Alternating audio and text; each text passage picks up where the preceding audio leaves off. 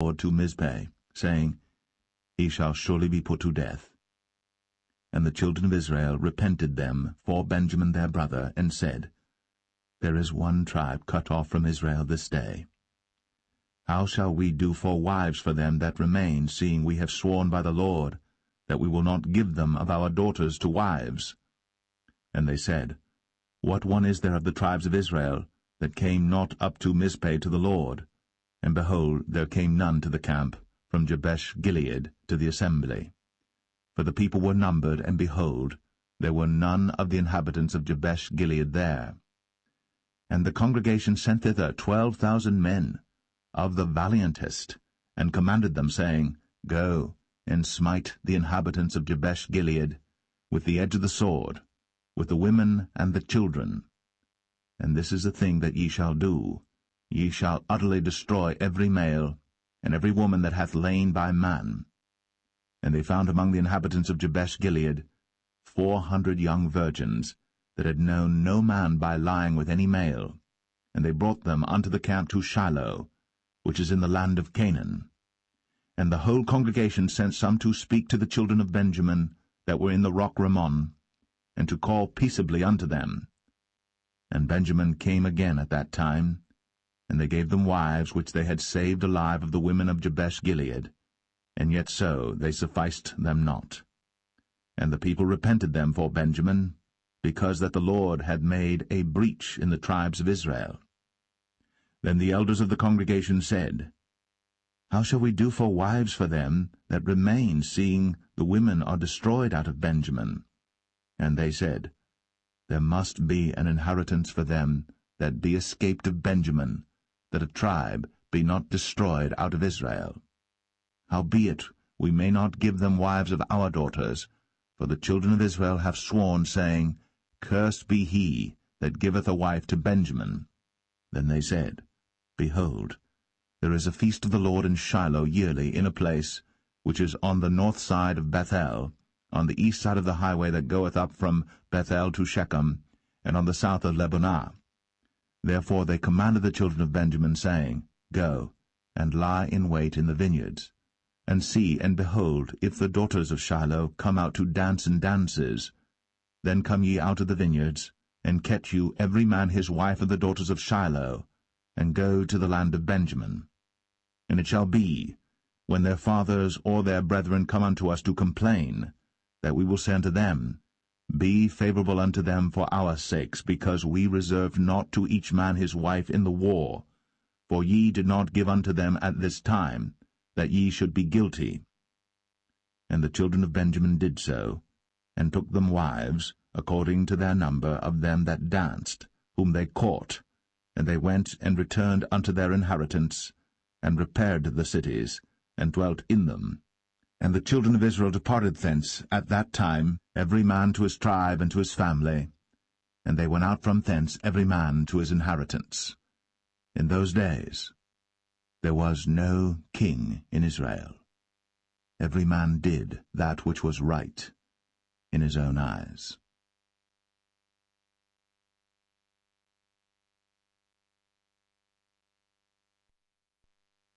The Book of Ruth, Chapter 1. Now it came to pass in the days when the judges ruled, that there was a famine in the land, and a certain man of Bethlehem, Judah, went to sojourn in the country of Moab, he and his wife, and his 2 sons. And the name of the man was Elimelech, and the name of his wife Naomi, and the name of his 2 sons Mahlon and Chilion, Ephrathites of Bethlehem, Judah. And they came into the country of Moab, and continued there. And Elimelech, Naomi's husband, died, and she was left, and her 2 sons. And they took them wives of the women of Moab. The name of the one was Orpah, and the name of the other Ruth, and they dwelled there about 10 years. And Mahlon and Chilion died also, both of them, and the woman was left of her 2 sons and her husband. Then she arose with her daughters-in-law, that she might return from the country of Moab, for she had heard in the country of Moab how that the Lord had visited his people in giving them bread. Wherefore she went forth out of the place where she was, and her 2 daughters-in-law with her. And they went on the way to return unto the land of Judah. And Naomi said unto her 2 daughters-in-law, Go, return each to her mother's house. The Lord deal kindly with you, as ye have dealt with the dead, and with me. The Lord grant you that ye may find rest, each of you, in the house of her husband. Then she kissed them, and they lifted up their voice, and wept. And they said unto her, Surely we will return with thee unto thy people. And Naomi said, Turn again, my daughters, why will ye go with me? Are there yet any more sons in my womb, that they may be your husbands? Turn again, my daughters, go your way. For I am too old to have an husband. If I should say I have hope, if I should have an husband also tonight, and should also bear sons, would ye tarry for them till they were grown? Would ye stay for them from having husbands? Nay, my daughters, for it grieveth me much for your sakes that the hand of the Lord is gone out against me. And they lifted up their voice, and wept again. And Orpah kissed her mother-in-law. But Ruth clave unto her, and she said, Behold, thy sister-in-law is gone back unto her people, and unto her gods. Return thou after thy sister-in-law.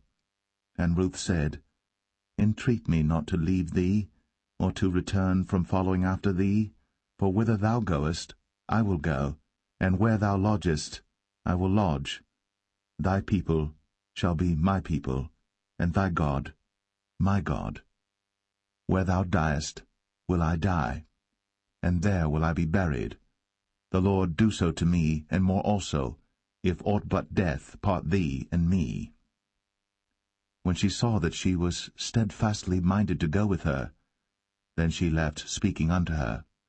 So they two went until they came to Bethlehem. And it came to pass, when they were come to Bethlehem, that all the city was moved about them, and they said, Is this Naomi? And she said unto them, Call me not Naomi, call me Mara, for the Almighty hath dealt very bitterly with me. I went out full, and the Lord hath brought me home again empty. Why then call ye me Naomi, seeing the Lord hath testified against me, and the Almighty hath afflicted me? So Naomi returned, and Ruth the Moabitess her daughter-in-law with her, which returned out of the country of Moab, and they came to Bethlehem in the beginning of barley harvest.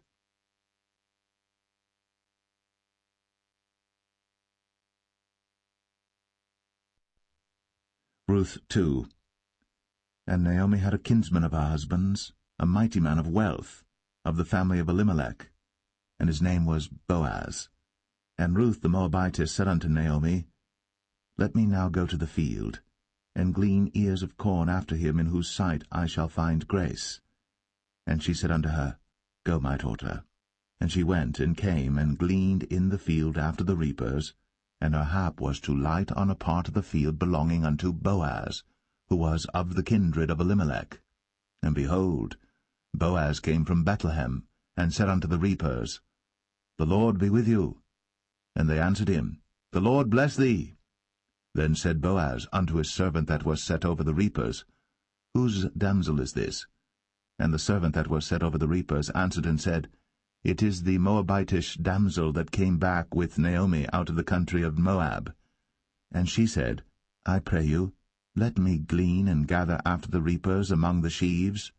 So she came, and hath continued even from the morning until now, that she tarried a little in the house. Then said Boaz unto Ruth, Hearest thou not, my daughter? Go not to glean in another field, neither go from hence, but abide here fast by my maidens. Let thine eyes be on the field that they do reap, and go thou after them. Have I not charged the young men that they shall not touch thee? And when thou art athirst, go unto the vessels, and drink of that which the young men have drawn.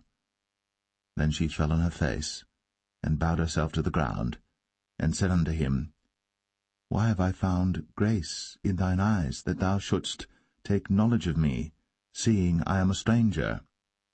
And Boaz answered and said unto her, It hath fully been shown me all that thou hast done unto thy mother-in-law since the death of thine husband, and how thou hast left thy father and thy mother, and the land of thy nativity, and art come unto a people which thou knewest not heretofore. The Lord recompense thy work, and a full reward be given thee of the Lord God of Israel, under whose wings thou art come to trust. Then she said, Let me find favor in thy sight, my Lord, for that thou hast comforted me, and for that thou hast spoken friendly unto thine handmaid, though I be not like unto one of thine handmaidens. And Boaz said unto her, At mealtime come thou hither, and eat of the bread, and dip thy morsel in the vinegar. And she sat beside the reapers, and he reached her parched corn, and she did eat, and was sufficed, and left. And when she was risen up to glean, Boaz commanded his young men, saying, Let her glean even among the sheaves, and reproach her not. And let fall also some of the handfuls of purpose for her, and leave them, that she may glean them, and rebuke her not. So she gleaned in the field until even, and beat out that she had gleaned, and it was about an ephah of barley. And she took it up, and went into the city, and her mother-in-law saw what she had gleaned, and she brought forth, and gave to her that she had reserved after she was sufficed. And her mother-in-law said unto her, Where hast thou gleaned today? And where wroughtest thou? Blessed be he that did take knowledge of thee. And she showed her mother-in-law with whom she had wrought, and said, The man's name with whom I wrought today is Boaz. And Naomi said unto her daughter-in-law, Blessed be he of the Lord, who hath not left off his kindness to the living and to the dead.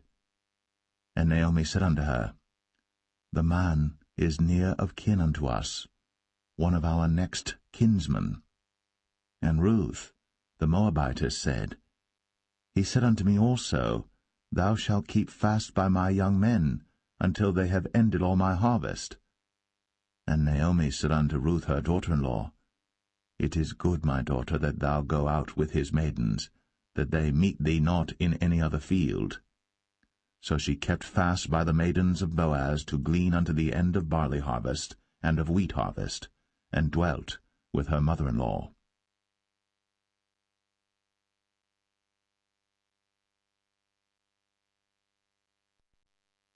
Ruth 3. Then Naomi her mother-in-law said unto her, My daughter, shall I not seek rest for thee, that it may be well with thee? And now is not Boaz of our kindred, with whose maidens thou wast? Behold, he winnoweth barley tonight in the threshing floor. Wash thyself therefore, and anoint thee, and put thy raiment upon thee, and get thee down to the floor. But make not thyself known unto the man until he shall have done eating and drinking. And it shall be, when he lieth down, that thou shalt mark the place where he shall lie, and thou shalt go in, and uncover his feet, and lay thee down, and he will tell thee what thou shalt do. And she said unto her, All that thou sayest unto me, I will do. And she went down unto the floor, and did according to all that her mother-in-law bade her. And when Boaz had eaten and drunk, and his heart was merry, he went to lie down at the end of the heap of corn. And she came softly, and uncovered his feet, and laid her down. And it came to pass at midnight, that the man was afraid, and turned himself, and behold, a woman lay at his feet. And he said, Who art thou? And she answered, I am Ruth thine handmaid. Spread therefore thy skirt over thine handmaid, for thou art a near kinsman. And he said, Blessed be thou of the Lord, my daughter, for thou hast shown more kindness in the latter end than at the beginning, inasmuch as thou followest not young men, whether poor or rich.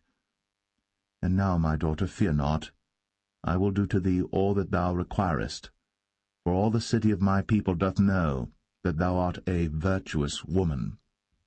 And now it is true that I am thy near kinsman, howbeit there is a kinsman nearer than I. Tarry this night, and it shall be in the morning that if he will perform unto thee the part of a kinsman, well, let him do the kinsman's part.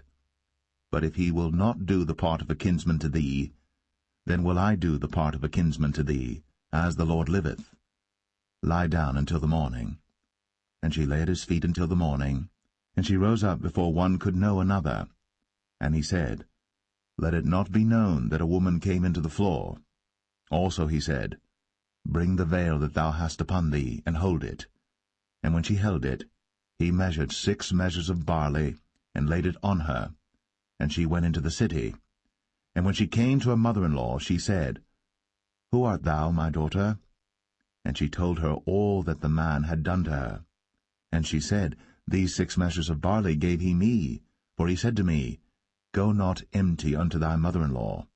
Then said she, Sit still, my daughter, until thou know how the matter will fall, for the man will not be in rest until he have finished the thing this day.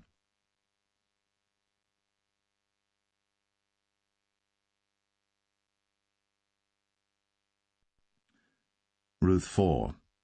Then went Boaz up to the gate, and sat him down there, and behold, the kinsman of whom Boaz spake came by, unto whom he said, Ho, such a one, turn aside, sit down here. And he turned aside and sat down. And he took 10 men of the elders of the city, and said, Sit ye down here. And they sat down. And he said unto the kinsman, Naomi, that is come again out of the country of Moab, selleth a parcel of land, which was our brother Elimelech's. And I thought to advertise thee, saying, Buy it before the inhabitants, and before the elders of my people. If thou wilt redeem it, redeem it. But if thou wilt not redeem it, then tell me, that I may know. For there is none to redeem it beside thee, and I am after thee. And he said, I will redeem it.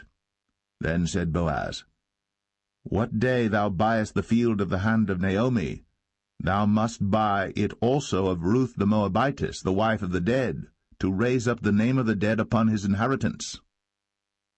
And the kinsman said, I cannot redeem it for myself, lest I mar mine own inheritance.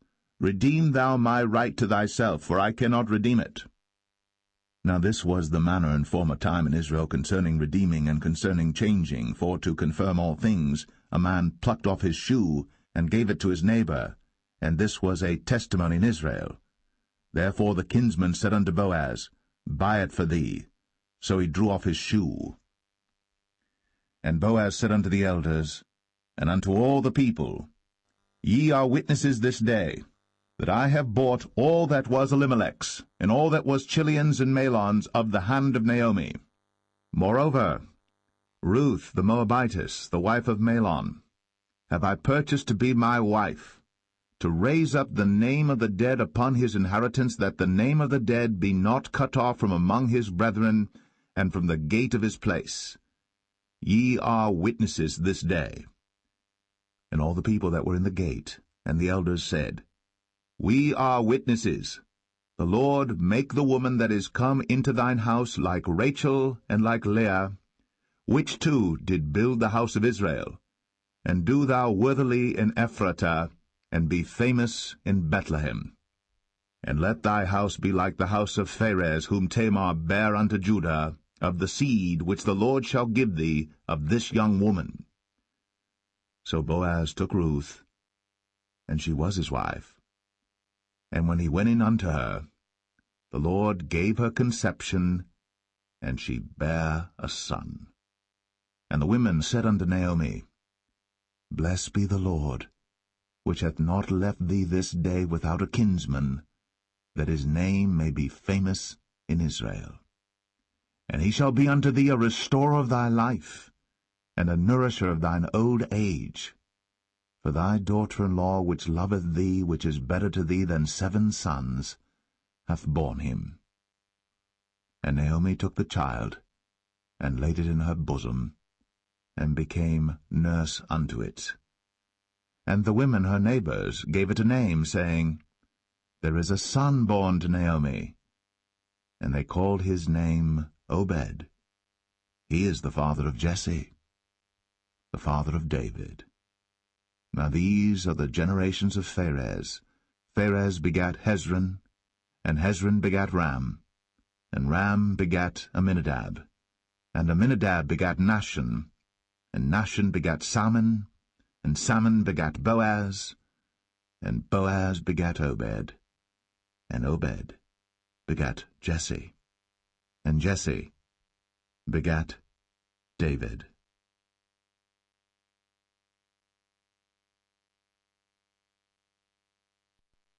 The first book of Samuel, chapter 1.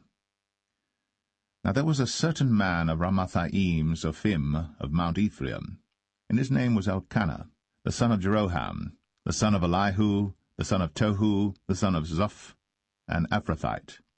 And he had 2 wives. The name of the one was Hannah, and the name of the other was Peninnah. And Peninnah had children, but Hannah had no children. And this man went up out of his city yearly to worship and to sacrifice unto the Lord of hosts in Shiloh. And the 2 sons of Eli, Hophni and Phinehas, the priests of the Lord, were there. And when the time was that Elkanah offered, he gave to Peninnah his wife and to all her sons and her daughters portions. But unto Hannah he gave a worthy portion, for he loved Hannah. But the Lord had shut up her womb.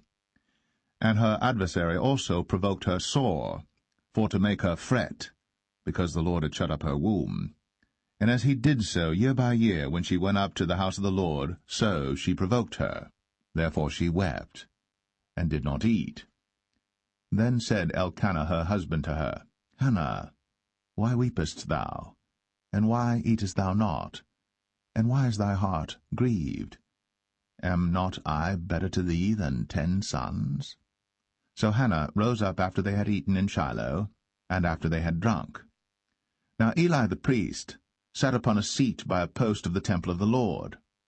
And she was in bitterness of soul, and prayed unto the Lord, and wept sore. And she vowed a vow, and said, O Lord of hosts, if thou wilt indeed look on the affliction of thine handmaid, and remember me, and not forget thine handmaid, but wilt give unto thine handmaid a man-child, then I will give him unto the Lord all the days of his life, and there shall no razor come upon his head. And it came to pass, as she continued praying before the Lord, that Eli marked her mouth. Now Hannah, she spake in her heart, only her lips moved, but her voice was not heard. Therefore Eli thought she had been drunken. And Eli said unto her, How long wilt thou be drunken? Put away thy wine from thee. And Hannah answered and said, No, my lord, I am a woman of a sorrowful spirit. I have drunk neither wine nor strong drink, but have poured out my soul before the Lord. Count not thine handmaid for a daughter of Belial, for out of the abundance of my complaint and grief have I spoken hitherto. Then Eli answered and said, Go in peace, and the God of Israel grant thee thy petition that thou hast asked of him. And she said, Let thine handmaid find grace in thy sight. So the woman went her way, and did eat, and her countenance was no more sad. And they rose up in the morning early, and worshipped before the Lord, and returned, and came to their house to Ramah. And Elkanah knew Hannah his wife, and the Lord remembered her. Wherefore it came to pass, when the time was come about after Hannah had conceived, that she bare a son, and called his name Samuel, saying, Because I have asked him of the Lord. And the man Elkanah and all his house went up to offer unto the Lord the yearly sacrifice and his vow. But Hannah went not up. For she said unto her husband, I will not go up until the child be weaned, and then I will bring him, that he may appear before the Lord, and there abide for ever. And Elkanah her husband said unto her, Do what seemeth thee good. Tarry until thou have weaned him. Only the Lord establish his word. So the woman abode, and gave her son suck, until she weaned him. And when she had weaned him, she took him up with her, with 3 bullocks, and 1 ephah of flour, and a bottle of wine, and brought him unto the house of the Lord in Shiloh. And the child was young. And they slew a bullock, and brought the child to Eli. And she said, O my lord, as thy soul liveth, my lord, I am the woman that stood by thee here, praying unto the Lord. For this child I prayed, and the Lord hath given me my petition, which I asked of him. Therefore also I have lent him to the Lord. As long as he liveth, he shall be lent to the Lord. And he worshipped the Lord there.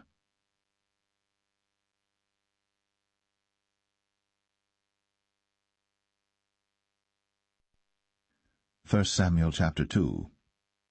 And Hannah prayed and said, My heart rejoiceth in the Lord. Mine horn is exalted in the Lord. My mouth is enlarged over mine enemies, because I rejoice in thy salvation. There is none holy as the Lord, for there is none beside thee, neither is there any rock like our God. Talk no more so exceeding proudly. Let not arrogancy come out of your mouth. For the Lord is a God of knowledge, and by him actions are weighed. The bows of the mighty men are broken, and they that stumbled are girded with strength. They that were full have hired out themselves for bread, and they that were hungry ceased, so that the barren hath borne 7, and she that hath many children is waxed feeble. The Lord killeth, and maketh alive. He bringeth down to the grave, and bringeth up. The Lord maketh poor, and maketh rich. He bringeth low, and lifteth up. He raiseth up the poor out of the dust, and lifteth up the beggar from the dunghill, to set them among princes, and to make them inherit the throne of glory. For the pillars of the earth are the Lord's, and he hath set the world upon them. He will keep the feet of his saints, and the wicked shall be silent in darkness, for by strength shall no man prevail. The adversaries of the Lord shall be broken to pieces. Out of heaven shall he thunder upon them. The Lord shall judge the ends of the earth, and he shall give strength unto his king, and exalt the horn of his anointed. And Elkanah went to Ramah to his house, and the child did minister unto the Lord before Eli the priest. Now the sons of Eli were sons of Belial. They knew not the Lord. And the priest's custom with the people was, that when any man offered sacrifice, the priest's servant came, while the flesh was in seething, with a flesh hook of 3 teeth in his hand, and he struck it into the pan or kettle or cauldron or pot. All that the flesh hook brought up, the priest took for himself. So they did in Shiloh unto all the Israelites that came thither. Also before they burnt the fat, the priest's servant came and said to the man that sacrificed, Give flesh to roast for the priest, for he will not have sodden flesh of thee, but raw. And if any man said unto him, Let them not fail to burn the fat presently, and then take as much as thy soul desireth, then he would answer him, Nay, but thou shalt give it me now, and if not, I will take it by force. Wherefore the sin of the young men was very great before the Lord, for men abhorred the offering of the Lord. But Samuel ministered before the Lord, being a child, girded with a linen ephod. Moreover, his mother made him a little coat, and brought it to him from year to year, when she came up with her husband to offer the yearly sacrifice. And Eli blessed Elkanah and his wife, and said, The Lord give thee seed of this woman for the loan which is lent to the Lord. And they went unto their own home.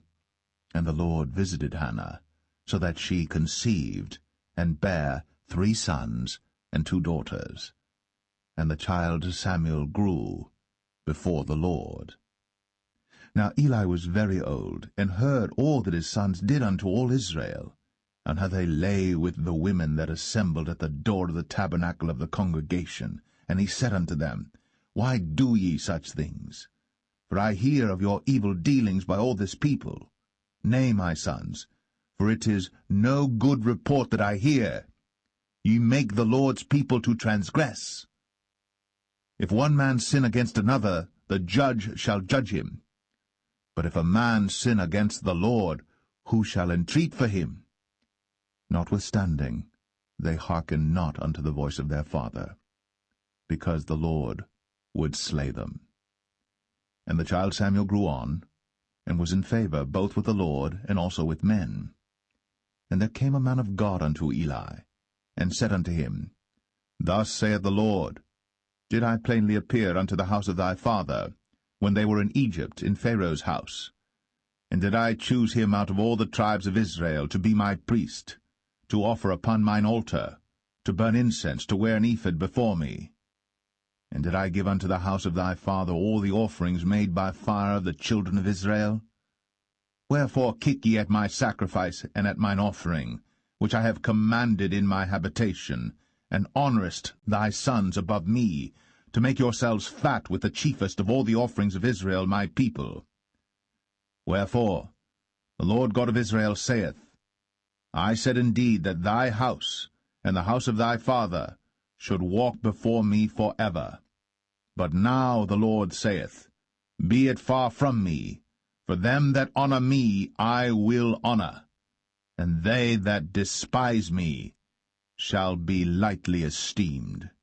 Behold, the days come that I will cut off thine arm, and the arm of thy father's house, that there shall not be an old man in thine house. And thou shalt see an enemy in my habitation, in all the wealth which God shall give Israel. And there shall not be an old man in thine house for ever. And the man of thine whom I shall not cut off from mine altar shall be to consume thine eyes and to grieve thine heart, and all the increase of thine house shall die in the flower of their age. And this shall be a sign unto thee, that shall come upon thy two sons, on Hophni and Phinehas, in one day. They shall die, both of them. And I will raise me up a faithful priest, that shall do according to that which is in mine heart and in my mind. And I will build him a sure house, and he shall walk before mine anointed for ever. And it shall come to pass, that every one that is left in thine house shall come and crouch to him for a piece of silver and a morsel of bread, and shall say, Put me, I pray thee, into one of the priest's offices, that I may eat a piece of bread.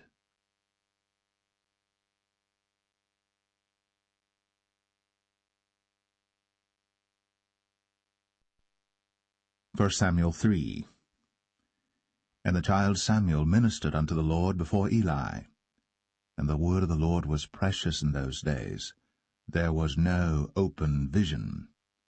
And it came to pass at that time, when Eli was laid down in his place, and his eyes began to wax dim, that he could not see, and ere the lamp of God went out in the temple of the Lord, where the ark of God was, and Samuel was laid down to sleep, that the Lord called Samuel, and he answered, Here am I.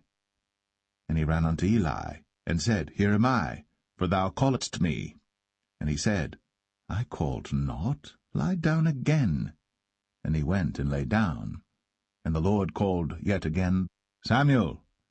And Samuel arose and went to Eli, and said, Here am I, for thou didst call me. And he answered, I called not, my son, lie down again. Now Samuel did not yet know the Lord, neither was the word of the Lord yet revealed unto him.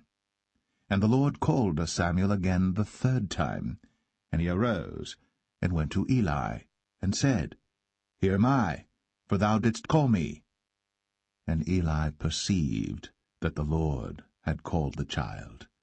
Therefore Eli said unto Samuel, Go, lie down, and it shall be, if he call thee, that thou shalt say, Speak, Lord, for thy servant heareth. So Samuel went, and lay down in his place. And the Lord came, and stood, and called, as at other times, Samuel, Samuel. Then Samuel answered, Speak, for thy servant heareth. And the Lord said to Samuel, Behold, I will do a thing in Israel, at which both the ears of every one that heareth it shall tingle. In that day I will perform against Eli all things which I have spoken concerning his house. When I begin, I will also make an end. For I have told him that I will judge his house for ever for the iniquity which he knoweth, because his sons made themselves vile, and he restrained them not. And therefore I have sworn unto the house of Eli, that the iniquity of Eli's house shall not be purged with sacrifice nor offering for ever. And Samuel lay until the morning, and opened the doors of the house of the Lord. And Samuel feared to show Eli the vision. Then Eli called Samuel, and said, Samuel, my son. And he answered, Here am I. And he said, What is the thing that the Lord hath said unto thee? I pray thee, hide it not from me. God do so to thee, and more also, if thou hide anything from me of all the things that he said unto thee. And Samuel told him every whit, and hid nothing from him. And he said, It is the Lord. Let him do what seemeth him good. And Samuel grew, and the Lord was with him, and did let none of his words fall to the ground. And all Israel from Dan even to Beersheba knew that Samuel was established to be a prophet of the Lord. And the Lord appeared again in Shiloh. For the Lord revealed himself to Samuel in Shiloh by the word of the Lord.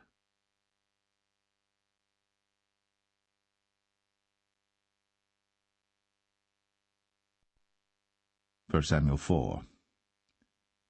And the word of Samuel came to all Israel. Now Israel went out against the Philistines to battle, and pitched beside Ebenezer. And the Philistines pitched in Aphek. And the Philistines put themselves in array against Israel. And when they joined battle, Israel was smitten before the Philistines, and they slew of the army in the field about 4,000 men. And when the people were come into the camp, the elders of Israel said, Wherefore hath the Lord smitten us today before the Philistines? Let us fetch the ark of the covenant of the Lord out of Shiloh unto us, that, when it cometh among us, it may save us out of the hand of our enemies. So the people sent to Shiloh, that they might bring from thence the ark of the covenant of the Lord of hosts, which dwelleth between the cherubims. And the two sons of Eli, Hophni and Phinehas, were there with the ark of the covenant of God. And when the ark of the covenant of the Lord came into the camp, all Israel shouted with a great shout, so that the earth rang again. And when the Philistines heard the noise of the shout, they said, What meaneth the noise of this great shout in the camp of the Hebrews? And they understood that the ark of the Lord was come into the camp. And the Philistines were afraid, for they said, God is come into the camp. And they said, Woe unto us! For there hath not been such a thing heretofore. Woe unto us! Who shall deliver us out of the hand of these mighty gods? These are the gods that smote the Egyptians with all the plagues in the wilderness. Be strong, and quit yourselves like men, O ye Philistines, that ye be not servants unto the Hebrews, as they have been to you. Quit yourselves like men, and fight. And the Philistines fought, and Israel was smitten, and they fled every man into his tent. And there was a very great slaughter, for there fell of Israel 30,000 footmen. And the ark of God was taken, and the two sons of Eli, Hophni and Phinehas, were slain. And there ran a man of Benjamin out of the army, and came to Shiloh the same day with his clothes rent, and with earth upon his head. And when he came, lo, Eli sat upon a seat by the wayside, watching, for his heart trembled for the ark of God. And when the man came into the city and told it, all the city cried out. And when Eli heard the noise of the crying, he said, What meaneth the noise of this tumult? And the man came in hastily, and told Eli. Now Eli was 98 years old, and his eyes were dim, that he could not see. And the man said unto Eli, I am he that came out of the army, and I fled today out of the army. And he said, What hast thou done, my son? And the messenger answered and said, Israel is fled before the Philistines, and there hath been also a great slaughter among the people. And thy 2 sons also, Hophni and Phinehas, are dead, and the ark of God is taken. And it came to pass, when he made mention of the ark of God, that he fell from off the seat backward by the side of the gate, and his neck brake, and he died.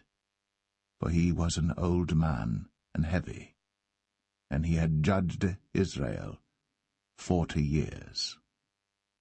And his daughter-in-law Phinehas' wife was with child, near to be delivered. And when she heard the tidings that the ark of God was taken, and that her father-in-law and her husband were dead, she bowed herself and travailed, for her pains came upon her. And about the time of her death the women that stood by her said unto her, Fear not, for thou hast borne a son. But she answered not, neither did she regard it. And she named the child Ichabod, saying, The glory is departed from Israel, because the ark of God was taken, and because of her father-in-law and her husband. And she said, The glory is departed from Israel, for the ark of God is taken.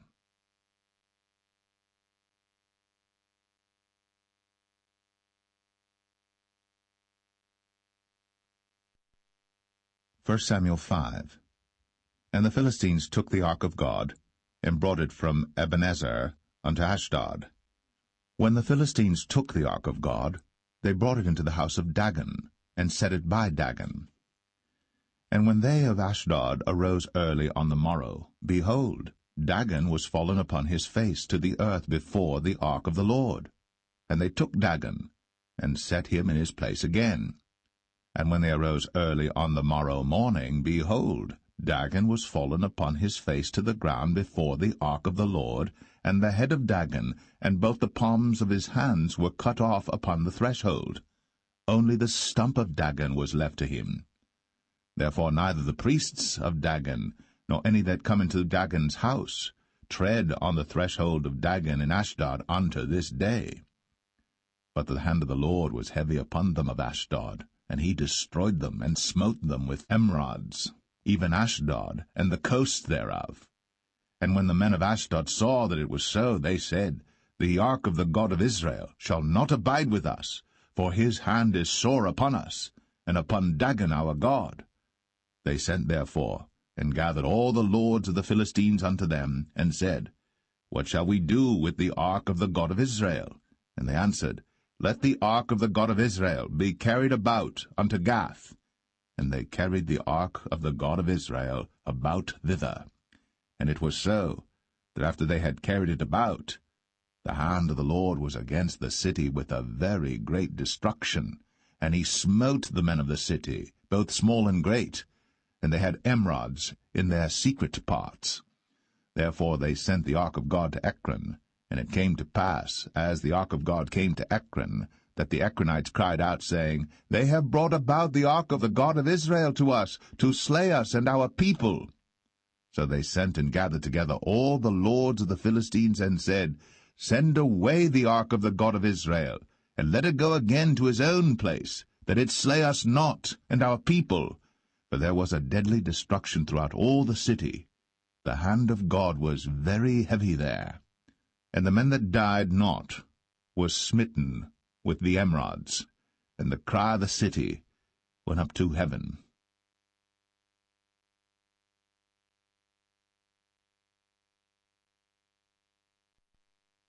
1 Samuel 6. And the ark of the Lord was in the country of the Philistines 7 months. And the Philistines called for the priests and the diviners, saying, What shall we do to the ark of the Lord? Tell us wherewith we shall send it to his place. And they said, If ye send away the ark of the God of Israel, send it not empty, but in any wise return him a trespass offering. Then ye shall be healed, and it shall be known to you why his hand is not removed from you. Then said they, What shall be the trespass offering which we shall return to him? They answered, 5 golden emerods, and 5 golden mice, according to the number of the lords of the Philistines. For one plague was on you all, and on your lords. Wherefore ye shall make images of your emerods, and images of your mice that mar the land, and ye shall give glory unto the God of Israel. Peradventure he will lighten his hand from off you, and from off your gods, and from off your land. Wherefore then do ye harden your hearts, as the Egyptians and Pharaoh hardened their hearts, when he had wrought wonderfully among them?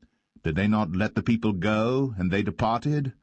Now therefore make a new cart, and take 2 milch kine, on which there hath come no yoke, and tie the kine to the cart, and bring their calves home from them. And take the ark of the Lord, and lay it upon the cart, and put the jewels of gold, which ye return him for a trespass offering, in a coffer by the side thereof, and send it away, that it may go. And see, if it goeth up by the way of his own coast, to Bethshemesh, then he hath done us this great evil. But if not, then we shall know that it is not his hand that smote us. It was a chance that happened to us. And the men did so, and took 2 milch kine, and tied them to the cart, and shut up their calves at home. And they laid the ark of the Lord upon the cart, and the coffer with the mice of gold, and the images of their emerods. And the kine took the straight way to the way of Bethshemesh, and went along the highway, lowing as they went, and turned not aside to the right hand or to the left. And the lords of the Philistines went after them unto the border of Bethshemesh. And they of Bethshemesh were reaping their wheat harvest in the valley. And they lifted up their eyes, and saw the ark, and rejoiced to see it. And the cart came into the field of Joshua, a Bethshemite, and stood there, where there was a great stone. And they clave the wood of the cart, and offered the kine a burnt offering unto the Lord. And the Levites took down the ark of the Lord, and the coffer that was with it, wherein the jewels of gold were, and put them on the great stone. And the men of Bethshemesh offered burnt offerings, and sacrificed sacrifices the same day unto the Lord. And when the 5 lords of the Philistines had seen it, they returned to Ekron the same day. And these are the golden emerods, which the Philistines returned for a trespass offering unto the Lord: for Ashdod 1, for Gaza 1, for Ashkelon 1, for Gath 1, for Ekron 1. And the golden mice, according to the number of all the cities of the Philistines, belonging to the 5 lords, both of fenced cities and of country villages, even unto the great stone of Abel, whereon they set down the ark of the Lord, which stone remaineth unto this day in the field of Joshua the Bethshemite. And he smote the men of Bethshemesh, because they had looked into the ark of the Lord. Even he smote of the people 50,060 men. And the people lamented, because the Lord had smitten many of the people with a great slaughter. And the men of Bethshemesh said, Who is able to stand before this holy Lord God? And to whom shall he go up from us? And they sent messengers to the inhabitants of Kirjath-jearim, saying, The Philistines have brought again the ark of the Lord. Come ye down, and fetch it up to you.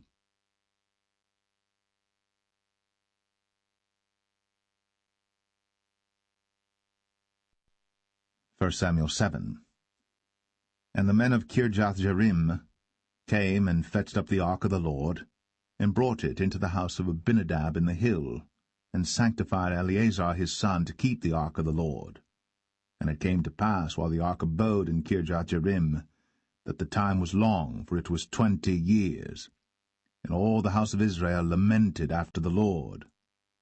And Samuel spake unto all the house of Israel, saying, If ye do return unto the Lord with all your hearts, then put away the strange gods and Ashtoreth from among you, and prepare your hearts unto the Lord, and serve him only, and he will deliver you out of the hand of the Philistines.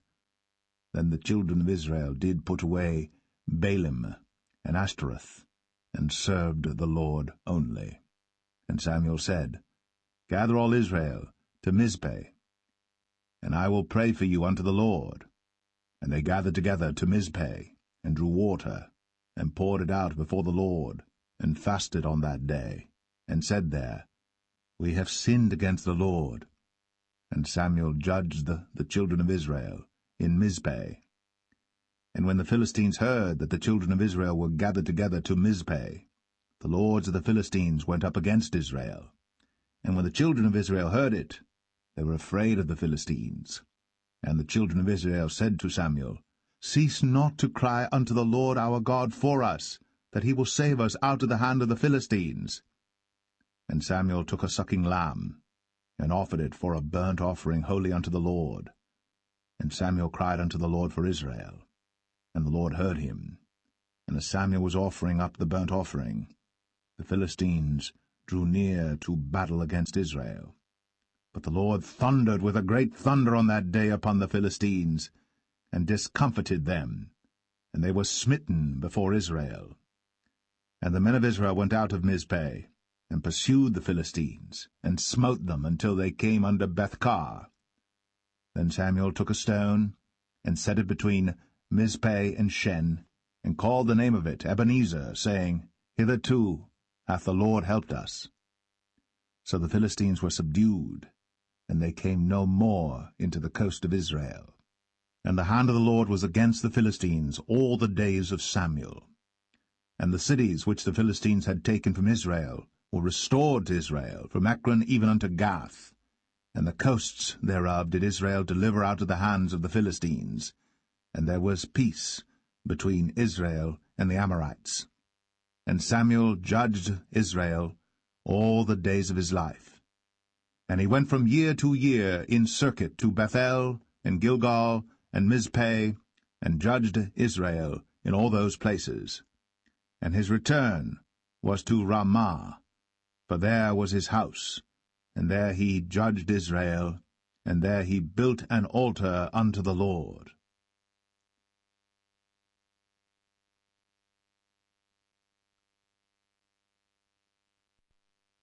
1 Samuel 8. And it came to pass, when Samuel was old, that he made his sons judges over Israel. Now the name of his firstborn was Joel, and the name of his second Abiah. They were judges in Beersheba. And his sons walked not in his ways, but turned aside after lucre, and took bribes, and perverted judgment. And all the elders of Israel gathered themselves together, and came to Samuel unto Ramah, and said unto him, Behold, thou art old, and thy sons walk not in thy ways. Now make us a king to judge us like all the nations. But the thing displeased Samuel, when they said, Give us a king to judge us. And Samuel prayed unto the Lord. And the Lord said unto Samuel, Hearken unto the voice of the people, in all that they say unto thee. For they have not rejected thee, but they have rejected me, that I should not reign over them. According to all the works which they have done since the day that I brought them up out of Egypt, even unto this day, wherewith they have forsaken me, and served other gods, so do they also unto thee. Now therefore hearken unto their voice, howbeit yet protest solemnly unto them, and show them the manner of the king that shall reign over them. And Samuel told all the words of the Lord unto the people that asked of him a king. And he said, This will be the manner of the king that shall reign over you. He will take your sons, and appoint them for himself, for his chariots, and to be his horsemen, and some shall run before his chariots. And he will appoint him captains over thousands, and captains over fifties, and will set them to ear his ground, and to reap his harvest, and to make his instruments of war, and instruments of his chariots. And he will take your daughters to be confectionaries, and to be cooks, and to be bakers. And he will take your fields, and your vineyards, and your oliveyards, even the best of them, and give them to his servants. And he will take the tenth of your seed, and of your vineyards, and give to his officers, and to his servants. And he will take your men-servants, and your maidservants, and your goodliest young men, and your asses, and put them to his work. He will take the tenth of your sheep, and ye shall be his servants. And ye shall cry out in that day because of your king which ye shall have chosen you. And the Lord will not hear you in that day. Nevertheless, the people refused to obey the voice of Samuel, and they said, Nay, but we will have a king over us, that we also may be like all the nations, and that our king may judge us, and go out before us, and fight our battles. And Samuel heard all the words of the people, and he rehearsed them in the ears of the Lord. And the Lord said to Samuel, Hearken unto their voice, and make them a king. And Samuel said unto the men of Israel, Go ye every man unto his city.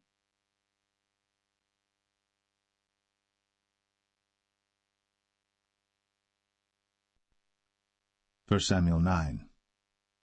Now there was a man of Benjamin, whose name was Kish, the son of Abiel, the son of Zeror, the son of Bechorath, the son of Aphiah, a Benjamite, a mighty man of power. And he had a son whose name was Saul, a choice young man, and a goodly. And there was not among the children of Israel a goodlier person than he. From his shoulders and upward he was higher than any of the people. And the asses of Kish, Saul's father, were lost. And Kish said to Saul his son, Take now one of the servants with thee, and arise, go seek the asses. And he passed through Mount Ephraim, and passed through the land of Shalisha. But they found them not.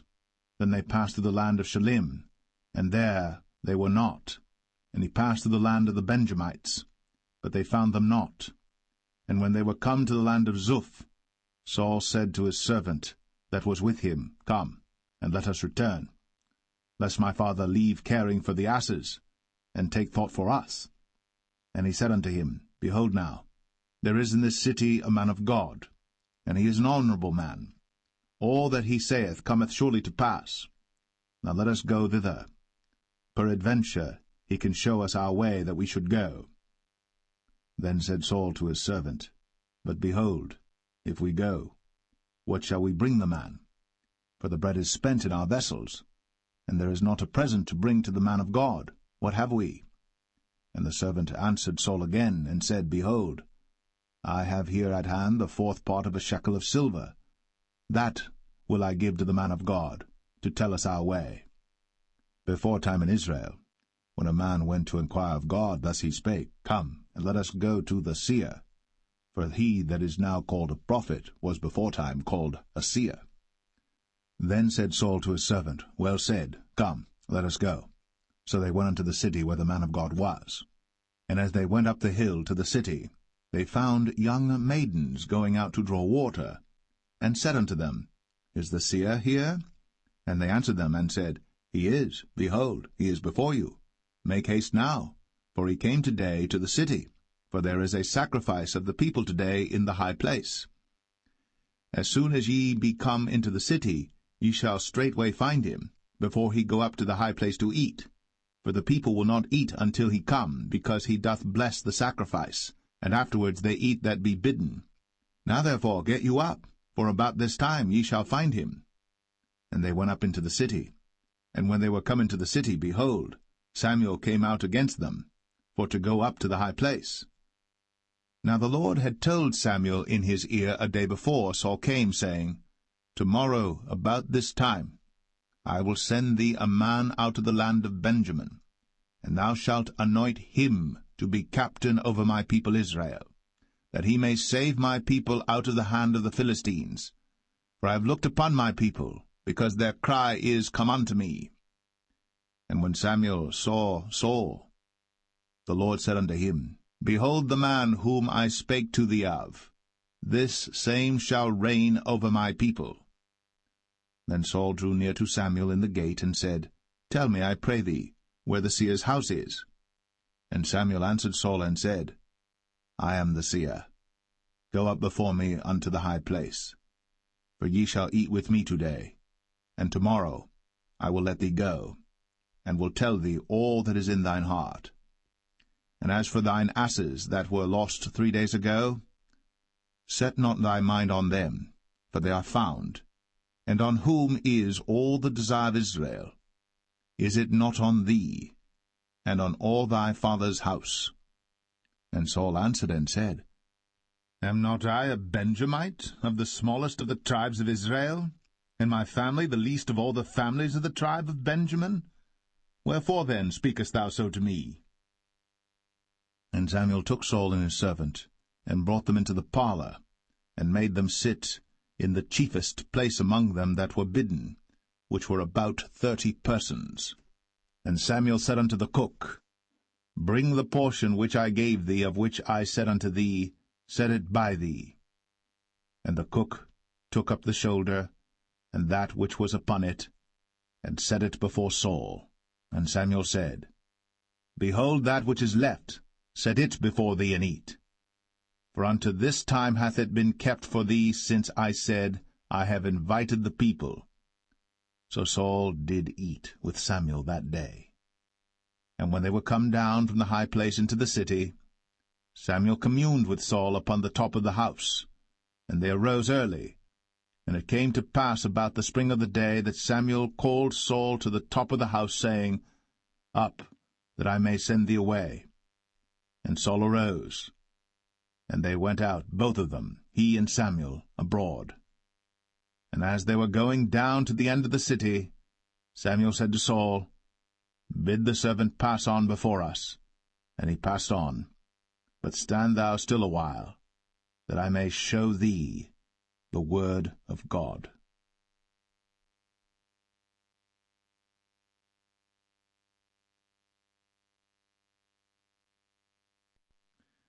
1 Samuel 10. Then Samuel took a vial of oil, and poured it upon his head, and kissed him, and said, Is it not because the Lord hath anointed thee to be captain over his inheritance? When thou art departed from me today, then thou shalt find 2 men by Rachel's sepulchre, in the border of Benjamin at Zelzah. And they will say unto thee, The asses which thou wentest to seek are found, and lo, thy father hath left the care of the asses, and sorroweth for you, saying, What shall I do for my son? Then shalt thou go on forward from thence, and thou shalt come to the plain of Tabor. And there shall meet thee 3 men going up to God to Bethel, one carrying 3 kids, and another carrying 3 loaves of bread, and another carrying a bottle of wine. And they will salute thee, and give thee 2 loaves of bread, which thou shalt receive of their hands. After that thou shalt come to the hill of God, where is the garrison of the Philistines. And it shall come to pass, when thou art come thither to the city, that thou shalt meet a company of prophets coming down from the high place, with a psaltery, and a tabret, and a pipe, and a harp before them, and they shall prophesy. And the Spirit of the Lord will come upon thee, and thou shalt prophesy with them, and shalt be turned into another man.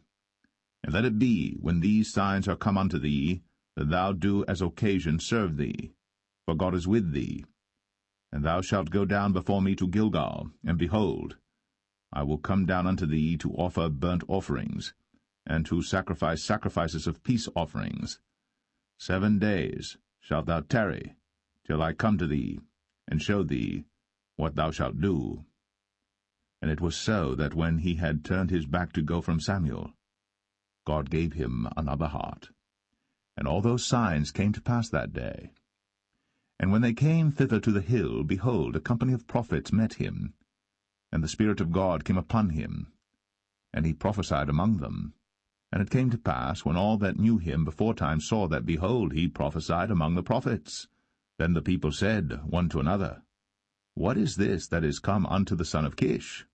Is Saul also among the prophets? And one of the same place answered and said, But who is their father? Therefore it became a proverb, Is Saul also among the prophets? And when he had made an end of prophesying, he came to the high place. And Saul's uncle said unto him and to his servant, Whither went ye? And he said, To seek the asses. And when we saw that they were nowhere, we came to Samuel. And Saul's uncle said, Tell me, I pray thee, what Samuel said unto you. And Saul said unto his uncle, He told us plainly that the asses were found. But of the matter of the kingdom whereof Samuel spake, he told him not. And Samuel called the people together unto the Lord to Mizpeh. and said unto the children of Israel, Thus saith the Lord God of Israel, I brought up Israel out of Egypt, and delivered you out of the hand of the Egyptians, and out of the hand of all kingdoms, and of them that oppressed you. And ye have this day rejected your God, who himself saved you out of all your adversities and your tribulations. And ye have said unto him, Nay, but set a king over us. Now therefore present yourselves before the Lord by your tribes and by your thousands. And when Samuel had caused all the tribes of Israel to come near, the tribe of Benjamin was taken. When he had caused the tribe of Benjamin to come near by their families, the family of Matri was taken. And Saul the son of Kish was taken. And when they sought him, he could not be found. Therefore they inquired of the Lord further, if the man should yet come thither. And the Lord answered, Behold, he hath hid himself among the stuff. And they ran and fetched him thence. And when he stood among the people, he was higher than any of the people, from his shoulders and upward. And Samuel said to all the people, See ye him, whom the Lord hath chosen, that there is none like him among all the people? And all the people shouted and said, God save the king. Then Samuel told the people the manner of the kingdom, and wrote it in a book, and laid it up before the Lord. And Samuel sent all the people away, every man to his house. And Saul also went home to Gibeah, and there went with him a band of men, whose hearts God had touched. But the children of Belial said, How shall this man save us? And they despised him, and brought him no presents. But he held his peace.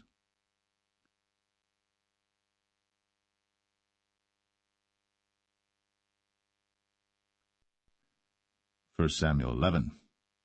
Then Nahash the Ammonite came up, and encamped against Jabesh-Gilead. And all the men of Jabesh said unto Nahash, Make a covenant with us, and we will serve thee.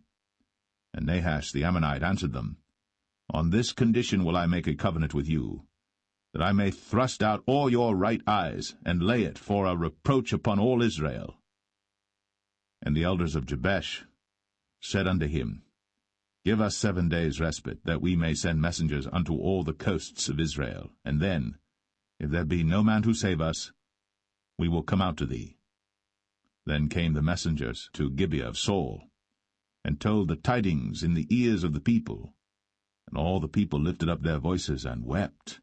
And behold, Saul came after the herd out of the field, and Saul said, What aileth the people that they weep? And they told him the tidings of the men of Jabesh. And the Spirit of God came upon Saul when he heard those tidings, and his anger was kindled greatly.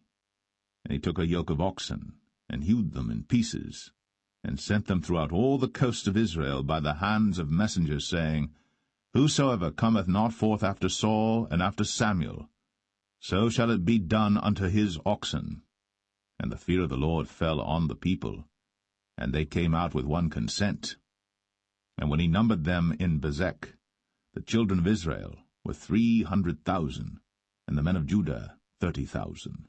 And they said unto the messengers that came, Thus shall ye say unto the men of Jabesh-Gilead, Tomorrow by that time the sun be hot, ye shall have help. And the messengers came and showed it to the men of Jabesh, and they were glad. Therefore the men of Jabesh said, Tomorrow we will come out unto you, and ye shall do with us all that seemeth good unto you.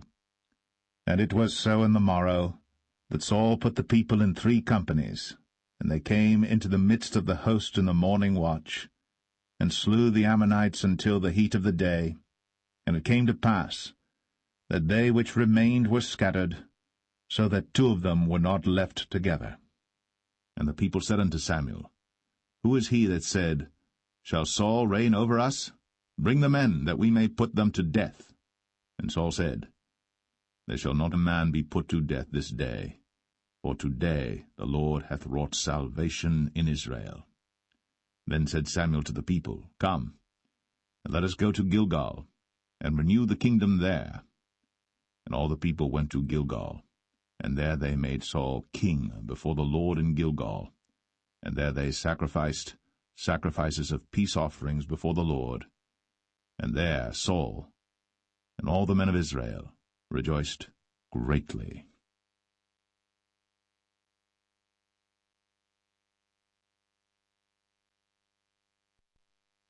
1 Samuel 12. And Samuel said unto all Israel, Behold, I have hearkened unto your voice in all that ye said unto me, and have made a king over you. And now, behold, the king walketh before you, and I am old and grey-headed, and behold, my sons are with you. And I have walked before you from my childhood unto this day. Behold, here I am. Witness against me before the Lord and before his anointed, whose ox have I taken? Or whose ass have I taken? Or whom have I defrauded? Whom have I oppressed? Or of whose hand have I received any bribe to blind mine eyes therewith? And I will restore it you. And they said, Thou hast not defrauded us, nor oppressed us, neither hast thou taken aught of any man's hand. And he said unto them, The Lord is witness against you, and his anointed is witness this day, that ye have not found aught in my hand. And they answered, He is witness. And Samuel said unto the people, It is the Lord that advanced Moses and Aaron, and that brought your fathers up out of the land of Egypt. Now therefore stand still, that I may reason with you before the Lord of all the righteous acts of the Lord, which he did to you and to your fathers.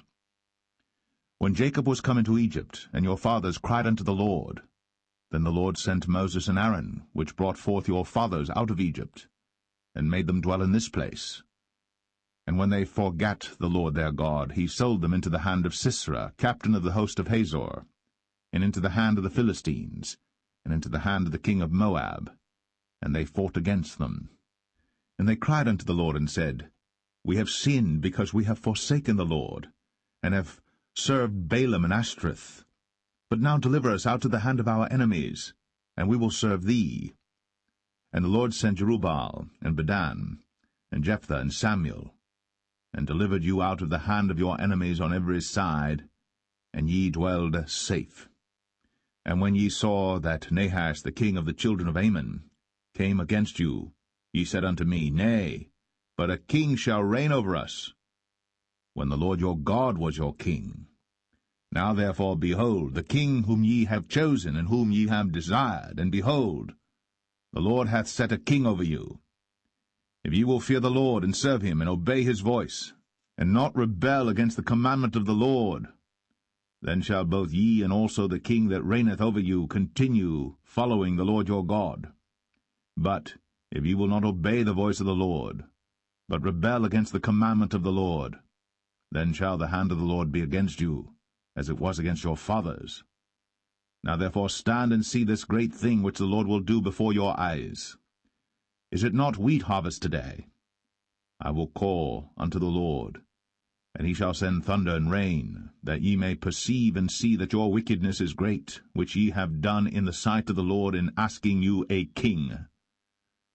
So Samuel called unto the Lord, and the Lord sent thunder and rain that day. And all the people greatly feared the Lord and Samuel. And all the people said unto Samuel, Pray for thy servants unto the Lord thy God, that we die not. For we have added unto all our sins this evil, to ask us a king. And Samuel said unto the people, Fear not, ye have done all this wickedness. Yet turn not aside from following the Lord, but serve the Lord with all your heart. And turn ye not aside, for then should ye go after vain things which cannot profit nor deliver, for they are vain. For the Lord will not forsake his people for his great name's sake, because it hath pleased the Lord to make you his people.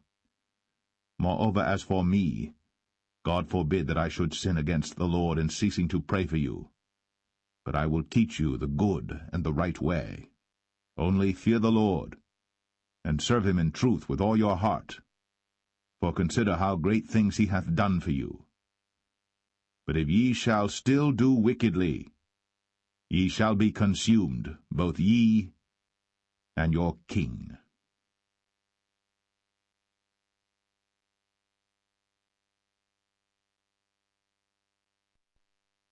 1 Samuel 13. Saul reigned 1 year. And when he had reigned 2 years over Israel, Saul chose him 3,000 men of Israel, whereof 2,000 were with Saul in Michmash and in Mount Bethel, and 1,000 were with Jonathan in Gibeah of Benjamin. And the rest of the people he sent every man to his tent.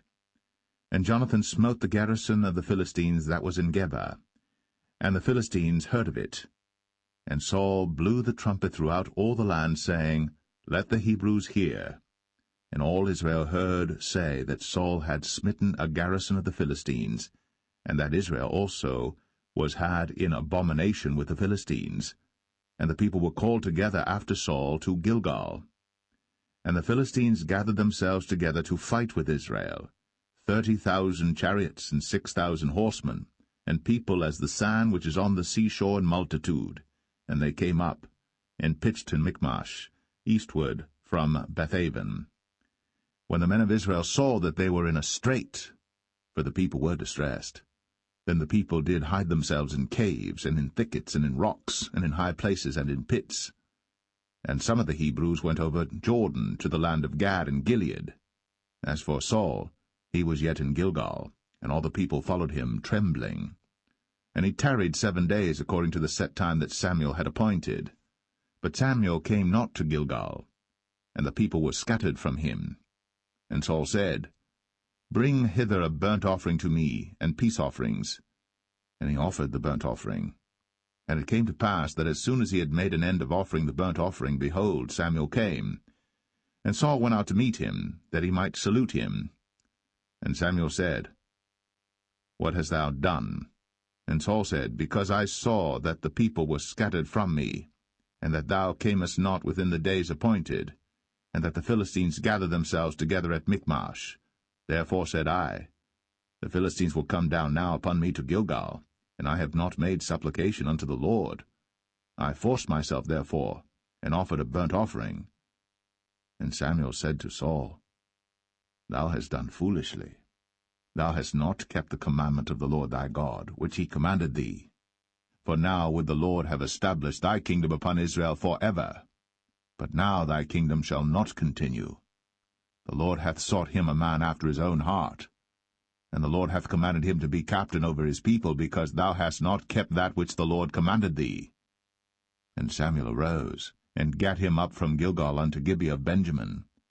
And Saul numbered the people that were present with him about 600 men. And Saul and Jonathan his son, and the people that were present with him, abode in Gibeah of Benjamin. But the Philistines encamped in Michmash. And the spoilers came out of the camp of the Philistines in 3 companies. One company turned unto the way that leadeth to Ophrah, unto the land of Shual. And another company turned the way to Bethhoron.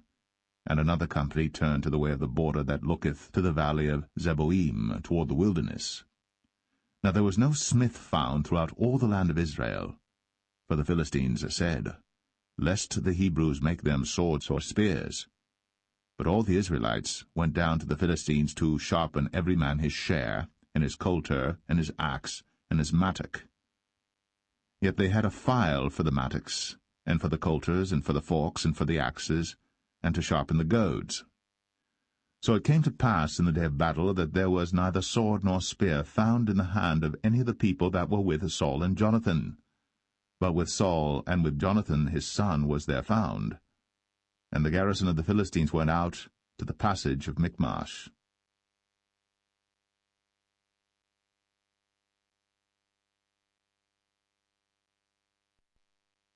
1 Samuel 14. Now it came to pass upon a day that Jonathan the son of Saul said unto the young man that bare his armor, Come, and let us go over to the Philistines' garrison that is on the other side. But he told not his father.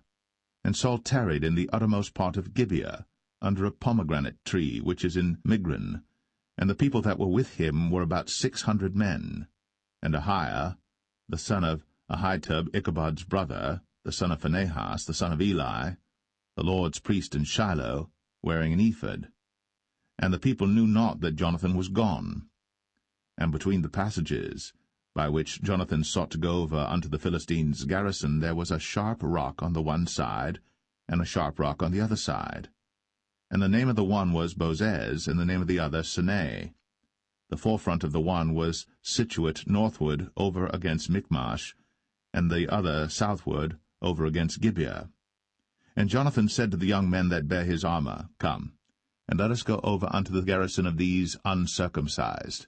It may be that the Lord will work for us, for there is no restraint to the Lord to save by many or by few. And his armor-bearer said unto him, Do all that is in thine heart, turn thee, behold, I am with thee according to thy heart. Then said Jonathan, Behold, we will pass over unto these men, and we will discover ourselves unto them. If they say thus unto us, Tarry until we come to you, then we will stand still in our place, and will not go up unto them. But if they say thus, Come up unto us, then we will go up. For the Lord hath delivered them into our hand, and this shall be a sign unto us. And both of them discovered themselves unto the garrison of the Philistines. And the Philistines said, Behold, the Hebrews come forth out of the holes where they had hid themselves. And the men of the garrison answered Jonathan and his armor-bearer, and said, Come up to us, and we will show you a thing. And Jonathan said unto his armor-bearer, Come up after me, for the Lord hath delivered them into the hand of Israel. And Jonathan climbed up upon his hands and upon his feet, and his armor-bearer after him, and they fell before Jonathan, and his armor-bearer slew after him. And that first slaughter which Jonathan and his armor-bearer made was about 20 men, within as it were an half acre of land, which a yoke of oxen might plough. And there was trembling in the host, in the field, and among all the people. The garrison and the spoilers, they also trembled, and the earth quaked. So it was a very great trembling. And the watchmen of Saul and Gibeah of Benjamin looked, and behold, the multitude melted away, and they went on beating down one another. Then said Saul unto the people that were with him, Number now, and see who is gone from us. And when they had numbered, behold, Jonathan and his armor-bearer were not there. And Saul said unto Ahiah, Bring hither the ark of God. For the ark of God was at that time with the children of Israel. And it came to pass, while Saul talked unto the priest, that the noise that was in the host of the Philistines went on and increased. And Saul said unto the priest, Withdraw thine hand. And Saul and all the people that were with him assembled themselves. And they came to the battle. And behold, every man's sword was against his fellow, and there was a very great discomfiture. Moreover, the Hebrews that were with the Philistines before that time, which went up with them into the camp from the country round about, even they also turned to be with the Israelites that were with Saul and Jonathan. Likewise all the men of Israel, which had hid themselves in Mount Ephraim, when they heard that the Philistines fled, even they also followed hard after them in the battle. So the Lord saved Israel that day. And the battle passed over unto Bethaven. And the men of Israel were distressed that day. For Saul had adjured the people, saying, Cursed be the man that eateth any food until evening, that I may be avenged on mine enemies. So none of the people tasted any food. And all they of the land came to a wood, and there was honey upon the ground. And when the people were come into the wood, behold, the honey dropped. But no man put his hand to his mouth, for the people feared the oath. But Jonathan heard not, when his father charged the people with the oath, wherefore he put forth the end of the rod that was in his hand, and dipped it in an honeycomb, and put his hand to his mouth, and his eyes were enlightened. Then answered one of the people, and said, Thy father straitly charged the people with an oath, saying, Cursed be the man that eateth any food this day. And the people were faint. Then said Jonathan, My father hath troubled the land. See, I pray you, how mine eyes have been enlightened, because I tasted a little of this honey. How much more, if haply the people had eaten freely today of the spoil of their enemies which they found? For had there not been now a much greater slaughter among the Philistines? And they smote the Philistines that day, from Michmash to Ajalon. And the people were very faint. And the people flew upon the spoil, and took sheep and oxen and calves, and slew them on the ground. And the people did eat them with the blood. Then they told Saul, saying, Behold, the people sin against the Lord, in that they eat with the blood. And he said, Ye have transgressed. Roll a great stone unto me this day. And Saul said, Disperse yourselves among the people, and say unto them, Bring me hither every man his ox, and every man his sheep, and slay them here, and eat, and sin not against the Lord in eating with the blood. And all the people brought every man his ox with him that night, and slew them there. And Saul built an altar unto the Lord. The same was the first altar that he built unto the Lord. And Saul said, Let us go down after the Philistines by night, and spoil them until the morning light, and let us not leave a man of them. And they said, Do whatsoever seemeth good unto thee. Then said the priest, Let us draw near hither unto God. And Saul asked counsel of God, Shall I go down after the Philistines? Wilt thou deliver them into the hand of Israel? But he answered him not that day. And Saul said, Draw ye near hither, all the chief of the people, and know and see wherein this sin hath been this day. For as the Lord liveth, which saveth Israel, though it be in Jonathan my son, he shall surely die. But there was not a man among all the people that answered him. Then said he unto all Israel, Be ye on one side, and I and Jonathan my son will be on the other side. And the people said unto Saul, Do what seemeth good unto thee. Therefore Saul said unto the Lord God of Israel, Give a perfect lot. And Saul and Jonathan were taken, but the people escaped. And Saul said, Cast lots between me and Jonathan my son. And Jonathan was taken. Then Saul said to Jonathan, Tell me what thou hast done. And Jonathan told him, and said, I did but taste a little honey with the end of the rod that was in mine hand, and lo, I must die. And Saul answered, God do so and more also, for thou shalt surely die, Jonathan. And the people said unto Saul, Shall Jonathan die, who hath wrought this great salvation in Israel? God forbid, as the Lord liveth. There shall not one hair of his head fall to the ground, for he hath wrought with God this day. So the people rescued Jonathan, that he died not. Then Saul went up from following the Philistines, and the Philistines went to their own place. So Saul took the kingdom over Israel, and fought against all his enemies on every side, against Moab, and against the children of Ammon, and against Edom, and against the kings of Zobah, and against the Philistines, and whithersoever he turned himself, he vexed them. And he gathered an host, and smote the Amalekites, and delivered Israel out of the hands of them that spoiled them. Now the sons of Saul were Jonathan and Ishuai, and Melch-Ishuai. And the names of his two daughters were these, the name of the firstborn Merab, and the name of the younger Michal. And the name of Saul's wife was Ahinoam, the daughter of Ahimaaz. And the name of the captain of his host was Abner, the son of Ner, Saul's uncle. And Kish was the father of Saul, and Ner, the father of Abner, was the son of Abiel. And there was sore war against the Philistines all the days of Saul. And when Saul saw any strong man or any valiant man, he took him unto him.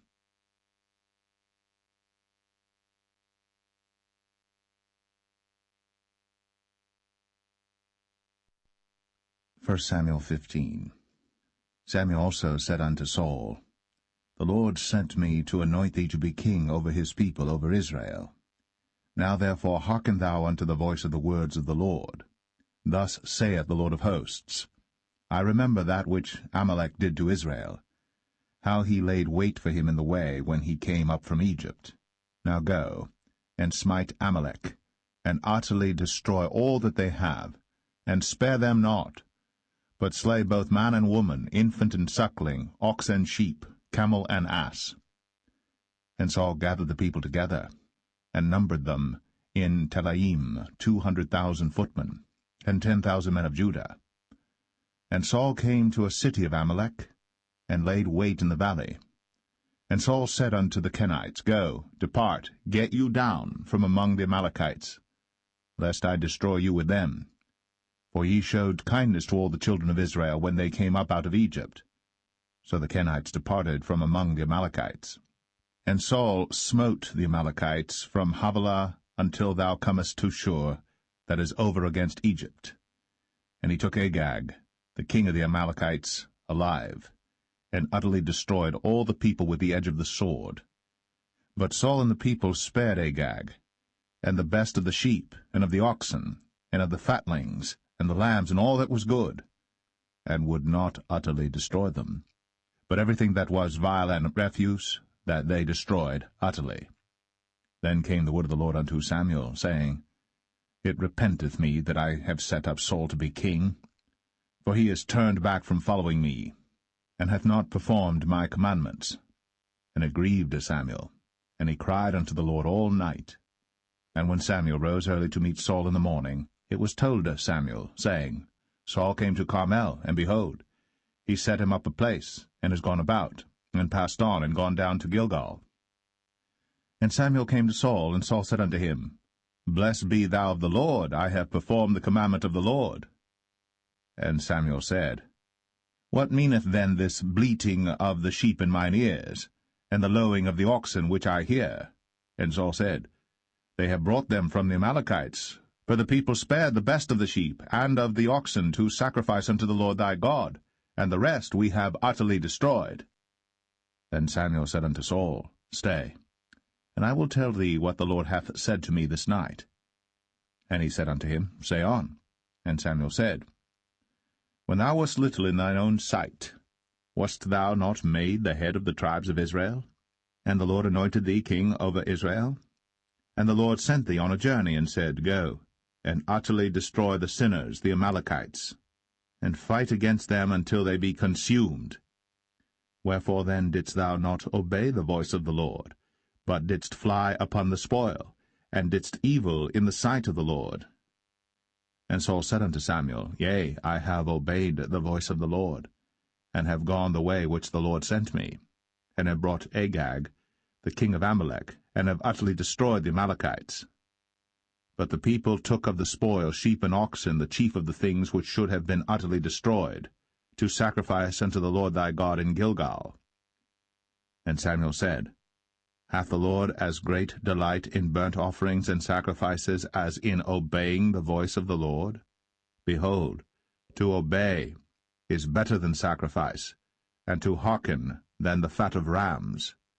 For rebellion is as the sin of witchcraft, and stubbornness is as iniquity and idolatry. Because thou hast rejected the word of the Lord, he hath also rejected thee from being king.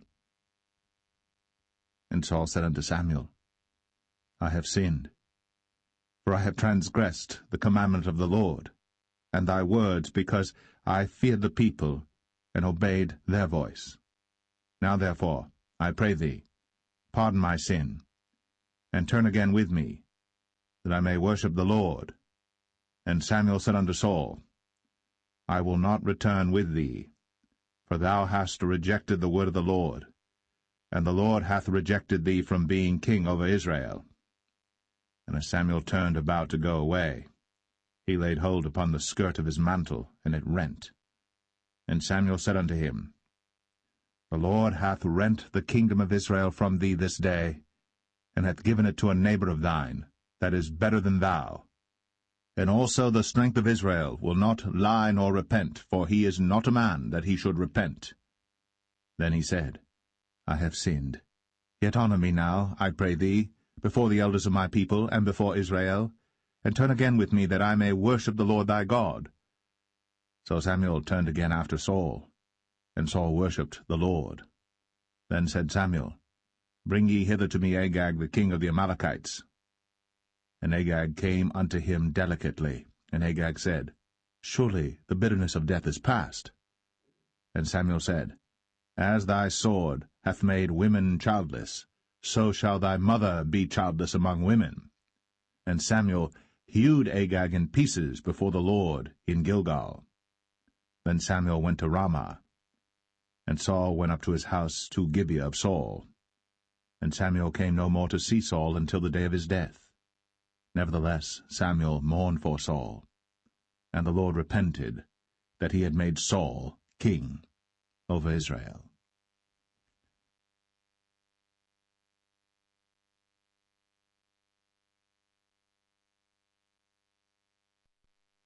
1 Samuel 16. And the Lord said unto Samuel, How long wilt thou mourn for Saul, seeing I have rejected him from reigning over Israel? Fill thine horn with oil, and go. I will send thee to Jesse the Bethlehemite, for I have provided me a king among his sons. And Samuel said, How can I go? If Saul hear it, he will kill me. And the Lord said, Take an heifer with thee, and say, I am come to sacrifice to the Lord. And call Jesse to the sacrifice. And I will show thee what thou shalt do, and thou shalt anoint unto me him whom I name unto thee. And Samuel did that which the Lord spake, and came to Bethlehem. And the elders of the town trembled at his coming, and said, Comest thou peaceably? And he said, Peaceably. I am come to sacrifice unto the Lord. Sanctify yourselves, and come with me to the sacrifice. And he sanctified Jesse and his sons, and called them to the sacrifice. And it came to pass, when they were come, that he looked on Eliab, and said, Surely the Lord's anointed is before him. But the Lord said unto Samuel, Look not on his countenance, or on the height of his stature, because I have refused him. For the Lord seeth not as man seeth. For man looketh on the outward appearance, but the Lord looketh on the heart. Then Jesse called Abinadab, and made him pass before Samuel, and he said, Neither hath the Lord chosen this. Then Jesse made Shammah to pass by, and he said, Neither hath the Lord chosen this. Again Jesse made 7 of his sons to pass before Samuel. And Samuel said unto Jesse, The Lord hath not chosen these. And Samuel said unto Jesse, Are here all thy children? And he said, There remaineth yet the youngest, and behold, he keepeth the sheep. And Samuel said unto Jesse, Send and fetch him, for we will not sit down till he come hither. And he sent and brought him in. Now he was ruddy, and withal of a beautiful countenance, and goodly to look to. And the Lord said, Arise, anoint him, for this is he. Then Samuel took the horn of oil, and anointed him in the midst of his brethren. And the Spirit of the Lord came upon David from that day forward. So Samuel rose up, and went to Ramah. But the Spirit of the Lord departed from Saul, and an evil spirit from the Lord troubled him. And Saul's servant said unto him, Behold now, an evil spirit from God troubleth thee. Let our Lord now command thy servants, which are before thee, to seek out a man, who is a cunning player on an harp. And it shall come to pass, when the evil spirit from God is upon thee, that he shall play with his hand, and thou shalt be well. And Saul said unto his servants, Provide me now a man that can play well, and bring him to me. Then answered one of the servants, and said, Behold, I have seen a son of Jesse the Bethlehemite, that is cunning in playing, and a mighty valiant man, and a man of war, and prudent in matters, and a comely person. And the Lord is with him. Wherefore Saul sent messengers unto Jesse, and said, Send me David thy son, which is with the sheep. And Jesse took an ass laden with bread, and a bottle of wine, and a kid, and sent them by David his son unto Saul. And David came to Saul, and stood before him. And he loved him greatly, and he became his armor-bearer. And Saul sent to Jesse, saying, Let David, I pray thee, stand before me, for he hath found favor in my sight. And it came to pass, when the evil spirit from God was upon Saul, that David took an harp, and played with his hand.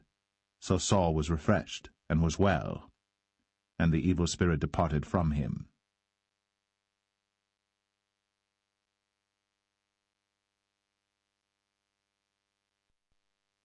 1 Samuel 17.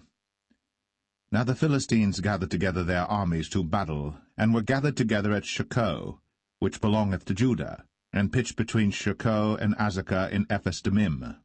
And Saul and the men of Israel were gathered together and pitched by the valley of Elah, and set the battle in array against the Philistines. And the Philistines stood on a mountain on the one side, and Israel stood on a mountain on the other side, and there was a valley between them. And there went out a champion out of the camp of the Philistines, named Goliath of Gath, whose height was 6 cubits and a span. And he had an helmet of brass upon his head, and he was armed with a coat of mail, and the weight of the coat was 5,000 shekels of brass. And he had greaves of brass upon his legs, and a target of brass between his shoulders. And the staff of his spear was like a weaver's beam, and his spear's head weighed 600 shekels of iron, and one bearing a shield went before him. And he stood and cried unto the armies of Israel, and said unto them, Why are ye come out to set your battle in array? Am not I a Philistine, and ye servants to Saul? Choose you a man for you, and let him come down to me. If he be able to fight with me and to kill me, then will we be your servants. But if I prevail against him, and kill him, then shall ye be our servants, and serve us. And the Philistine said, I defy the armies of Israel this day. Give me a man, that we may fight together. When Saul and all Israel heard those words of the Philistine, they were dismayed, and greatly afraid. Now David was the son of that Ephrathite of Bethlehem, Judah, whose name was Jesse, and he had 8 sons. And the man went among men for an old man in the days of Saul. And the 3 eldest sons of Jesse went and followed Saul to the battle. And the names of his 3 sons that went to the battle were Eliab the firstborn, and next unto him Abinadab, and the third Shammah. And David was the youngest, and the 3 eldest followed Saul. But David went and returned from Saul to feed his father's sheep at Bethlehem. And the Philistine drew near morning and evening, and presented himself 40 days. And Jesse said unto David his son, Take now for thy brethren an ephah of this parched corn, and these 10 loaves, and run to the camp to thy brethren.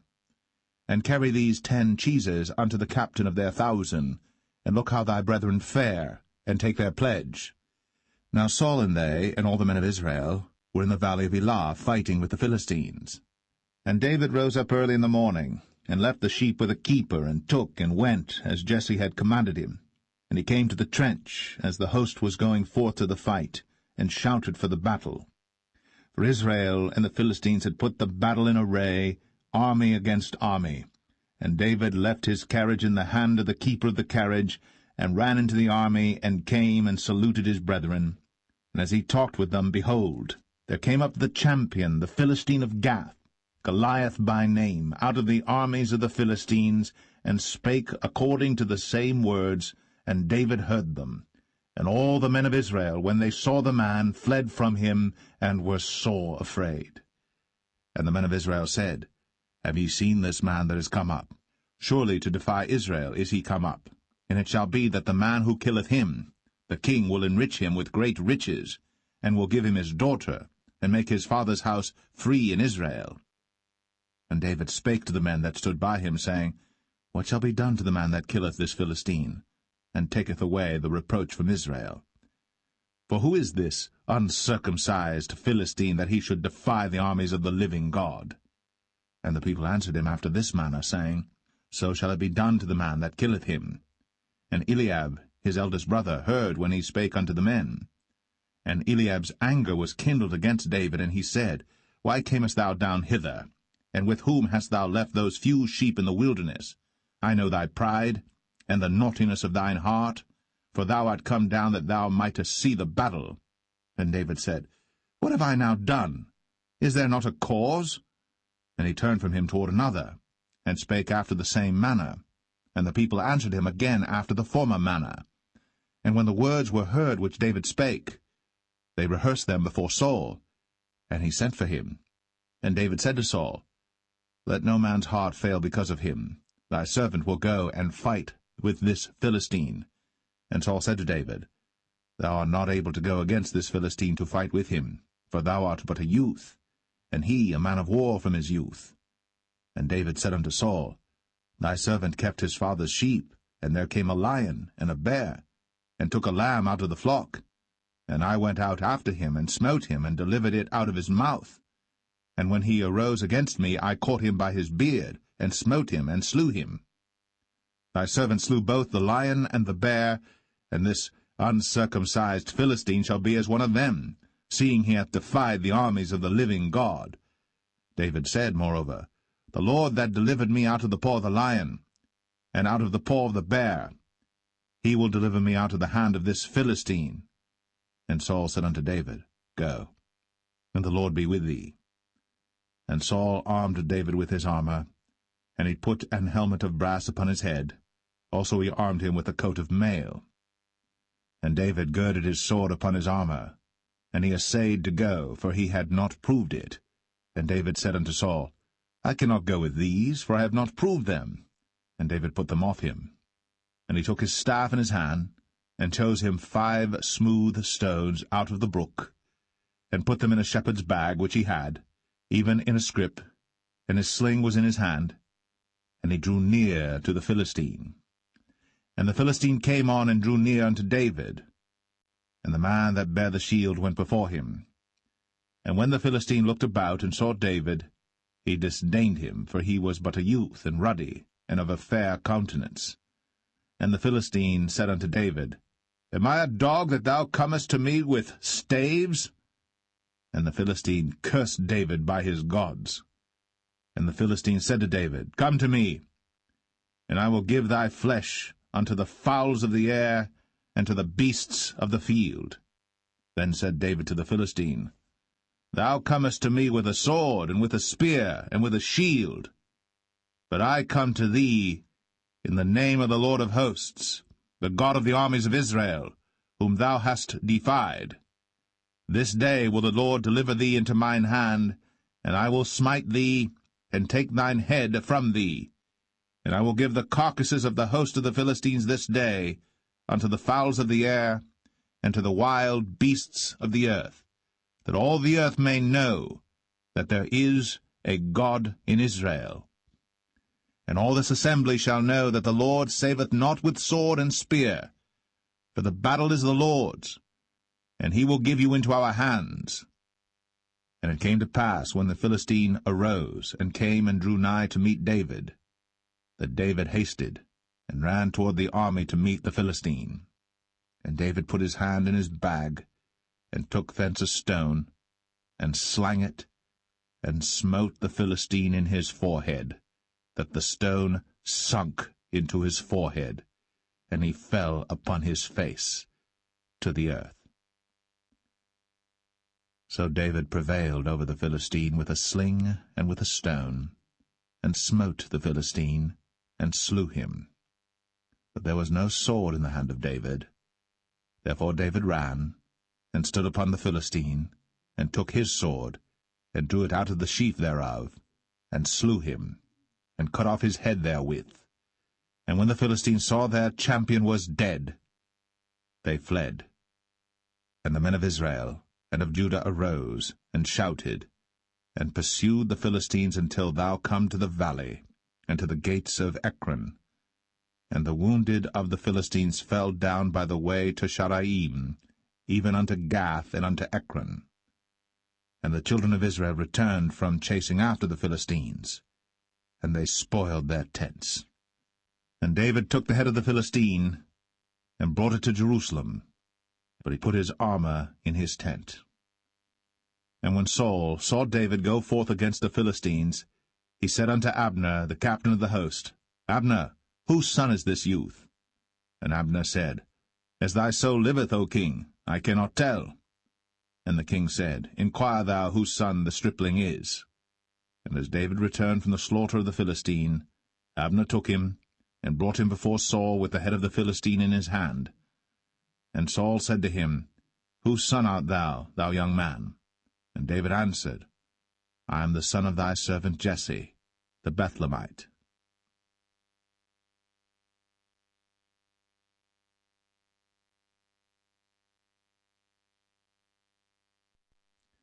1 Samuel 18. And it came to pass, when he had made an end of speaking unto Saul, that the soul of Jonathan was knit with the soul of David, and Jonathan loved him as his own soul. And Saul took him that day, and would let him go no more home to his father's house. Then Jonathan and David made a covenant, because he loved him as his own soul.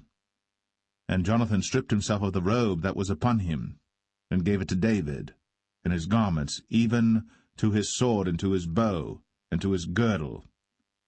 And David went out whithersoever Saul sent him, and behaved himself wisely. And Saul set him over the men of war, and he was accepted in the sight of all the people, and also in the sight of Saul's servants. And it came to pass, as they came, when David was returned from the slaughter of the Philistine, that women came out of all cities of Israel, singing and dancing to meet King Saul, with tabrets, with joy, and with instruments of music. And the women answered one another as they played, and said, Saul hath slain his thousands, and David his 10,000s. And Saul was very wroth.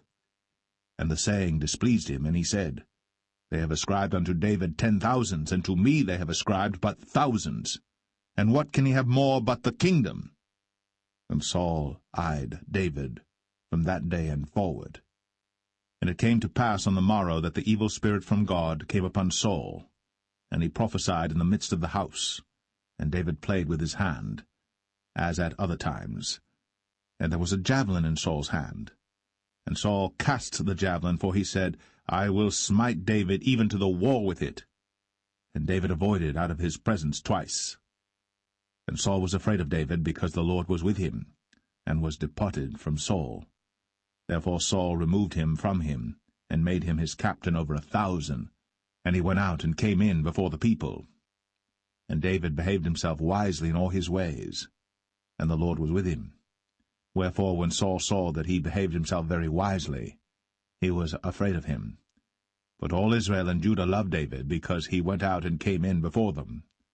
And Saul said to David, Behold my elder daughter Merab, her will I give thee to wife. Only be thou valiant for me, and fight the Lord's battles. For Saul said, Let not mine hand be upon him, but let the hand of the Philistines be upon him. And David said unto Saul, Who am I, and what is my life, or my father's family in Israel, that I should be son-in-law to the king? But it came to pass at the time when Merab, Saul's daughter, should have been given to David, that she was given unto Adriel, the Maholathite, to wife. And Michal, Saul's daughter, loved David. And they told Saul, and the thing pleased him. And Saul said, I will give him her, that she may be a snare to him, and that the hand of the Philistines may be against him. Wherefore Saul said to David, Thou shalt this day be my son-in-law in the one of the twain. And Saul commanded his servants, saying, Commune with David secretly, and say, Behold, the king hath delight in thee, and all his servants love thee. Now therefore be the king's son-in-law. And Saul's servant spake those words in the ears of David. And David said, Seemeth it to you a light thing to be a king's son-in-law, seeing that I am a poor man, and lightly esteemed? And the servants of Saul told him, saying, On this manner spake David. And Saul said, Thus shall ye say to David, The king desireth not any dowry, but 100 foreskins of the Philistines, to be avenged of the king's enemies. But Saul thought to make David fall by the hand of the Philistines. And when his servants told David these words, it pleased David well to be the king's son-in-law, and the days were not expired. Wherefore David arose, and went, he and his men, and slew of the Philistines 200 men. And David brought their foreskins, and they gave them in full tale to the king, that he might be the king's son-in-law. And Saul gave him Michal his daughter to wife. And Saul saw and knew that the Lord was with David, and that Michal, Saul's daughter, loved him. And Saul was yet the more afraid of David, and Saul became David's enemy continually. Then the princes of the Philistines went forth, and it came to pass after they went forth that David behaved himself more wisely than all the servants of Saul, so that his name was much set by.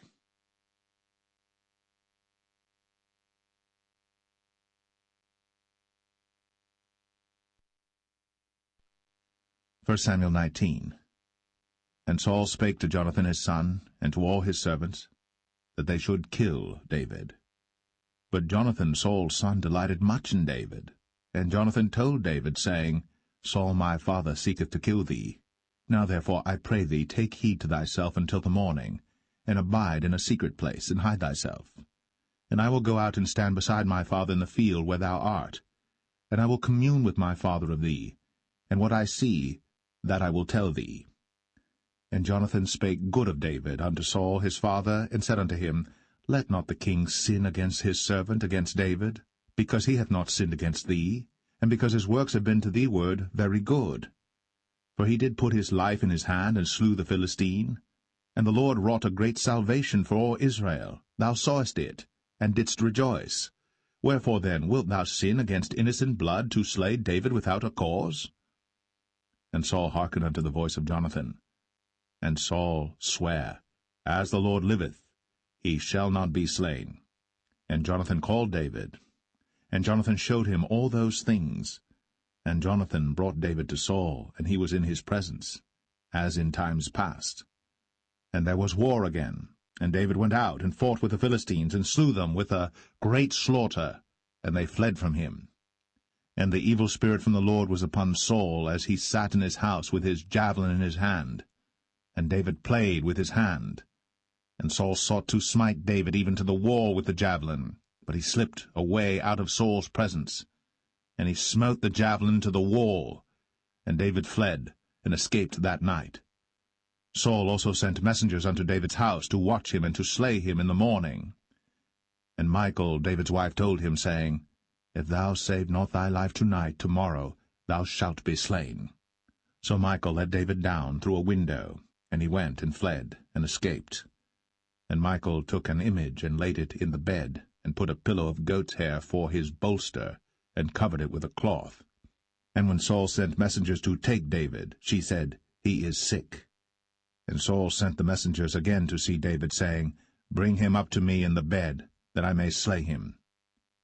And when the messengers were come in, behold, there was an image in the bed, with a pillow of goat's hair for his bolster. And Saul said unto Michal, Why hast thou deceived me so, and sent away mine enemy, that he is escaped? And Michal answered Saul, He said unto me, Let me go, why should I kill thee? So David fled, and escaped, and came to Samuel to Ramah, and told him all that Saul had done to him. And he and Samuel went, and dwelt in Naueth. And it was told Saul, saying, Behold, David is at Naueth in Ramah. And Saul sent messengers to take David. And when they saw the company of the prophets prophesying, and Samuel standing as appointed over them, the Spirit of God was upon the messengers of Saul, and they also prophesied. And when it was told Saul, he sent other messengers, and they prophesied likewise. And Saul sent messengers again the third time, and they prophesied also. Then went he also to Ramah, and came to a great well that is in Sechu. And he asked and said, Where are Samuel and David? And one said, Behold, they be at Naueth in Ramah. And he went thither to Naueth in Ramah. And the Spirit of God was upon him also. And he went on, and prophesied, until he came to Naueth in Ramah. And he stripped off his clothes also, and prophesied before Samuel in like manner, and lay down naked all that day, and all that night. Wherefore they say, Is Saul also among the prophets?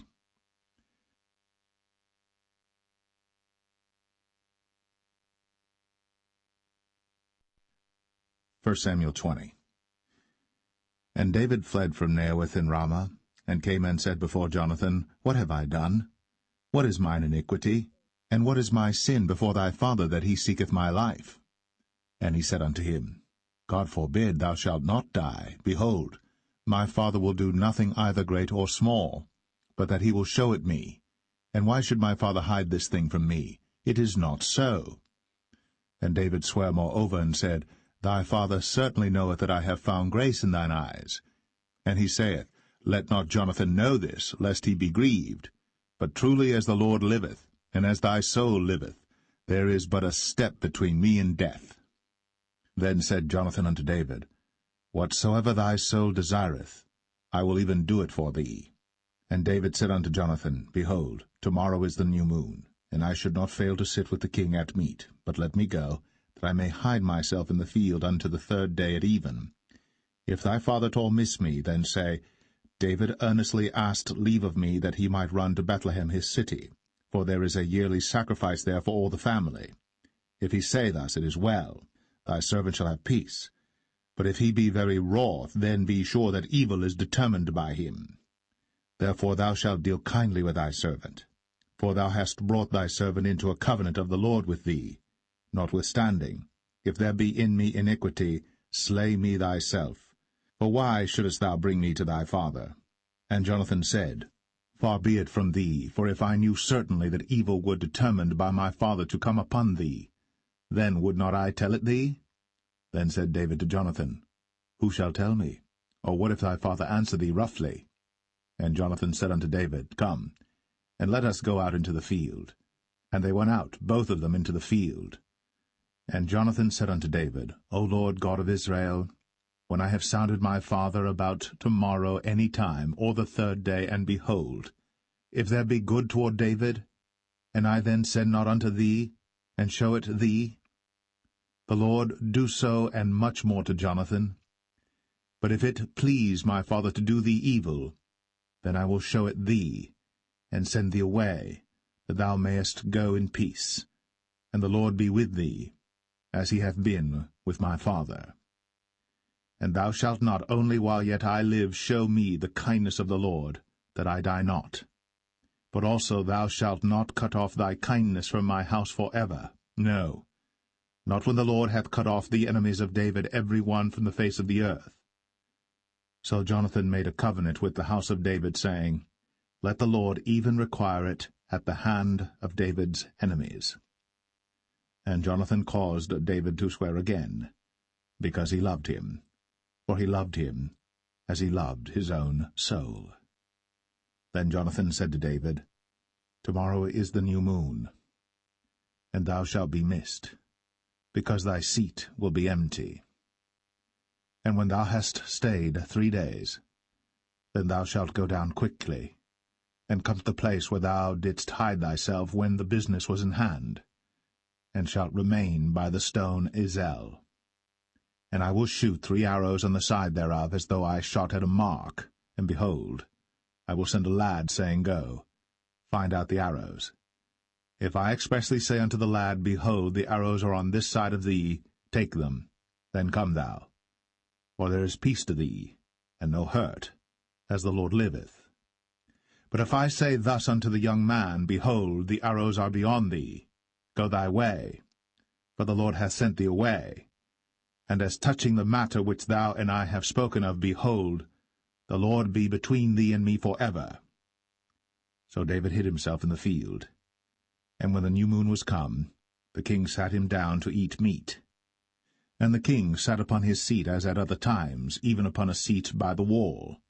And Jonathan arose, and Abner sat by Saul's side, and David's place was empty.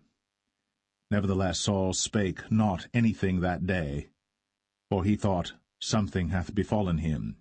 He is not clean. Surely he is not clean. And it came to pass on the morrow, which was the 2nd day of the month, that David's place was empty. And Saul said unto Jonathan his son, Wherefore cometh not the son of Jesse to meat, neither yesterday nor today?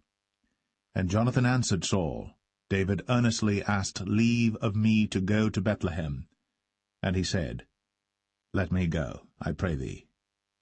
For our family hath a sacrifice in the city, and my brother, he hath commanded me to be there. And now, if I have found favor in thine eyes, let me get away, I pray thee, and see my brethren.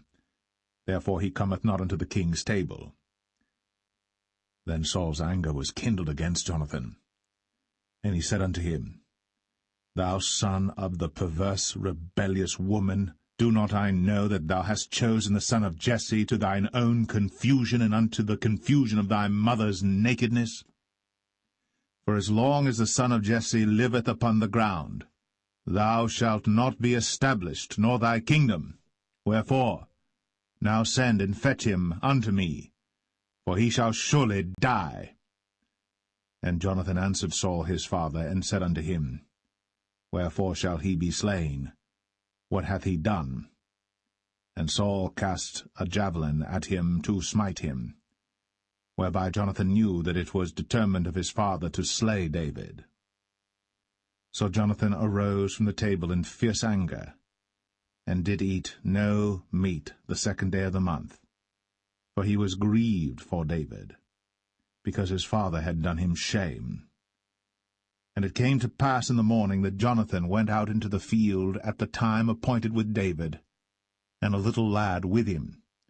And he said unto his lad, Run, find out now the arrows which I shoot. And as the lad ran, he shot an arrow beyond him.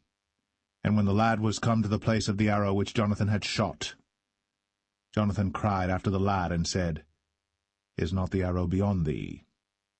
And Jonathan cried after the lad, Make speed, haste, stay not. And Jonathan's lad gathered up the arrows, and came to his master. But the lad knew not anything, only Jonathan and David knew the matter. And Jonathan gave his artillery unto his lad, and said unto him, Go, carry them to the city. And as soon as the lad was gone, David arose out of a place toward the south, and fell on his face to the ground, and bowed himself 3 times. And they kissed one another, and wept one with another, until David exceeded. And Jonathan said to David, Go in peace, for as much as we have sworn both of us in the name of the Lord, saying, The Lord be between me and thee, and between my seed and thy seed forever. And he arose, and departed. And Jonathan went into the city.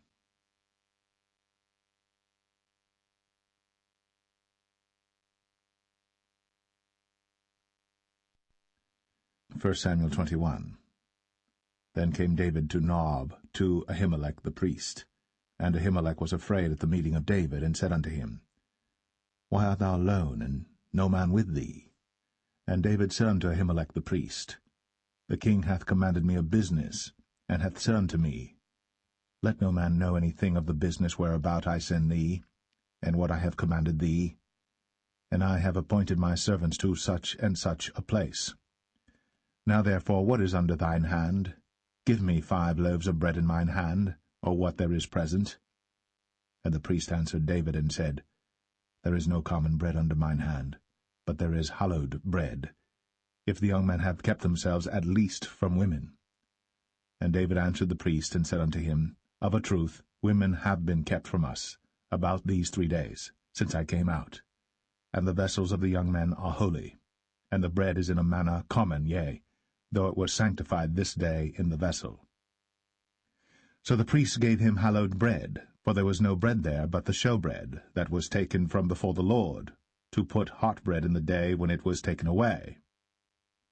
Now a certain man of the servants of Saul was there that day, detained before the Lord, and his name was Doeg, an Edomite, the chiefest of the herdmen that belonged to Saul. And David said unto Ahimelech, And is there not here under thine hand spear or sword?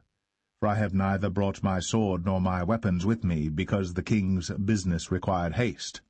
And the priest said, The sword of Goliath the Philistine, whom thou slewest in the valley of Elah, behold, it is here, wrapped in a cloth behind the ephod. If thou wilt take that, take it, for there is no other save that here. And David said, There is none like that, give it me. And David arose, and fled that day for fear of Saul, and went to Achish, the king of Gath. And the servants of Achish said unto him, Is not this David the king of the land? Did they not sing one to another of him in dances, saying, Saul hath slain his thousands, and David his 10,000s? And David laid up these words in his heart, and was sore afraid of Achish, the king of Gath. And he changed his behavior before them, and feigned himself mad in their hands, and scrabbled on the doors of the gate, and let his spittle fall down upon his beard. Then said Achish unto his servants, Lo, ye see the man is mad. Wherefore then have ye brought him to me? Have I need of madmen, that ye have brought this fellow to play the madman in my presence? Shall this fellow come into my house?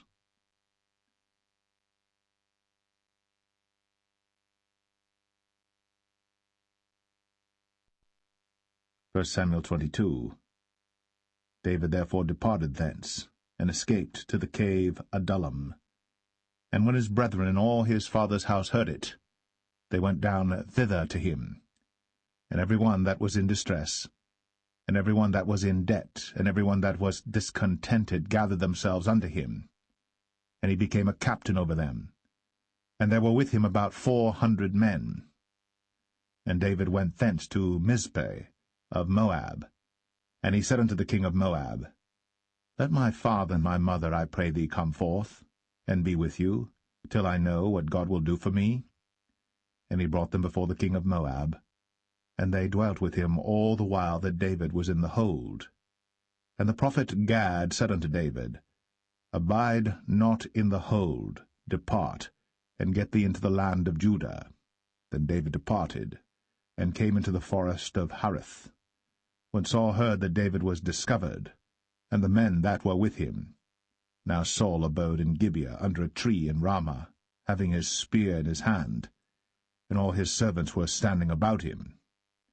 Then Saul said unto his servants that stood about him, Hear now, ye Benjamites, will the son of Jesse give every one of you fields and vineyards, and make you all captains of thousands and captains of hundreds, that all of you have conspired against me?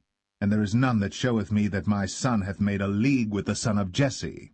And there is none of you that is sorry for me, or showeth unto me that my son hath stirred up my servant against me, to lie in wait, as at this day. Then answered Doeg the Edomite, which was set over the servants of Saul, and said, I saw the son of Jesse coming to Nob, to Ahimelech the son of Ahitub. And he inquired of the Lord for him, and gave him victuals, and gave him the sword of Goliath the Philistine. Then the king sent to call Ahimelech the priest, the son of Ahitub, and all his father's house, the priests that were in Nob, and they came all of them to the king. And Saul said, Hear now, thou son of Ahitub. And he answered, Here I am, my lord. And Saul said unto him, Why have ye conspired against me, thou and the son of Jesse, in that thou hast given him bread and a sword, and hast inquired of God for him, that he should rise against me to lie in wait, as at this day? Then Ahimelech answered the king, and said, And who is so faithful among all thy servants as David, which is the king's son-in-law, and goeth at thy bidding, and is honourable in thine house? Did I then begin to inquire of God for him? Be it far from me. Let not the king impute anything unto his servant, nor to all the house of my father, for thy servant knew nothing of all this, less or more. And the king said, Thou shalt surely die, Ahimelech, thou, and all thy father's house. And the king said unto the footmen that stood about him, Turn, and slay the priests of the Lord, because their hand also is with David, and because they knew when he fled, and did not show it to me. But the servants of the king would not put forth their hand to fall upon the priests of the Lord. And the king said to Doeg, Turn thou, and fall upon the priests. And Doeg the Edomite turned, and he fell upon the priests, and slew on that day 75 persons that did wear a linen ephod.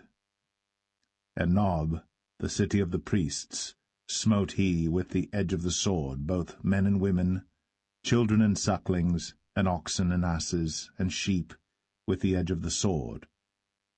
And one of the sons of Ahimelech the son of Ahitub, named Abiathar, escaped, and fled after David. And Abiathar showed David that Saul had slain the Lord's priests. And David said unto Abiathar, I knew it that day when Doeg the Edomite was there, that he would surely tell Saul, I have occasioned the death of all the persons of thy father's house. Abide thou with me. Fear not, for he that seeketh my life seeketh thy life. But with me thou shalt be in safeguard.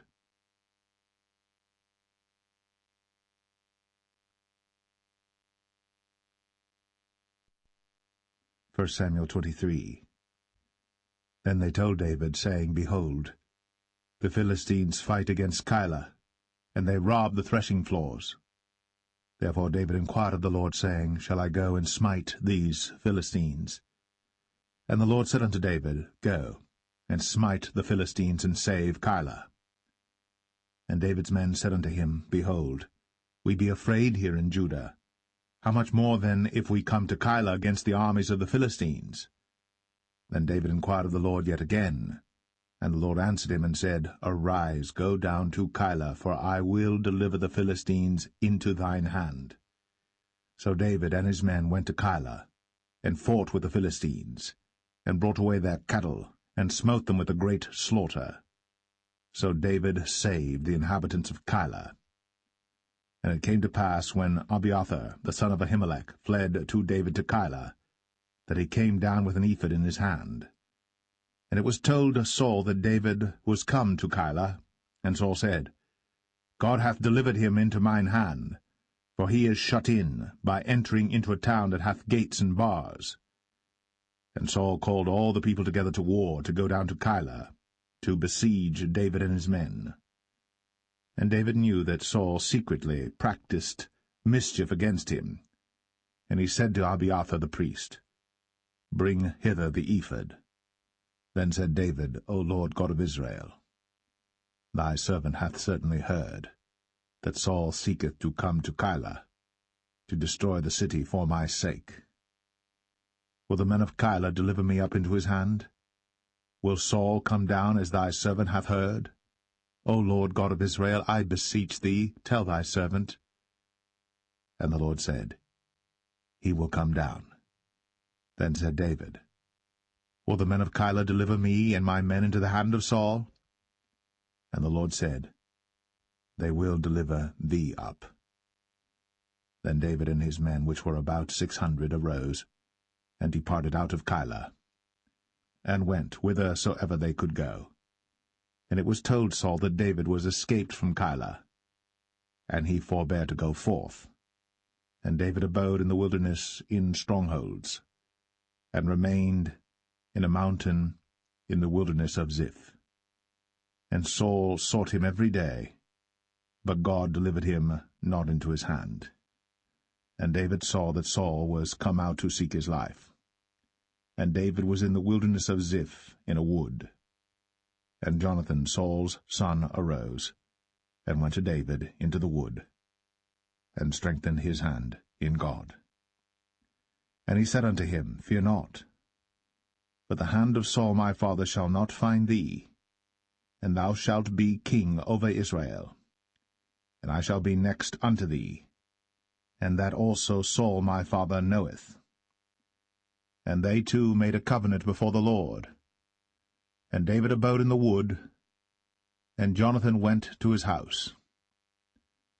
Then came up the Ziphites to Saul to Gibeah, saying, Doth not David hide himself with us in strongholds in the wood, in the hill of Hachilah, which is on the south of Jeshimon? Now therefore, O king, come down according to all the desire of thy soul to come down, and our part shall be to deliver him into the king's hand. And Saul said, Blessed be ye of the Lord, for ye have compassion on me.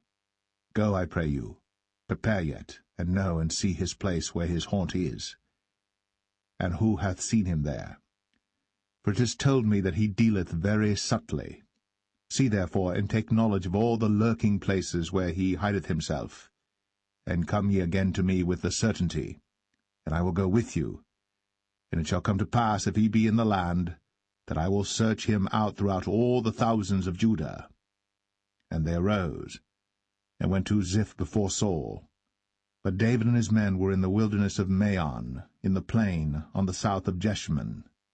Saul also and his men went to seek him, and they told David, wherefore he came down into a rock, and abode in the wilderness of Maon. And when Saul heard that, he pursued after David in the wilderness of Maon. And Saul went on this side of the mountain, and David and his men on that side of the mountain. And David made haste to get away for fear of Saul. For Saul and his men compassed David and his men round about to take them. But there came a messenger unto Saul, saying, Haste thee, and come, for the Philistines have invaded the land. Wherefore Saul returned from pursuing after David, and went against the Philistines. Therefore they called that place Selah Hammalekoth. And David went up from thence, and dwelt in strongholds at En-gedi.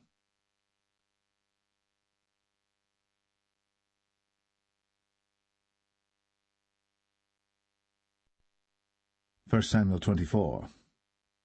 And it came to pass, when Saul was returned from following the Philistines, that it was told him, saying, Behold, David is in the wilderness of En-gedi. Then Saul took 3,000 chosen men out of all Israel, and went to seek David and his men upon the rocks of the wild goats. And he came to the sheepcots by the way, where was a cave, and Saul went in to cover his feet, And David and his men remained in the sides of the cave. And the men of David said unto him, Behold the day of which the Lord said unto thee, Behold, I will deliver thine enemy into thine hand, that thou mayest do to him as it shall seem good unto thee. Then David arose, and cut off the skirt of Saul's robe privily. And it came to pass afterward that David's heart smote him, because he had cut off Saul's skirt. And he said unto his men, The Lord forbid that I should do this thing unto my master, the Lord's anointed, to stretch forth mine hand against him, seeing he is the anointed of the Lord. So David stayed his servants with these words, and suffered them not to rise against Saul. But Saul rose up out of the cave, and went on his way. David also rose afterward, and went out of the cave, and cried after Saul, saying, My lord the king. And when Saul looked behind him, David stooped with his face to the earth, and bowed himself. And David said to Saul, Wherefore hearest thou men's words, saying, Behold, David seeketh thy hurt? Behold, this day thine eyes have seen how that the Lord had delivered thee today into mine hand in the cave, and some bade me kill thee. But mine eye spared thee, and I said, I will not put forth mine hand against my Lord, for he is the Lord's anointed. Moreover, my father, see the skirt of thy robe in my hand. For in that I cut off the skirt of thy robe, and killed thee not. Know thou, and see that there is neither evil nor transgression in mine hand, and I have not sinned against thee. Yet thou huntest my soul to take it. The Lord judge between me and thee, and the Lord avenge me of thee, but mine hand shall not be upon thee. As saith the proverb of the ancients, Wickedness proceedeth from the wicked, but mine hand shall not be upon thee. After whom is the king of Israel come out? After whom dost thou pursue? After a dead dog, after a flea? The Lord therefore be judge, and judge between me and thee, and see, and plead my cause, and deliver me out of thine hand. And it came to pass, when David had made an end of speaking these words unto Saul, that Saul said, Is this thy voice, my son David? And Saul lifted up his voice, and wept. And he said to David, Thou art more righteous than I, for thou hast rewarded me good, whereas I have rewarded thee evil. And thou hast shown this day how that thou hast dealt well with me, forasmuch as when the Lord had delivered me into thine hand, thou killedst me not. For if a man find his enemy, will he let him go well away? Wherefore the Lord reward thee good for that thou hast done unto me this day. And now behold, I know well that thou shalt surely be king, and that the kingdom of Israel shall be established in thine hand. Swear now therefore unto me by the Lord, that thou wilt not cut off my seed after me, and that thou wilt not destroy my name out of my father's house. And David sware unto Saul. And Saul went home, but David and his men gat them up unto the hold.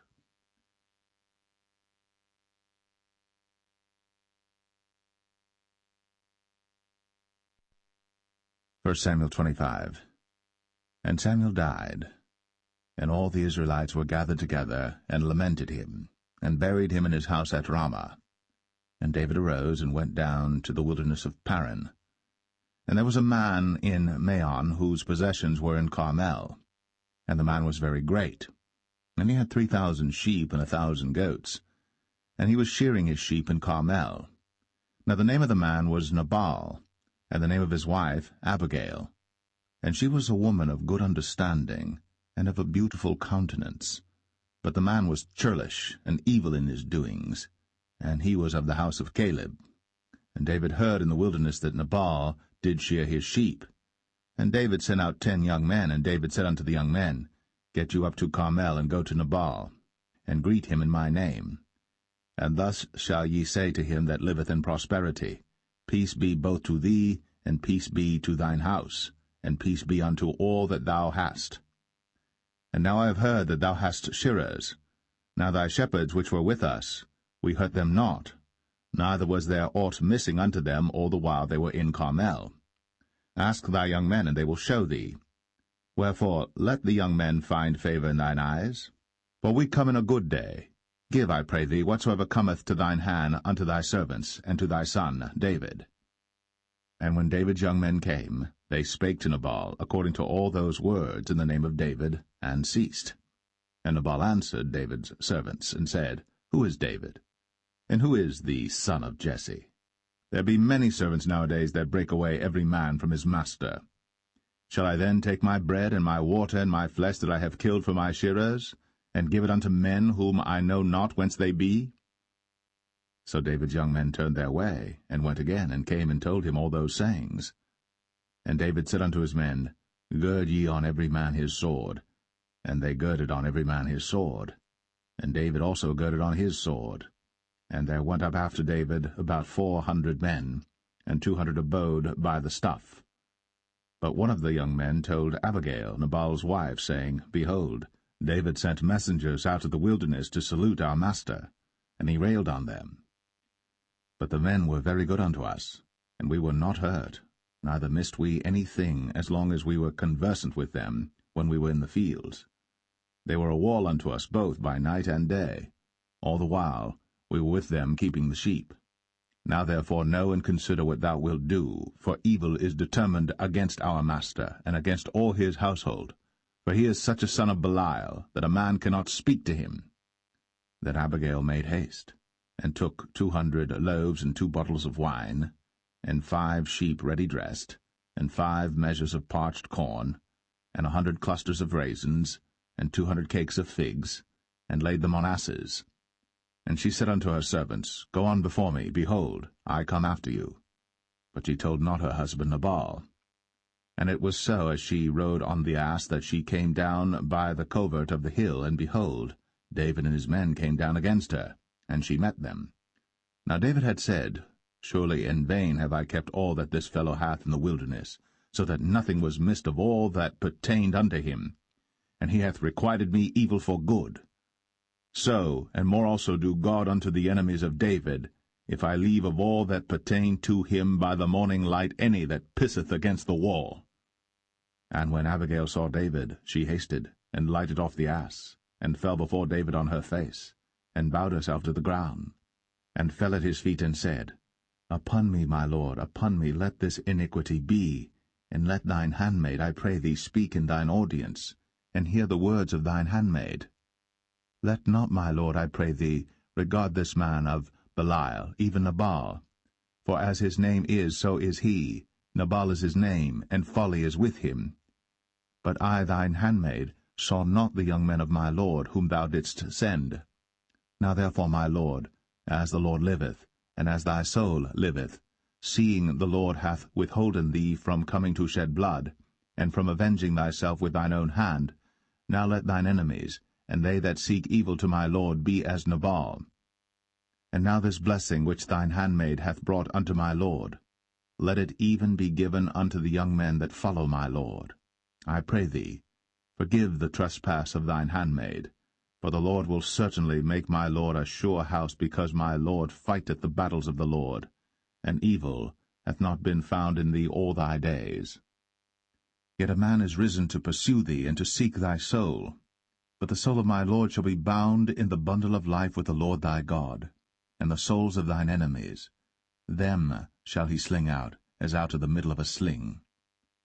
And it shall come to pass, when the Lord shall have done to my lord according to all the good that he hath spoken concerning thee, and shall have appointed thee ruler over Israel, that this shall be no grief unto thee, nor offense of heart unto my lord, either that thou hast shed blood causeless, or that my lord hath avenged himself. But when the Lord shall have dealt well with my lord, then remember thine handmaid. And David said to Abigail, Blessed be the Lord God of Israel, which sent thee this day to meet me. And blessed be thy advice, and blessed be thou, which hast kept me this day from coming to shed blood, and from avenging myself with mine own hand. For in very deed, as the Lord God of Israel liveth, which hath kept me back from hurting thee, except thou hadst hasted and come to meet me, surely there had not been left unto Nabal by the morning light any that pisseth against the wall. So David received of her hand that which she had brought him, and said unto her, Go up in peace to thine house. See, I have hearkened to thy voice, and have accepted thy person. And Abigail came to Nabal, and behold, he held a feast in his house, like the feast of a king. And Nabal's heart was merry within him, for he was very drunken. Wherefore she told him nothing, less or more, until the morning light. But it came to pass in the morning, when the wine was gone out of Nabal, and his wife had told him these things, that his heart died within him, and he became as a stone. And it came to pass about 10 days after, that the Lord smote Nabal, that he died.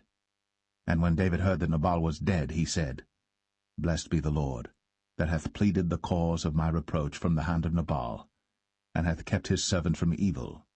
For the Lord hath returned the wickedness of Nabal upon his own head.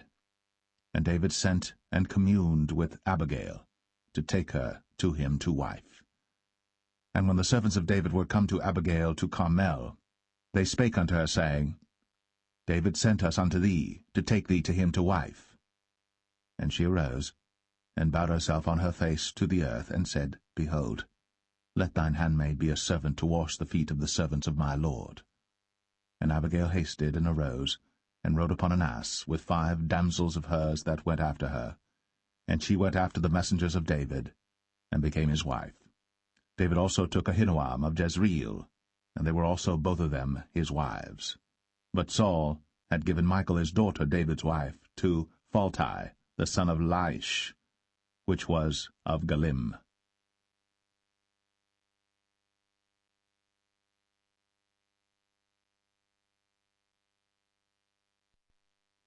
1 Samuel 26. And the Ziphites came unto Saul to Gibeah, saying, Doth not David hide himself in the hill of Hachilah, which is before Jeshimon? Then Saul arose, and went down to the wilderness of Ziph, having 3,000 chosen men of Israel with him to seek David in the wilderness of Ziph. And Saul pitched in the hill of Hachilah, which is before Jeshimon, by the way. But David abode in the wilderness, and he saw that Saul came after him into the wilderness. David therefore sent out spies, and understood that Saul was come in very deed. And David arose, and came to the place where Saul had pitched. And David beheld the place where Saul lay, and Abner the son of Ner, the captain of his host. And Saul lay in the trench, and the people pitched round about him. Then answered David, and said to Ahimelech the Hittite, and to Abishai, the son of Zeruiah, brother to Joab, saying, Who will go down with me to Saul to the camp? And Abishai said, I will go down with thee. So David and Abishai came to the people by night, and behold, Saul lay sleeping within the trench, and his spear stuck in the ground at his bolster. But Abner and the people lay round about him. Then said Abishai to David, God hath delivered thine enemy into thine hand this day. Now therefore let me smite him, I pray thee, with the spear even to the earth at once, and I will not smite him the second time. And David said to Abishai, Destroy him not, for who can stretch forth his hand against the Lord's anointed, and be guiltless? David said furthermore, As the Lord liveth, the Lord shall smite him, or his day shall come to die, or he shall descend into battle and perish. The Lord forbid that I should stretch forth mine hand against the Lord's anointed. But I pray thee, take thou now the spear that is at his bolster, and the cruse of water, and let us go. So David took the spear and the cruse of water from Saul's bolster, and they gat them away. And no man saw it, nor knew it, neither awaked, for they were all asleep, because a deep sleep from the Lord was fallen upon them. Then David went over to the other side, and stood on the top of an hill afar off, a great space being between them. And David cried to the people, and to Abner the son of Ner, saying, Answerest thou not, Abner? Then Abner answered and said, Who art thou that criest to the king? And David said to Abner, Art not thou a valiant man? And who is like to thee in Israel? Wherefore then hast thou not kept thy lord the king? For there came one of the people in to destroy the king thy lord. This thing is not good that thou hast done. As the Lord liveth, ye are worthy to die, because ye have not kept your master the Lord's anointed. And now see where the king's spear is, and the cruse of water that was at his bolster. And Saul knew David's voice, and said, Is this thy voice, my son, David? And David said, It is my voice, my lord, O king. And he said, Wherefore doth my lord thus pursue after his servant? For what have I done, or what evil is in mine hand? Now therefore, I pray thee, let my lord the king hear the words of his servant. If the Lord have stirred thee up against me, let him accept an offering. But if they be the children of men, cursed be they before the Lord, for they have driven me out this day from abiding in the inheritance of the Lord, saying, Go serve other gods. Now therefore, let not my blood fall to the earth before the face of the Lord. For the king of Israel is come out to seek a flea, as when one doth hunt a partridge in the mountains. Then said Saul, I have sinned. Return, my son David. For I will no more do thee harm, because my soul was precious in thine eyes this day. Behold, I have played the fool, and have erred exceedingly. And David answered and said, Behold the king's spear, and let one of the young men come over and fetch it. The Lord render to every man his righteousness and his faithfulness. For the Lord delivered thee into my hand today. But I would not stretch forth mine hand against the Lord's anointed. And behold, as thy life was much set by this day in mine eyes, so let my life be much set by in the eyes of the Lord, and let him deliver me out of all tribulation. Then Saul said to David, Blessed be thou, my son David. Thou shalt both do great things, and also shalt still prevail. So David went on his way, and Saul returned to his place.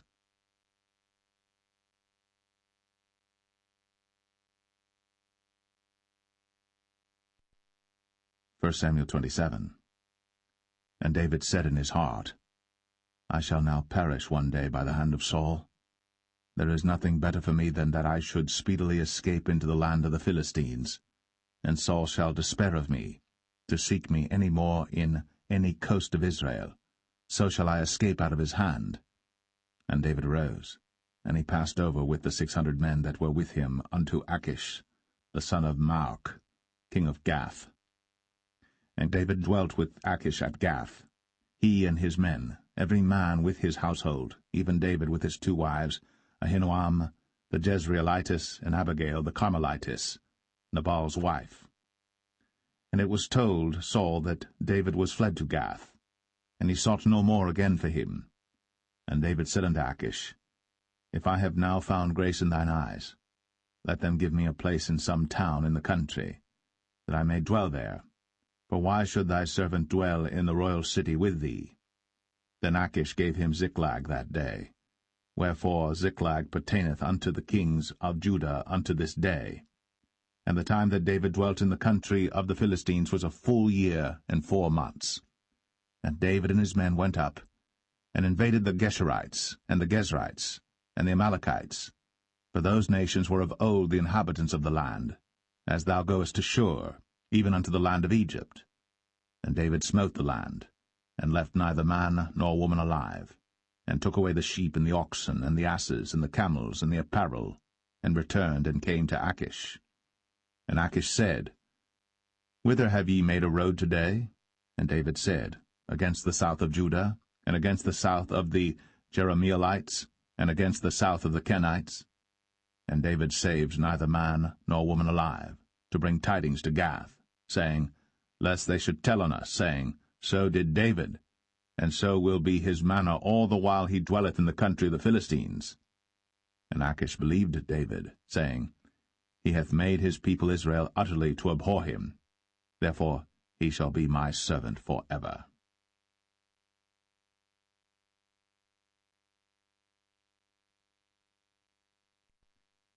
1 Samuel 28.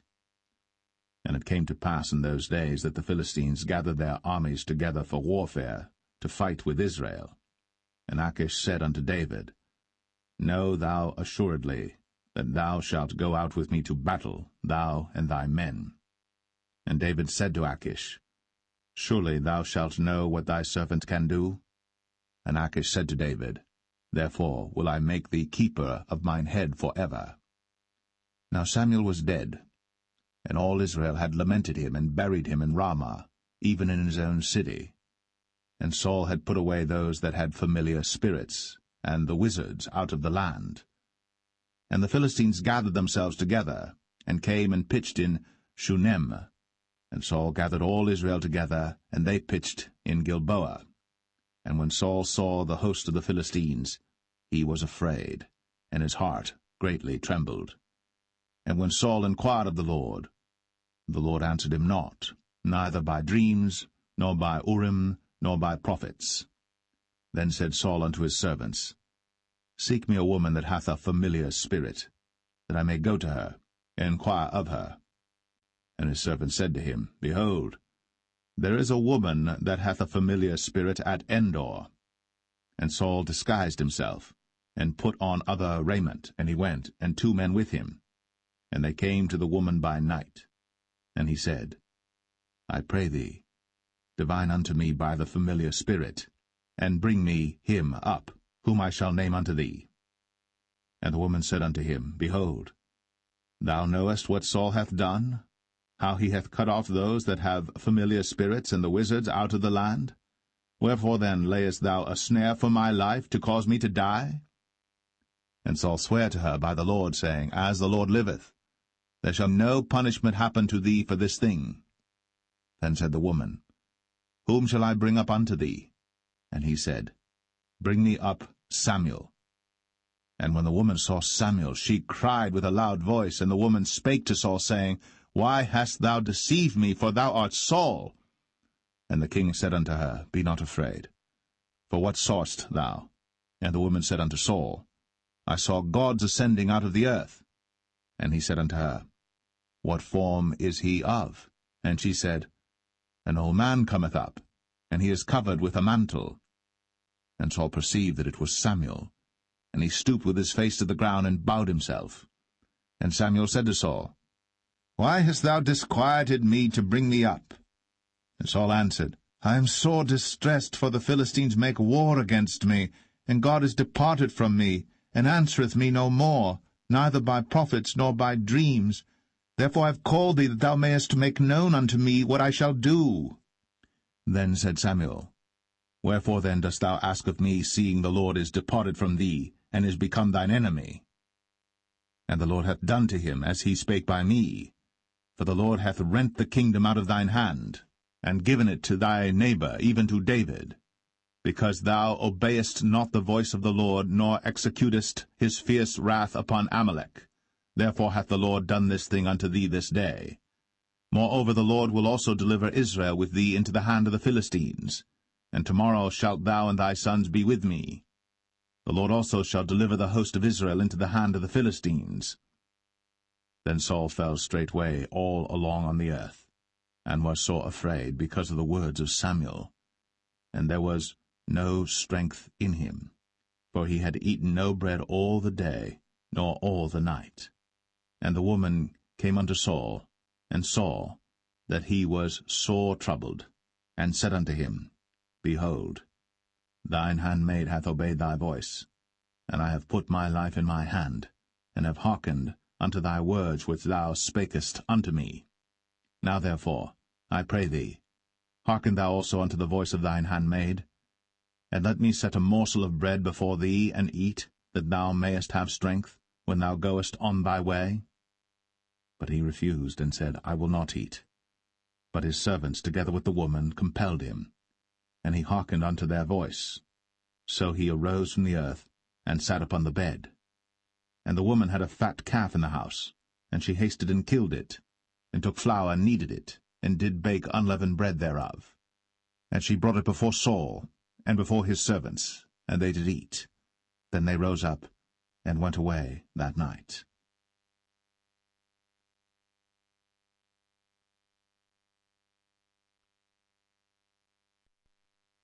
1 Samuel 29. Now the Philistines gathered together all their armies to Aphek, and the Israelites pitched by a fountain which is in Jezreel. And the lords of the Philistines passed on by hundreds and by thousands, but David and his men passed on in the rearward with Achish. Then said the princes of the Philistines, What do these Hebrews here? And Achish said unto the princes of the Philistines, Is not this David the servant of Saul the king of Israel, which hath been with me these days, or these years? And I have found no fault in him since he fell unto me unto this day. And the princes of the Philistines were wroth with him. And the princes of the Philistines said unto him, Make this fellow return, that he may go again to his place, which thou hast appointed him. And let him not go down with us to battle, lest in the battle he be an adversary to us. For wherewith should he reconcile himself unto his master? Should it not be with the heads of these men? Is not this David, of whom they sang one to another in dances, saying, Saul slew his thousands, and David his 10,000s? Then Achish called David and said unto him, Surely as the Lord liveth, thou hast been upright, and thy going out and thy coming in with me in the host is good in my sight. For I have not found evil in thee since the day of thy coming unto me unto this day. Nevertheless the Lord's favour thee not. Wherefore now return and go in peace, that thou displease not the lords of the Philistines. And David said unto Achish, But what have I done? And what hast thou found in thy servant so long as I have been with thee unto this day, that I may not go fight against the enemies of my lord the king? And Achish answered and said to David, I know that thou art good in my sight, as an angel of God. Notwithstanding the princes of the Philistines have said, He shall not go up with us to the battle. Wherefore now rise up early in the morning with thy master's servants that are come with thee, and as soon as ye be up early in the morning and have light, depart. So David and his men rose up early to depart in the morning, to return into the land of the Philistines. And the Philistines went up to Jezreel.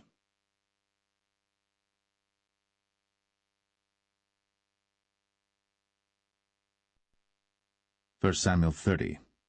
And it came to pass, when David and his men were come to Ziklag on the 3rd day, that the Amalekites had invaded the south and Ziklag, and smitten Ziklag, and burned it with fire, and had taken the women captives that were therein. They slew not any, either great or small, but carried them away, and went on their way. So David and his men came to the city, and behold, it was burned with fire, and their wives and their sons and their daughters were taken captives. Then David and the people that were with him lifted up their voice and wept until they had no more power to weep. And David's 2 wives were taken captives, Ahinoam the Jezreelitess, and Abigail the wife of Nabal the Carmelite. And David was greatly distressed, for the people spake of stoning him, because the soul of all the people was grieved, every man for his sons and for his daughters. But David encouraged himself in the Lord his God. And David said to Abiathar the priest, Ahimelech's son, I pray thee, bring me hither the ephod. And Abiathar brought thither the ephod to David. And David inquired at the Lord, saying, Shall I pursue after this troop? Shall I overtake them? And he answered him, Pursue, for thou shalt surely overtake them, and without fail recover all. So David went, he and the 600 men that were with him, and came to the brook Besor, where those that were left behind stayed. But David pursued, he and 400 men, for 200 abode behind, which were so faint that they could not go over the brook Besor. And they found an Egyptian in the field, and brought him to David, and gave him bread, and he did eat, and they made him drink water. And they gave him a piece of a cake of figs, and 2 clusters of raisins. And when he had eaten, his spirit came again to him, for he had eaten no bread nor drunk any water 3 days and 3 nights. And David said unto him, To whom belongest thou, and whence art thou? And he said, I am a young man of Egypt, servant to an Amalekite, and my master left me, because 3 days agone I fell sick. We made an invasion upon the south of the Cherethites, and upon the coast which belongeth to Judah, and upon the south of Caleb, and we burned Ziklag with fire. And David said to him, Canst thou bring me down to this company? And he said, Swear unto me by God, that thou wilt neither kill me, nor deliver me into the hands of my master, and I will bring thee down to this company. And when he had brought him down, behold, they were spread abroad upon all the earth, eating and drinking and dancing, because of all the great spoil that they had taken out of the land of the Philistines, and out of the land of Judah. And David smote them from the twilight even unto the evening of the next day. And there escaped not a man of them, save 400 young men which rode upon camels and fled. And David recovered all that the Amalekites had carried away, and David rescued his 2 wives.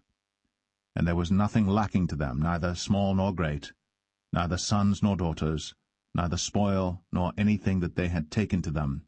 David recovered all. And David took all the flocks and the herds, which they drave before those other cattle, and said, This is David's spoil. And David came to the 200 men, which were so faint that they could not follow David, whom they had made also to abide at the brook Besor. And they went forth to meet David, and to meet the people that were with him. And when David came near to the people, he saluted them. Then answered all the wicked men and men of Belial, of those that went with David, and said, Because they went not with us, we will not give them aught of the spoil that we have recovered, save to every man his wife and his children, that they may lead them away and depart. Then said David, Ye shall not do so, my brethren, with that which the Lord hath given us, who hath preserved us, and delivered the company that came against us into our hand. For who will hearken unto you in this matter? But as his part is that goeth down to the battle, so shall his part be that tarrieth by the stuff. They shall part alike. And it was so from that day forward that he made it a statute and an ordinance for Israel unto this day. And when David came to Ziklag, he sent of the spoil unto the elders of Judah, even to his friends, saying, Behold, a present for you of the spoil of the enemies of the Lord, to them which were in Bethel, and to them which were in South Ramoth, and to them which were in Jatir, and to them which were in Aroer, and to them which were in Siphmoth, and to them which were in Eshtemoa, and to them which were in Rakal, and to them which were in the cities of the Jerahmeelites, and to them which were in the cities of the Kenites, and to them which were in Hormah, and to them which were in Chor-Ashan, and to them which were in Athak, and to them which were in Hebron, and to all the places where David himself and his men were wont to haunt.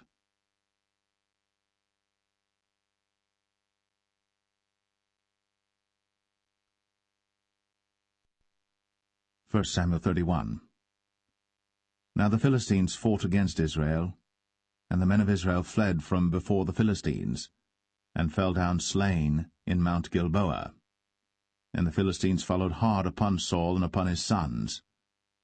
And the Philistines slew Jonathan, and Abinadab, and Malchishua, Saul's sons.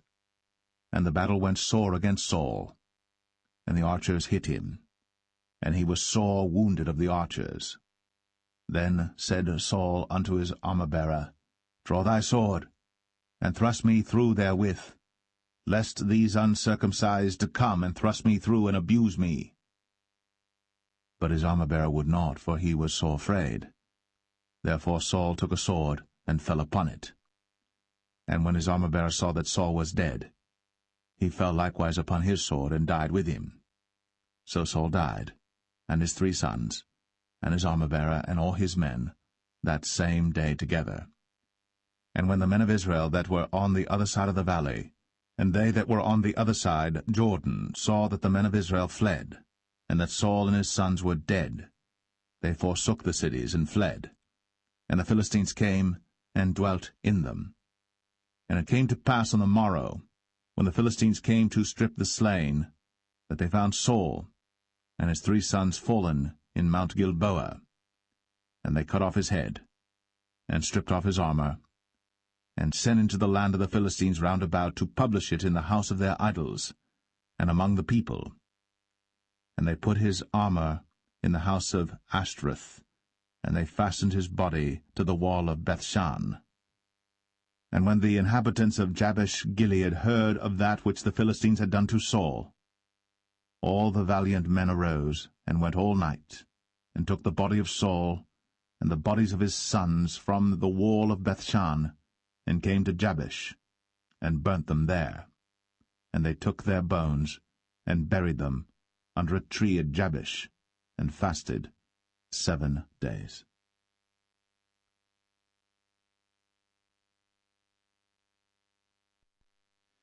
The second book of Samuel, chapter 1.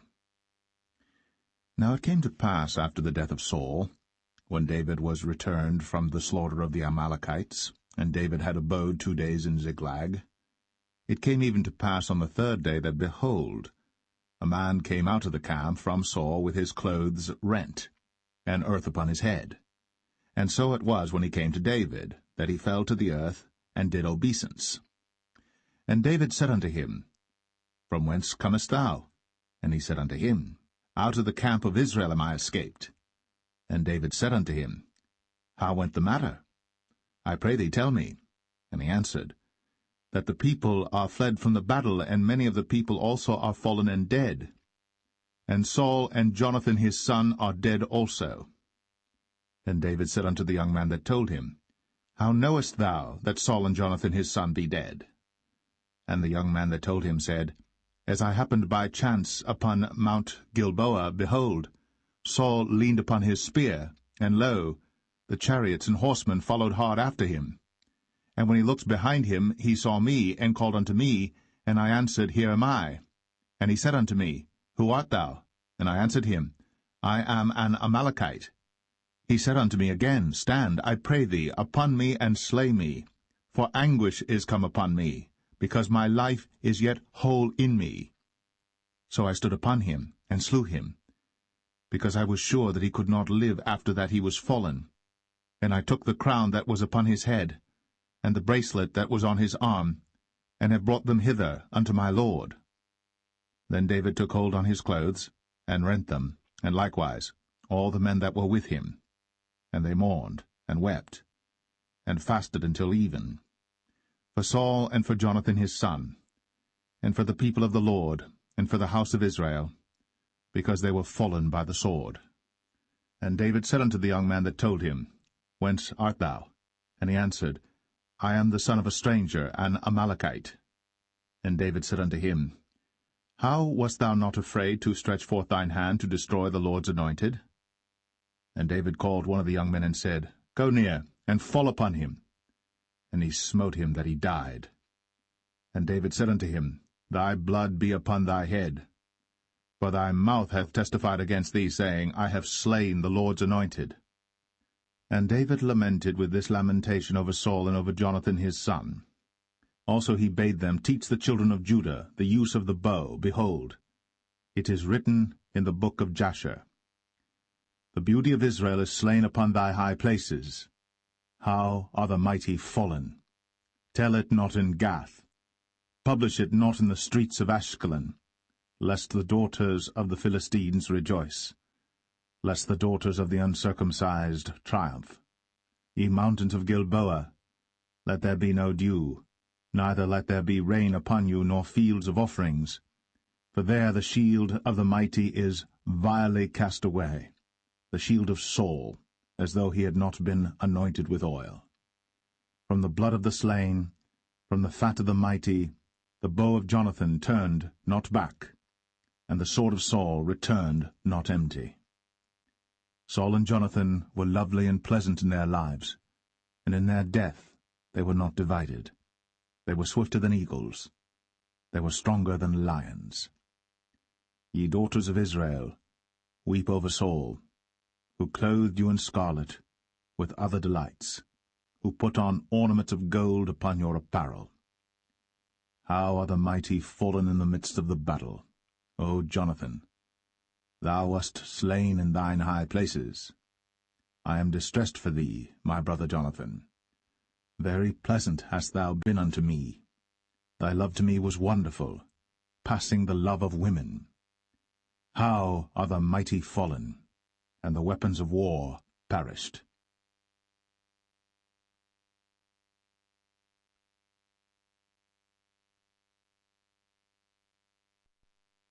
Second Samuel 2. And it came to pass after this that David inquired of the Lord, saying, Shall I go up into any of the cities of Judah? And the Lord said unto him, Go up. And David said, Whither shall I go up? And he said, Unto Hebron. So David went up thither, and his 2 wives also, Ahinoam the Jezreelitess, and Abigail Nabal's wife, the Carmelite. And his men that were with him did David bring up, every man with his household, and they dwelt in the cities of Hebron. And the men of Judah came, and there they anointed David king over the house of Judah. And they told David, saying, that the men of Jabesh-Gilead were they that buried Saul.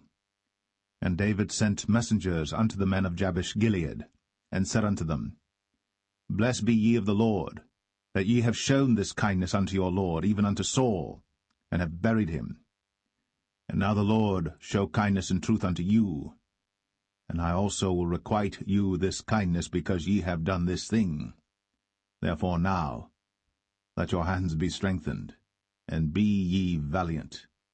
For your master Saul is dead, and also the house of Judah have anointed me king over them.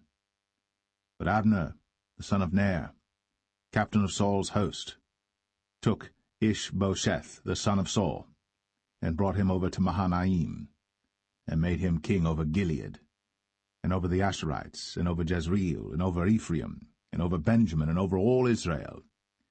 Ishbosheth, Saul's son, was 40 years old when he began to reign over Israel, and reigned 2 years. But the house of Judah followed David. And the time that David was king in Hebron over the house of Judah was 7 years and 6 months. And Abner the son of Ner, and the servants of Ishbosheth the son of Saul, went out from Mahanaim to Gibeon. And Joab the son of Zeruiah, and the servants of David went out, and met together by the pool of Gibeon. And they sat down, the one on the one side of the pool, and the other on the other side of the pool. And Abner said to Joab, Let the young men now arise, and play before us. And Joab said, Let them arise. Then there arose and went over by number 12 of Benjamin, which pertained to Ishbosheth the son of Saul, and 12 of the servants of David. And they caught every one his fellow by the head, and thrust his sword in his fellow's side, so they fell down together. Wherefore that place was called Helkath Hazurim, which is in Gibeon. And there was a very sore battle that day. And Abner was beaten, and the men of Israel, before the servants of David. And there were 3 sons of Zeruiah there, Joab, and Abishai, and Asahel. And Asahel was as light of foot as a wild roe. And Asahel pursued after Abner, and in going he turned not to the right hand nor to the left from following Abner. Then Abner looked behind him, and said, Art thou Asahel? And he answered, I am. And Abner said to him, Turn thee aside to thy right hand or to thy left, and lay thee hold on one of the young men, and take thee his armor. But Asahel would not turn aside from following of him. And Abner said again to Asahel, Turn thee aside from following me. Wherefore should I smite thee to the ground? How then should I hold up my face to Joab thy brother? Howbeit he refused to turn aside.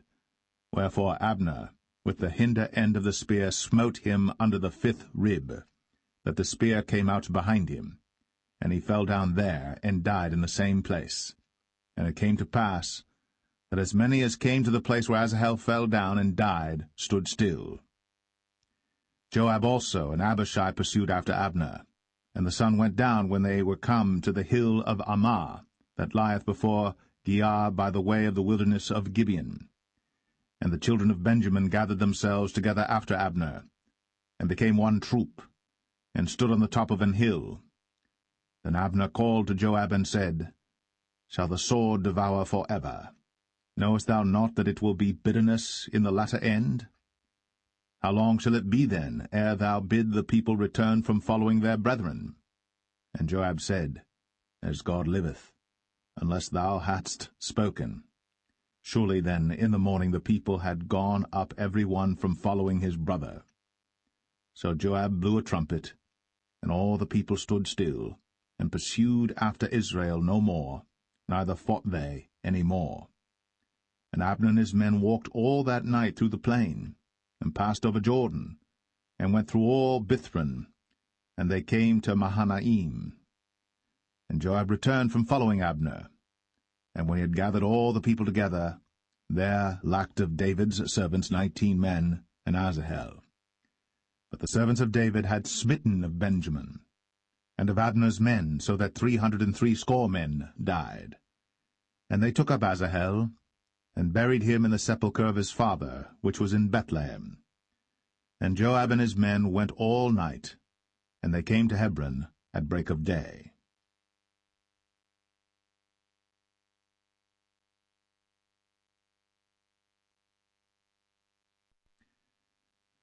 2 Samuel 3.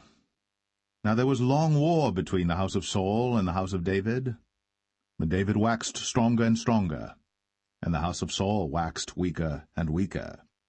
And unto David were sons born in Hebron, and his firstborn was Amnon, of Ahinoam the Jezreelitess, and his second Chileab, of Abigail the wife of Nabal the Carmelite, and the third Absalom the son of Maacah the daughter of Talmai king of Geshur, and the fourth Adonijah the son of Haggith, and the fifth Shephatiah the son of Abital, and the sixth Ithream by Eglah David's wife. These were born to David in Hebron. And it came to pass, while there was war between the house of Saul and the house of David, that Abner made himself strong for the house of Saul. And Saul had a concubine, whose name was Rizpah, the daughter of Ai.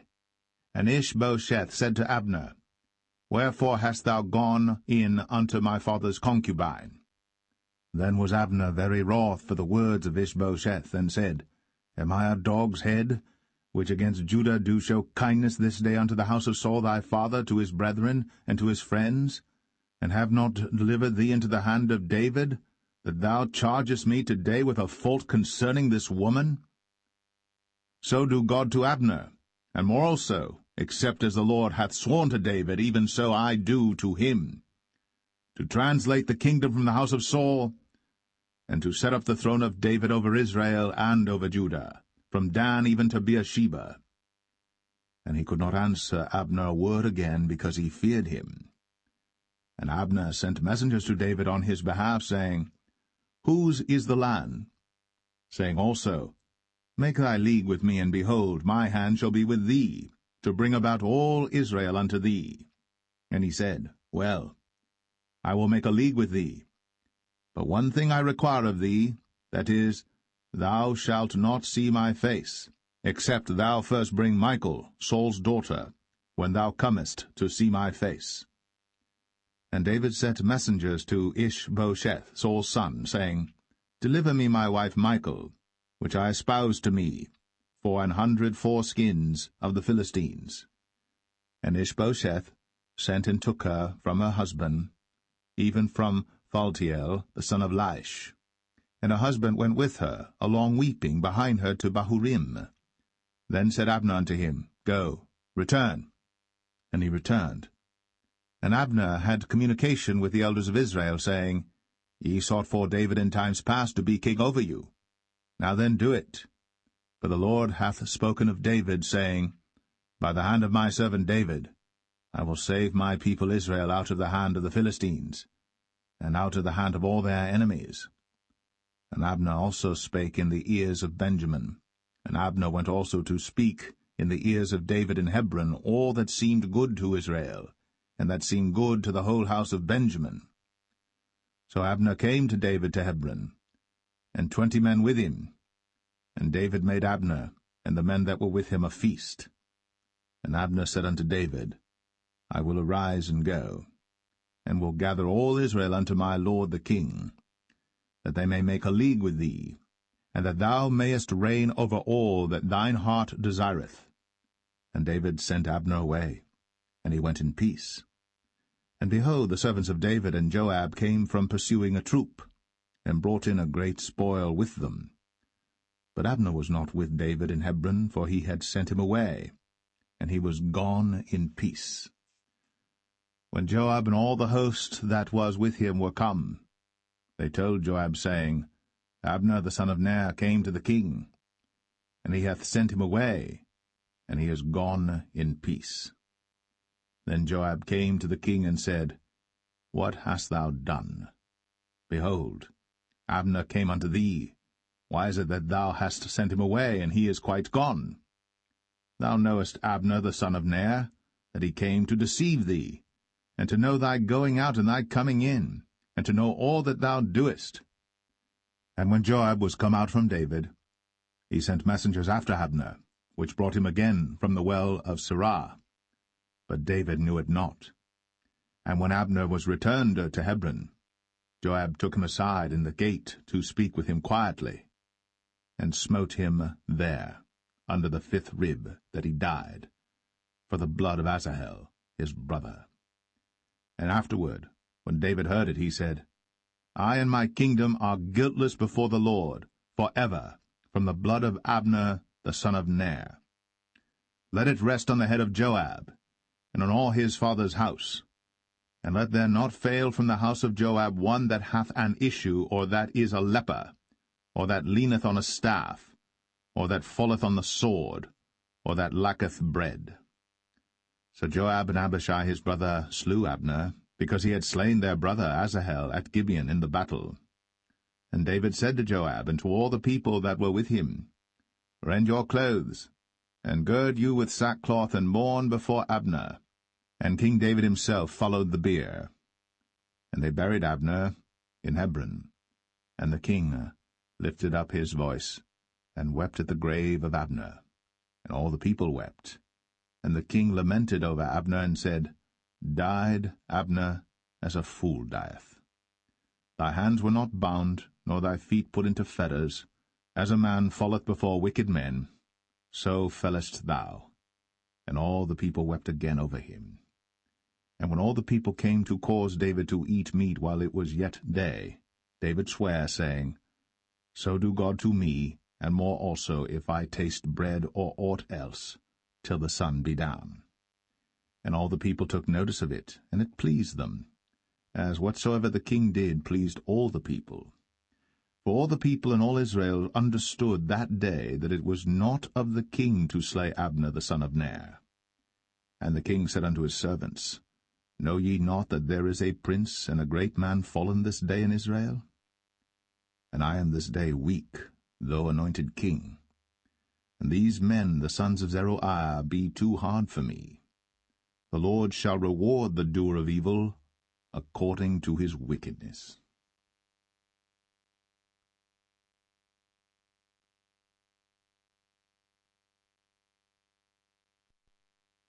2 Samuel 4.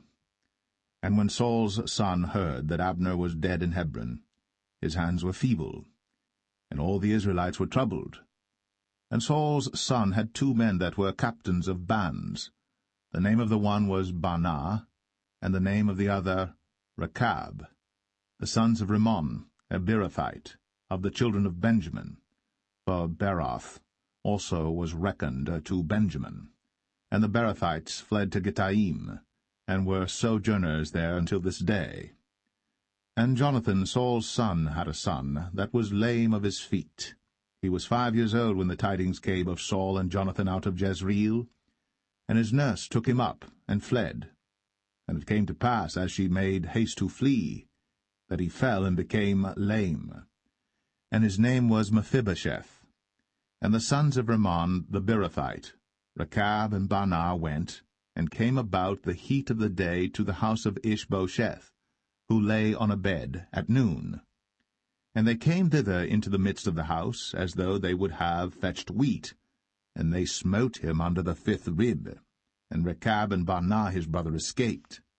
For when they came into the house, he lay on his bed in his bedchamber, and they smote him, and slew him, and beheaded him, and took his head, and gat them away through the plain all night. And they brought the head of Ishbosheth unto David to Hebron, and said to the king, Behold, the head of Ishbosheth, the son of Saul, thine enemy, which sought thy life. And the Lord hath avenged my lord the king this day of Saul, and of his seed. And David answered Rechab and Baanah his brother, the sons of Rimmon the Beerothite, and said unto them, As the Lord liveth, who hath redeemed my soul out of all adversity?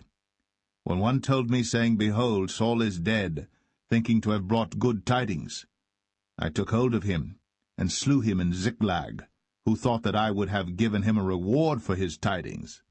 How much more, when wicked men have slain a righteous person in his own house upon his bed? Shall I not therefore now require his blood of your hand, and take you away from the earth? And David commanded his young men, and they slew them, and cut off their hands and their feet, and hanged them up over the pool in Hebron. But they took the head of Ishbosheth, and buried it in the sepulchre of Abner in Hebron.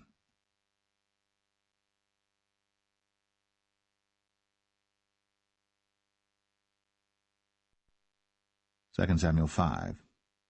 Then came all the tribes of Israel to David unto Hebron, and spake, saying, Behold, we are thy bone and thy flesh.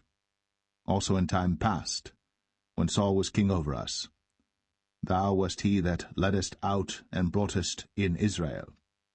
And the Lord said to thee, Thou shalt feed my people Israel, and thou shalt be a captain over Israel. So all the elders of Israel came to the king to Hebron, and King David made a league with them in Hebron before the Lord, and they anointed David king over Israel. David was 30 years old when he began to reign, and he reigned 40 years. In Hebron he reigned over Judah 7 years and 6 months, and in Jerusalem he reigned 33 years over all Israel and Judah. And the king and his men went to Jerusalem unto the Jebusites, the inhabitants of the land, which spake unto David, saying, Except thou take away the blind and the lame, thou shalt not come in hither, thinking, David cannot come in hither. Nevertheless, David took the stronghold of Zion, the same is the city of David. And David said on that day, Whosoever getteth up to the gutter, and smiteth the Jebusites, and the lame and the blind, that are hated of David's soul, he shall be chief and captain. Wherefore they said, The blind and the lame shall not come into the house. So David dwelt in the fort, and called it the city of David. And David built round about from Millo and inward. And David went on, and grew great, and the Lord God of hosts was with him. And Hiram king of Tyre sent messengers to David, and cedar trees, and carpenters, and masons, and they built David an house. And David perceived that the Lord had established him king over Israel, and that he had exalted his kingdom for his people Israel's sake. And David took him more concubines and wives out of Jerusalem, after he was come from Hebron, and there were yet sons and daughters born to David. And these be the names of those that were born unto him in Jerusalem, Shammua, and Shobab, and Nathan, and Solomon, Ibhar also, and Elishua, and Nepheg, and Japhia, and Elishama, and Eliada, and Eliphalet. But when the Philistines heard that they had anointed David king over Israel, all the Philistines came up to seek David, and David heard of it, and went down to the hold. The Philistines also came and spread themselves in the valley of Rephaim. And David inquired of the Lord, saying, Shall I go up to the Philistines? Wilt thou deliver them into mine hand? And the Lord said unto David, Go up, for I will doubtless deliver the Philistines into thine hand. And David came to Baal Perazim, and David smote them there, and said, The Lord hath broken forth upon mine enemies before me, as the breach of waters. Therefore he called the name of that place Baal Perazim. And there they left their images, and David and his men burned them. And the Philistines came up yet again, and spread themselves in the valley of Rephaim. And when David inquired of the Lord, he said, Thou shalt not go up, but fetch a compass behind them, and come upon them over against the mulberry trees. And let it be, when thou hearest the sound of a going in the tops of the mulberry trees, that then thou shalt bestir thyself, for then shall the Lord go out before thee to smite the host of the Philistines. And David did so, as the Lord had commanded him, and smote the Philistines from Geba until thou come to Gazer.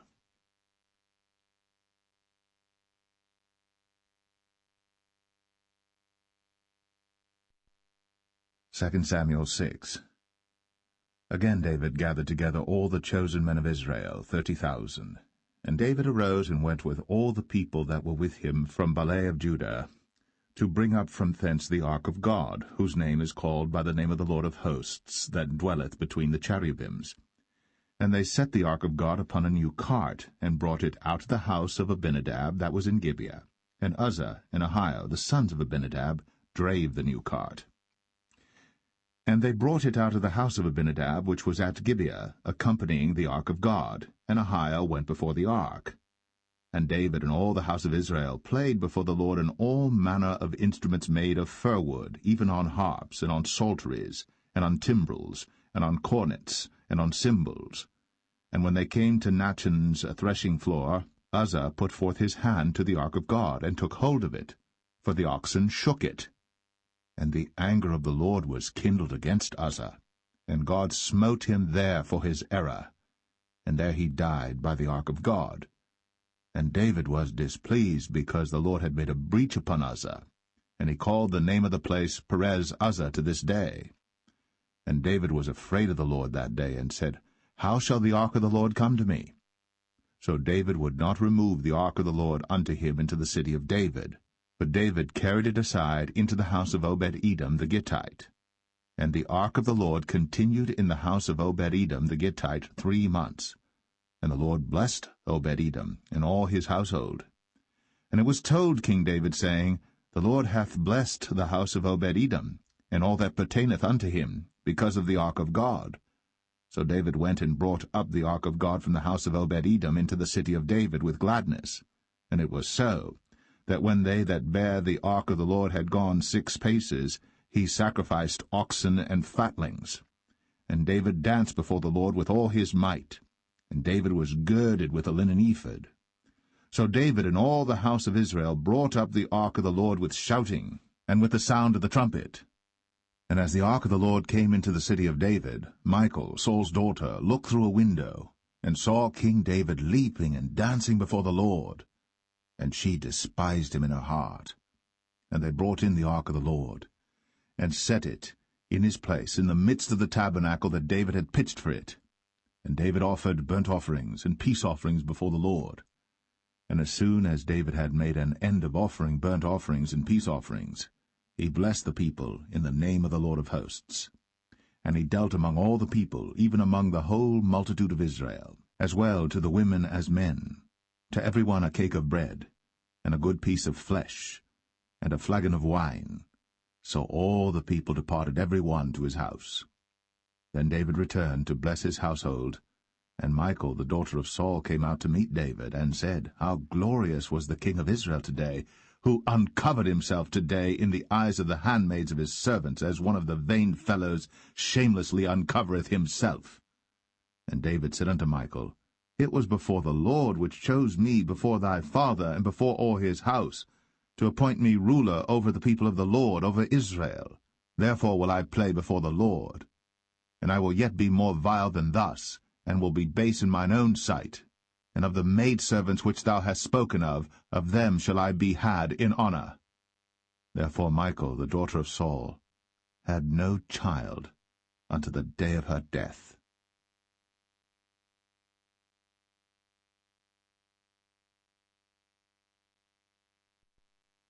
Second Samuel 7. And it came to pass, when the king sat in his house, and the Lord had given him rest round about from all his enemies, that the king said unto Nathan the prophet, See now, I dwell in an house of cedar, but the ark of God dwelleth within curtains. And Nathan said to the king, Go, do all that is in thine heart, for the Lord is with thee. And it came to pass that night that the word of the Lord came unto Nathan, saying, Go and tell my servant David, Thus saith the Lord, Shalt thou build me an house for me to dwell in? Whereas I have not dwelt in any house since the time that I brought up the children of Israel out of Egypt, even to this day, but have walked in a tent and in a tabernacle. In all the places wherein I have walked with all the children of Israel spake I a word with any of the tribes of Israel, whom I commanded to feed my people Israel, saying, Why build ye not me an house of cedar? Now therefore, so shalt thou say unto my servant David, Thus saith the Lord of hosts, I took thee from the sheepcot, from following the sheep, to be ruler over my people, over Israel. And I was with thee whithersoever thou wentest, and have cut off all thine enemies out of thy sight, and have made thee a great name, like unto the name of the great men that are in the earth. Moreover, I will appoint a place for my people Israel, and will plant them, that they may dwell in a place of their own, and move no more, neither shall the children of wickedness afflict them any more as beforetime. And as since the time that I commanded judges to be over my people Israel, and have caused thee to rest from all thine enemies, also the Lord telleth thee, that he will make thee an house. And when thy days be fulfilled, and thou shalt sleep with thy fathers, I will set up thy seed after thee, which shall proceed out of thy bowels, and I will establish his kingdom. He shall build an house for my name, and I will establish the throne of his kingdom for ever. I will be his father, and he shall be my son. If he commit iniquity, I will chasten him with the rod of men, and with the stripes of the children of men. But my mercy shall not depart away from him, as I took it from Saul, whom I put away before thee. And thine house, and thy kingdom shall be established for ever before thee. Thy throne shall be established for ever. According to all these words, and according to all this vision, so did Nathan speak unto David. Then went King David in, and sat before the Lord, and he said, Who am I, O Lord God? And what is my house that thou hast brought me hitherto? And this was yet a small thing in thy sight, O Lord God. But thou hast spoken also of thy servant's house for a great while to come. And is this the manner of man, O Lord God? And what can David say more unto thee? For thou, Lord God, knowest thy servant. For thy word's sake, and according to thine own heart, hast thou done all these great things, to make thy servant know them. Wherefore thou art great, O Lord God. For there is none like thee, neither is there any God beside thee, according to all that we have heard with our ears. And what one nation in the earth is like thy people, even like Israel, whom God went to redeem for a people to himself, and to make him a name, and to do for you great things and terrible for thy land, before thy people, which thou redeemedst to thee from Egypt, from the nations and their gods. For thou hast confirmed to thyself thy people Israel to be a people unto thee for ever, and thou, Lord, art become their God. And now, O Lord God, the word that thou hast spoken concerning thy servant, and concerning his house, establish it for ever, and do as thou hast said. And let thy name be magnified for ever, saying, The Lord of hosts is the God of Israel. And let the house of thy servant David be established before thee. For thou, O Lord of hosts, God of Israel, hast revealed to thy servant, saying, I will build thee an house. Therefore hath thy servant found in his heart to pray this prayer unto thee. And now, O Lord God, thou art that God, and thy words be true, and thou hast promised this goodness unto thy servant. Therefore now, let it please thee to bless the house of thy servant, that it may continue for ever before thee. For thou, O Lord God, hast spoken it, and with thy blessing let the house of thy servant be blessed for ever.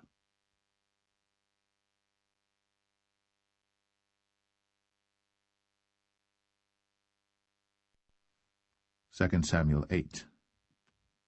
And after this, it came to pass that David smote the Philistines, and subdued them. And David took Metheg Ammah out of the hand of the Philistines. And he smote Moab, and measured them with a line, casting them down to the ground. Even with 2 lines measured he, to put to death, and with 1 full line to keep alive. And so the Moabites became David's servants, and brought gifts. David smote also Hadadezer, the son of Rehob, king of Zobah, as he went to recover his border at the river Euphrates. And David took from him 1,000 chariots, and 700 horsemen, and 20,000 footmen. And David houghed all the chariot horses, but reserved of them 400 chariots. And when the Syrians of Damascus came to succor Hadadezer, king of Zobah, David slew of the Syrians 22,000 men. Then David put garrisons in Syria of Damascus, and the Syrians became servants to David and brought gifts. And the Lord preserved David whithersoever he went. And David took the shields of gold that were on the servants of Hadadezer, and brought them to Jerusalem. And from Betah and from Berothai, cities of Hadadezer, King David took exceeding much brass. When Toi, king of Hamath, heard that David had smitten all the host of Hadadezer, then Toi sent Joram his son unto King David to salute him and to bless him, because he had fought against Hadadezer, and smitten him. For Hadadezer had wars with Toi. And Joram brought with him vessels of silver, and vessels of gold, and vessels of brass, which also King David did dedicate unto the Lord, with the silver and gold that he had dedicated of all nations which he subdued, of Syria, and of Moab, and of the children of Ammon, and of the Philistines, and of Amalek, and of the spoil of Hadadezer son of Rehob, king of Zobah. And David gat him a name when he returned from smiting of the Syrians in the valley of Salt, being 18,000 men. And he put garrisons in Edom. Throughout all Edom put he garrisons, and all they of Edom became David's servants. And the Lord preserved David whithersoever he went. And David reigned over all Israel. And David executed judgment and justice unto all his people. And Joab the son of Zeruiah was over the host, and Jehoshaphat the son of Ahilud was recorder, and Zadok the son of Ahitub, and Ahimelech the son of Abiathar were the priests, and Seraiah was the scribe, and Benaniah the son of Jehoiada was over both the Cherethites and the Pelethites, and David's sons were chief rulers.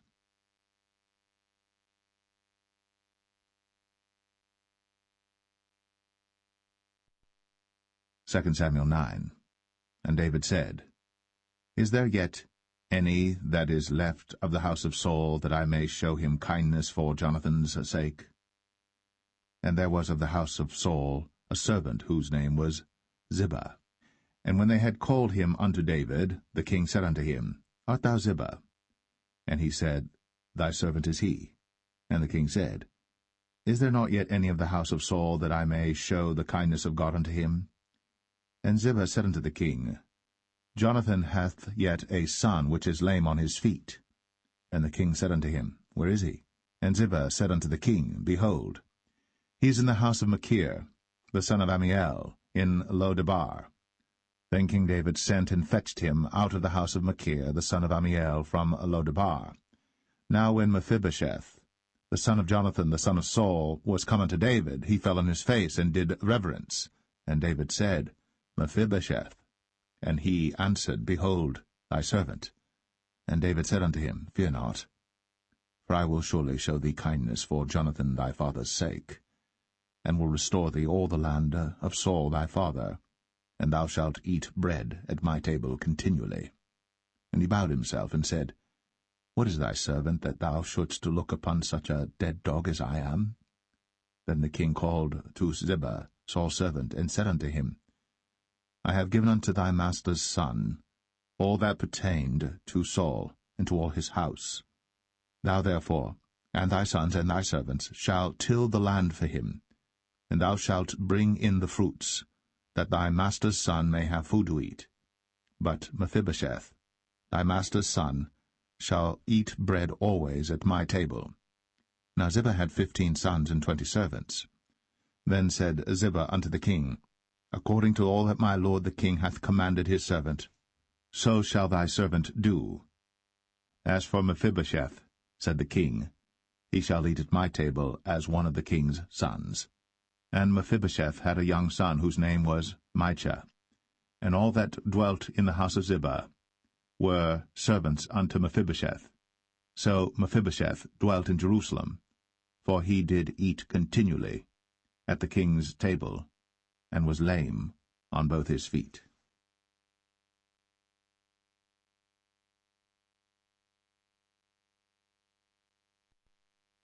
2 Samuel 10. And it came to pass after this, that the king of the children of Ammon died, and Hanun his son reigned in his stead. Then said David, I will show kindness unto Hanun the son of Nahash, as his father showed kindness unto me. And David sent to comfort him by the hand of his servants for his father. And David's servants came into the land of the children of Ammon. And the princes of the children of Ammon said unto Hanun their lord, Thinkest thou that David doth honour thy father, that he hath sent comforters unto thee? Hath not David rather sent his servants unto thee to search the city, and to spy it out, and to overthrow it? Wherefore Hanun took David's servants, and shaved off the one half of their beards, and cut off their garments in the middle, even to their buttocks, and sent them away. When they told it unto David, he sent to meet them, because the men were greatly ashamed. And the king said, Tarry at Jericho until your beards be grown, and then return. And when the children of Ammon saw that they stank before David, the children of Ammon sent and hired the Syrians of Beth-rehob, and the Syrians of Zobah, 20,000 footmen, and of King Maacah 1,000 men, and of Ishtab 12,000 men. And when David heard of it, he sent Joab and all the host of the mighty men. And the children of Ammon came out and put the battle in array at the entering in of the gate. And the Syrians of Zobah, and of Rehob, and Ishtab, and Maacah were by themselves in the field. When Joab saw that the front of the battle was against him before and behind, he chose of all the choice men of Israel, and put them in array against the Syrians. And the rest of the people he delivered into the hand of Abishai his brother, that he might put them in array against the children of Ammon. And he said, If the Syrians be too strong for me, then thou shalt help me. But if the children of Ammon be too strong for thee, then I will come and help thee. Be of good courage. Let us play the men for our people, and for the cities of our God. And the Lord do that which seemeth him good. And Joab drew nigh, and the people that were with him, unto the battle against the Syrians. And they fled before him. And when the children of Ammon saw that the Syrians were fled, then fled they also before Abishai, and entered into the city. So Joab returned from the children of Ammon, and came to Jerusalem. And when the Syrians saw that they were smitten before Israel, they gathered themselves together. And Hadarezer sent, and brought out the Syrians that were beyond the river, and they came to Helam. And Shobach, the captain of the host of Hadarezer, went before them. And when it was told David, he gathered all Israel together, and passed over Jordan, and came to Helam. And the Syrians set themselves in array against David, and fought with him. And the Syrians fled before Israel. And David slew the men of 700 chariots of the Syrians, and 40,000 horsemen, and smote Shobach, the captain of their host, who died there. And when all the kings that were servants to Hadarezer saw that they were smitten before Israel, they made peace with Israel, and served them. So the Syrians feared to help the children of Ammon any more.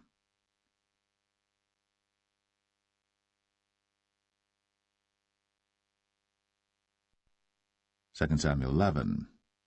And it came to pass, after the year was expired, at the time when kings go forth to battle, that David sent Joab and his servants with him, and all Israel. And they destroyed the children of Ammon, and besieged Rabbah. But David tarried still at Jerusalem. And it came to pass in an evening tide that David arose from off his bed, and walked upon the roof of the king's house. And from the roof he saw a woman washing herself, and the woman was very beautiful to look upon. And David sent and inquired after the woman. And one said, Is not this Bathsheba, the daughter of Eliam, the wife of Uriah the Hittite? And David sent messengers, and took her. And she came in unto him, and he lay with her. For she was purified from her uncleanness, and she returned unto her house. And the woman conceived, and sent and told David, and said, I am with child. And David sent to Joab, saying, Send me Uriah the Hittite. And Joab sent Uriah to David. And when Uriah was come unto him, David demanded of him how Joab did, and how the people did, and how the war prospered. And David said to Uriah, Go down to thy house, and wash thy feet. And Uriah departed out of the king's house, and there followed him a mess of meat from the king. But Uriah slept at the door of the king's house with all the servants of his lord, and went not down to his house. And when they had told David, saying, Uriah went not down unto his house, David said unto Uriah, Camest thou not from thy journey? Why then didst thou not go down unto thine house? And Uriah said unto David, The ark and Israel and Judah abide in tents, and my lord Joab and the servants of my lord are encamped in the open fields. Shall I then go into mine house to eat and to drink and to lie with my wife? As thou livest, and as thy soul liveth, I will not do this thing. And David said to Uriah, Tarry here today also, and tomorrow I will let thee depart. So Uriah abode in Jerusalem that day and the morrow. And when David had called him, he did eat and drink before him, and he made him drunk. And at even he went out to lie on his bed with the servants of his lord, but went not down to his house. And it came to pass in the morning that David wrote a letter to Joab, and sent it by the hand of Uriah. And he wrote in the letter, saying, Set ye Uriah in the forefront of the hottest battle, and retire ye from him, that he may be smitten and die. And it came to pass, when Joab observed the city, that he assigned Uriah unto a place where he knew that valiant men were. And the men of the city went out, and fought with Joab, and there fell some of the people of the servants of David, and Uriah the Hittite died also. Then Joab sent and told David all the things concerning the war, and charged the messenger, saying, When thou hast made an end of telling the matters of the war unto the king, and if so be that the king's wrath arise, and he say unto thee, Wherefore approached ye so nigh unto the city when ye did fight? Knew ye not that they would shoot from the wall? Who smote Abimelech, the son of Jerubbesheth? Did not a woman cast a piece of a millstone upon him from the wall, that he died in Thebez? Why went ye nigh the wall? Then say thou, Thy servant Uriah the Hittite is dead also. So the messenger went, and came and showed David all that Joab had sent him for. And the messenger said unto David, Surely the men prevailed against us, and came out unto us into the field, and we were upon them even unto the entering of the gate. And the shooters shot from off the wall upon thy servants, and some of the king's servants be dead, and thy servant Uriah the Hittite is dead also. Then David said unto the messenger, Thus shalt thou say unto Joab, Let not this thing displease thee, for the sword devoureth one as well as another. Make thy battle more strong against the city, and overthrow it, and encourage thou him. And when the wife of Uriah heard that Uriah her husband was dead, she mourned for her husband. And when the morning was past, David sent and fetched her to his house, and she became his wife, and bare him a son. But the thing that David had done displeased the Lord.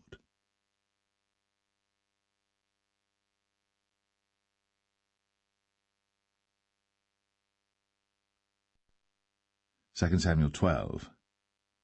And the Lord sent Nathan unto David. And he came unto him, and said unto him, There were 2 men in one city, the one rich and the other poor. The rich man had exceeding many flocks and herds, but the poor man had nothing save one little ewe lamb, which he had bought and nourished up. And it grew up together with him, and with his children. It did eat of his own meat, and drank of his own cup, and lay in his bosom, and was unto him as a daughter. And there came a traveller unto the rich man, and he spared to take of his own flock and of his own herd to dress for the wayfaring man that was come unto him, but took the poor man's lamb, and dressed it for the man that was come to him. And David's anger was greatly kindled against the man, and he said to Nathan, As the Lord liveth, the man that hath done this thing shall surely die, and he shall restore the lamb 4-fold, because he did this thing, and because he had no pity. And Nathan said to David, Thou art the man. Thus saith the Lord God of Israel, I anointed thee king over Israel, and I delivered thee out of the hand of Saul. And I gave thee thy master's house, and thy master's wives into thy bosom. and gave thee the house of Israel and of Judah. And if that had been too little, I would moreover have given unto thee such and such things. Wherefore hast thou despised the commandment of the Lord to do evil in his sight? Thou hast killed Uriah the Hittite with the sword, and hast taken his wife to be thy wife, and hast slain him with the sword of the children of Ammon. Now, therefore, the sword shall never depart from thine house, because thou hast despised me, and hast taken the wife of Uriah the Hittite to be thy wife. Thus saith the Lord, Behold, I will raise up evil against thee out of thine own house, and I will take thy wives before thine eyes, and give them unto thy neighbor, and he shall lie with thy wives in the sight of this sun. For thou didst it secretly, but I will do this thing before all Israel, and before the sun. And David said unto Nathan, I have sinned against the Lord. And Nathan said unto David, The Lord also hath put away thy sin. Thou shalt not die. Howbeit, because by this deed thou hast given great occasion to the enemies of the Lord to blaspheme, the child also that is born unto thee shall surely die. And Nathan departed unto his house. And the Lord struck the child that Uriah's wife bare unto David, and it was very sick. David therefore besought God for the child. And David fasted and went in, and lay all night upon the earth. And the elders of his house arose and went to him, to raise him up from the earth. But he would not, neither did he eat bread with them. And it came to pass on the 7th day that the child died.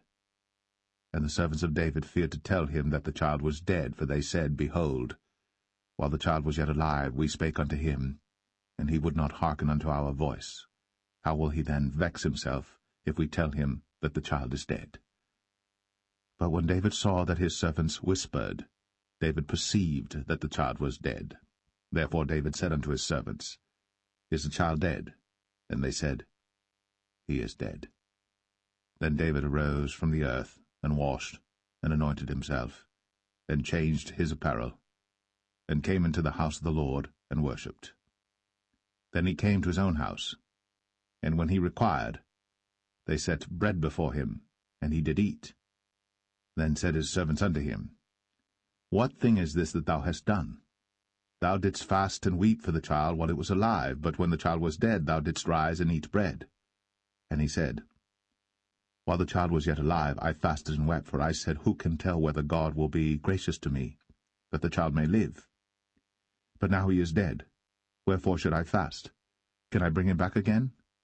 I shall go to him, but he shall not return to me. And David comforted Bathsheba his wife, and went in unto her, and lay with her. And she bare a son, and he called his name Solomon. And the Lord loved him. And he sent by the hand of Nathan the prophet, and he called his name Jedediah, because of the Lord. And Joab fought against Rabbah of the children of Ammon, and took the royal city. And Joab sent messengers to David, and said, I have fought against Rabbah, and have taken the city of waters.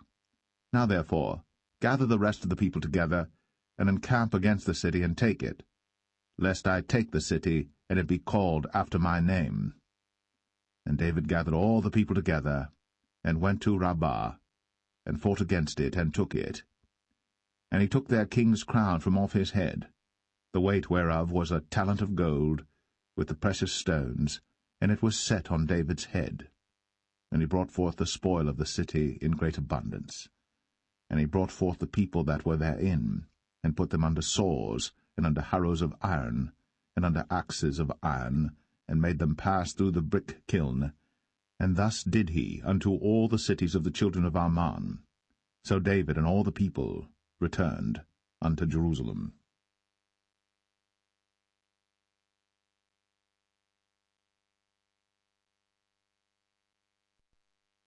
2 Samuel 13. And it came to pass after this, that Absalom the son of David had a fair sister whose name was Tamar, and Amnon the son of David loved her.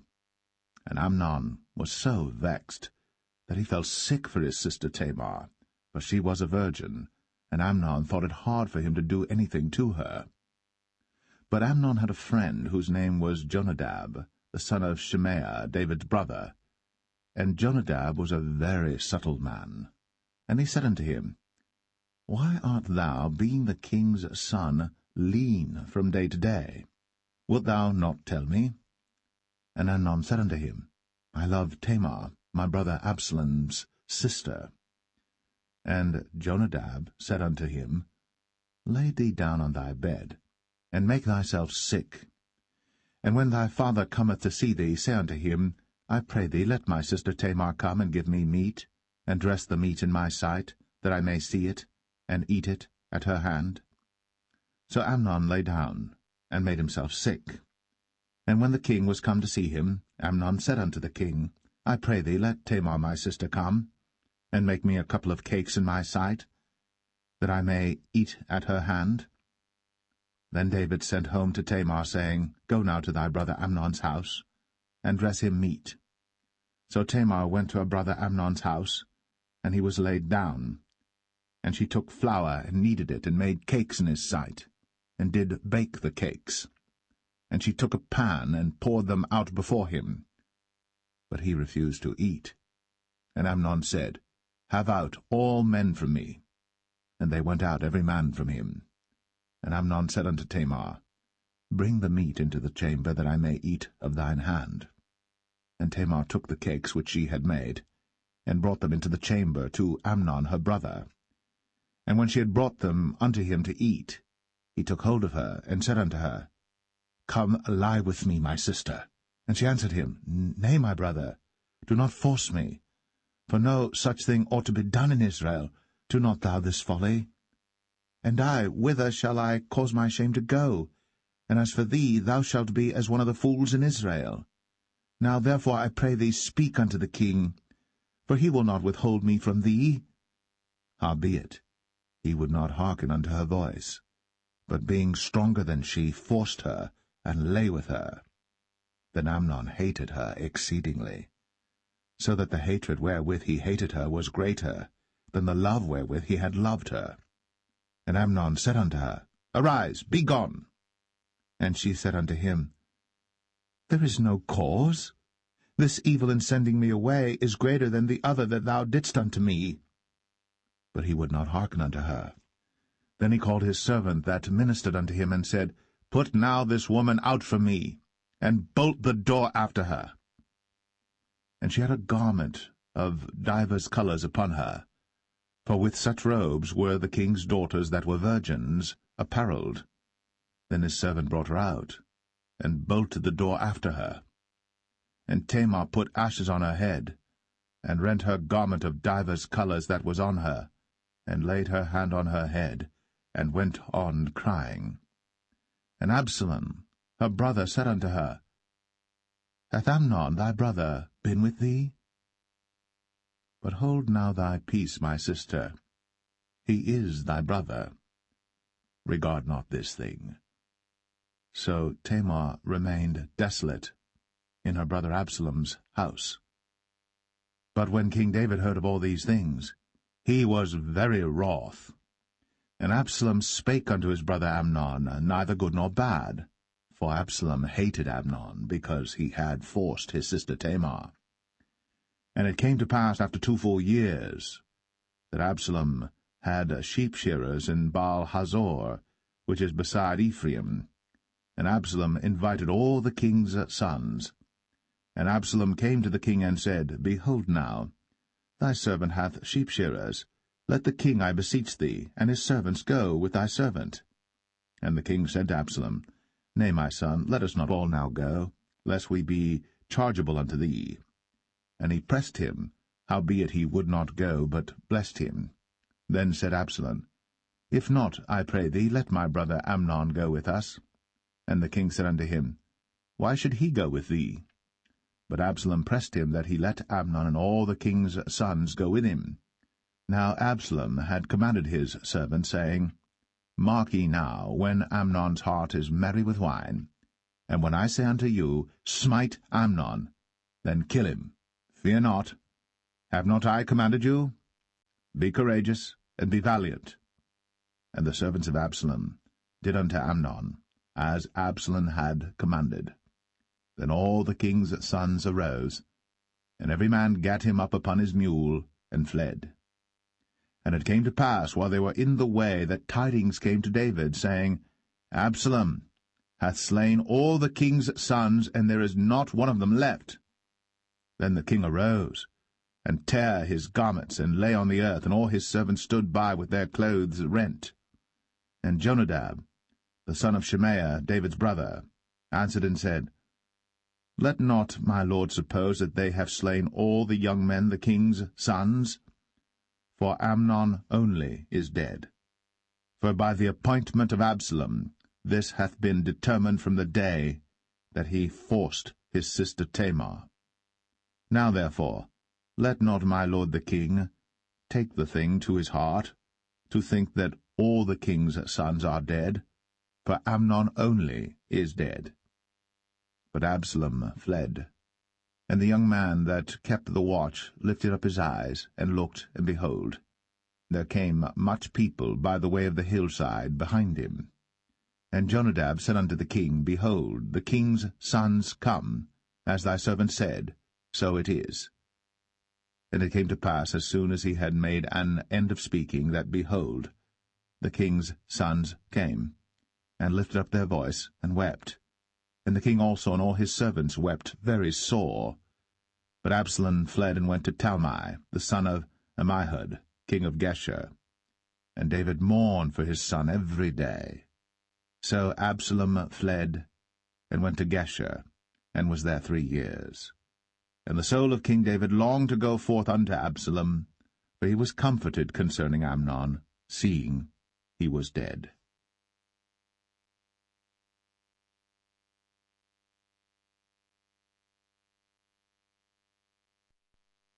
2 Samuel 14. Now Joab the son of Zeruiah perceived that the king's heart was toward Absalom. And Joab sent to Tekoa, and fetched thence a wise woman, and said unto her, I pray thee, feign thyself to be a mourner, and put on now mourning apparel, and anoint not thyself with oil, but be as a woman that had a long time mourned for the dead. And come to the king, and speak on this manner unto him. So Joab put the words in her mouth. And when the woman of Tekoa spake to the king, she fell on her face to the ground, and did obeisance, and said, Help, O king. And the king said unto her, What aileth thee? And she answered, I am indeed a widow woman, and mine husband is dead. And thy handmaid had 2 sons, and they 2 strove together in the field, and there was none to part them. But the one smote the other, and slew him. And behold, the whole family is risen against thine handmaid. And they said, Deliver him that smote his brother, that we may kill him for the life of his brother whom he slew. And we will destroy the heir also. And so they shall quench my coal which is left, and shall not leave to my husband neither name nor remainder upon the earth. And the king said unto the woman, Go to thine house, and I will give charge concerning thee. And the woman of Tekoa said unto the king, My lord, O king, the iniquity be on me, and on my father's house, and the king and his throne be guiltless. And the king said, Whosoever saith aught unto thee, bring him to me, and he shall not touch thee any more. Then said she, I pray thee, let the king remember the Lord thy God, that thou wouldst not suffer the revengers of blood to destroy any more, lest they destroy my son. And he said, As the Lord liveth, there shall not one hair of thy son fall to the earth. Then the woman said, Let thine handmaid, I pray thee, speak one word unto my lord the king. And he said, Say on. And the woman said, Wherefore then hast thou thought such a thing against the people of God? For the king doth speak this thing as one which is faulty, in that the king doth not fetch home again his banished. For we must needs die, and are as water spilt on the ground, which cannot be gathered up again. Neither doth God respect any person, yet doth he devise means that his banished be not expelled from him. Now therefore that I am come to speak of this thing unto my lord the king, it is because the people have made me afraid. And thy handmaid said, I will now speak unto the king. It may be that the king will perform the request of his handmaid. For the king will hear to deliver his handmaid out of the hand of the man that would destroy me and my son together out of the inheritance of God. Then thine handmaid said, The word of my lord the king shall now be comfortable. For as an angel of God, so is my lord the king to discern good and bad. Therefore the Lord thy God will be with thee. Then the king answered and said unto the woman, Hide not from me, I pray thee, the thing that I shall ask thee. And the woman said, Let my lord the king now speak. And the king said, Is not the hand of Joab with thee in all this? And the woman answered and said, As thy soul liveth, my lord the king, none can turn to the right hand or to the left from aught that my lord the king hath spoken. For thy servant Joab, he bade me, and he put all these words in the mouth of thine handmaid. To fetch about this form of speech hath thy servant Joab done this thing. And my lord is wise, according to the wisdom of an angel of God, to know all things that are in the earth. And the king said unto Joab, Behold now, I have done this thing. Go therefore, bring the young man Absalom again. And Joab fell to the ground on his face, and bowed himself, and thanked the king. And Joab said, Today thy servant knoweth that I have found grace in thy sight, my lord, O king, in that the king hath fulfilled the request of his servant. So Joab arose and went to Geshur, and brought Absalom to Jerusalem. And the king said, Let him turn to his own house, and let him not see my face. So Absalom returned to his own house, and saw not the king's face. But in all Israel there was none to be so much praised as Absalom for his beauty. From the sole of his foot even to the crown of his head, there was no blemish in him. And when he polled his head, for it was at every year's end that he polled it, because the hair was heavy on him, therefore he polled it, he weighed the hair of his head at 200 shekels after the king's weight. And unto Absalom there were born 3 sons, and 1 daughter, whose name was Tamar. She was a woman of a fair countenance. So Absalom dwelt 2 full years in Jerusalem, and saw not the king's face. Therefore Absalom sent for Joab to have sent him to the king. But he would not come to him. And when he sent again the second time, he would not come. Therefore he said unto his servants, See, Joab's field is near mine, and he hath barley there. Go and set it on fire. And Absalom's servants set the field on fire. Then Joab arose, and came to Absalom unto his house, and said unto him, Wherefore have thy servants set my field on fire? And Absalom answered Joab, Behold, I sent unto thee, saying, Come hither, that I may send thee to the king, to say, Wherefore am I come from Geshur? It had been good for me to have been there still. Now therefore let me see the king's face, and if there be any iniquity in me, let him kill me. So Joab came to the king, and told him. And when he had called for Absalom, he came to the king, and bowed himself on his face to the ground before the king. And the king kissed Absalom.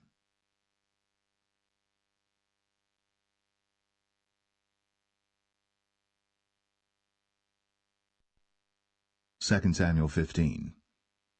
And it came to pass after this, that Absalom prepared him chariots and horses, and 50 men to run before him. And Absalom rose up early, and stood beside the way of the gate. And it was so, that when any man that had a controversy came to the king for judgment, then Absalom called unto him, and said, Of what city art thou? And he said, Thy servant is of one of the tribes of Israel. And Absalom said unto him, See, thy matters are good and right, but there is no man deputed of the king to hear thee. Absalom said moreover, O that I were made judge in the land, that every man which hath any suit or cause might come unto me, and I would do him justice. And it was so, that when any man came nigh to him to do him obeisance, he put forth his hand, and took him, and kissed him. And on this manner did Absalom to all Israel that came to the king for judgment. So Absalom stole the hearts of the men of Israel. And it came to pass after 40 years that Absalom said unto the king, I pray thee, let me go and pay my vow, which I have vowed unto the Lord in Hebron. For thy servant vowed a vow while I abode at Geshur in Syria, saying, If the Lord shall bring me again indeed to Jerusalem, then I will serve the Lord. And the king said unto him, Go in peace. So he arose, and went to Hebron. But Absalom sent spies throughout all the tribes of Israel, saying, As soon as ye hear the sound of the trumpet, then ye shall say, Absalom reigneth in Hebron. And with Absalom went 200 men out of Jerusalem, that were called, and they went in their simplicity, and they knew not anything. And Absalom sent for Ahithophel the Gilonite, David's counselor, from his city, even from Gilo, while he offered sacrifices. And the conspiracy was strong, for the people increased continually with Absalom. And there came a messenger to David, saying, The hearts of the men of Israel are after Absalom. And David said unto all his servants that were with him at Jerusalem, Arise, and let us flee. For we shall not else escape from Absalom. Make speed to depart, lest he overtake us suddenly, and bring evil upon us, and smite the city with the edge of the sword. And the king's servant said unto the king, Behold, thy servants are ready to do whatsoever my lord the king shall appoint. And the king went forth, and all his household after him. And the king left 10 women which were concubines to keep the house. And the king went forth, and all the people after him, and tarried in a place that was far off. And all his servants passed on beside him, and all the Cherethites, and all the Pelethites, and all the Gittites, 600 men which came after him from Gath, passed on before the king. Then said the king to Ittai the Gittite, Wherefore goest thou also with us? Return to thy place, and abide with the king, for thou art a stranger, and also an exile. Whereas thou camest but yesterday, should I this day make thee go up and down with us? Seeing I go whither I may, return thou, and take back thy brethren. Mercy and truth be with thee. And Ittai answered the king, and said, As the Lord liveth, and as my lord the king liveth, surely in what place my lord the king shall be, whether in death or life, even there also will thy servant be. And David said to Ittai, Go and pass over. And Ittai the Gittite passed over, and all his men, and all the little ones that were with him. And all the country wept with a loud voice. And all the people passed over. The king also himself passed over the brook Kidron. And all the people passed over toward the way of the wilderness. And lo, Zadok also, and all the Levites were with him, bearing the ark of the covenant of God. And they set down the ark of God, and Abiathar went up, until all the people had done passing out of the city. And the king said unto Zadok, Carry back the ark of God into the city. If I shall find favor in the eyes of the Lord, he will bring me again, and show me both it and his habitation. But if he thus say, I have no delight in thee, behold, here am I. Let him do to me as seemeth good unto him. The king said also unto Zadok the priest, Art not thou a seer? Return into the city in peace, and your 2 sons with you, Ahimaaz thy son, and Jonathan the son of Abiathar. See, I will tarry in the plain of the wilderness, until there come word from you to certify me. Zadok therefore and Abiathar carried the ark of God again to Jerusalem, and they tarried there. And David went up by the ascent of Mount Olivet, and wept as he went up, and had his head covered, and he went barefoot, and all the people that was with him covered every man his head, and they went up, weeping as they went up.